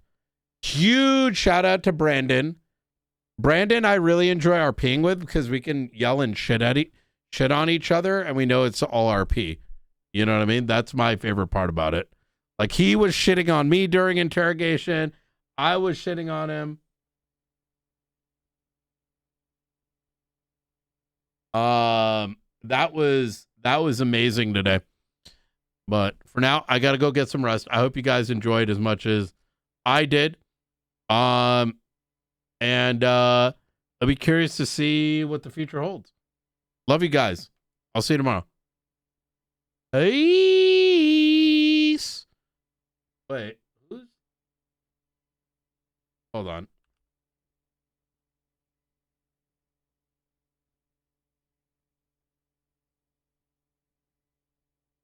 there any cops we need to poach? All right. I'm going to bed. Later, D's. Peace.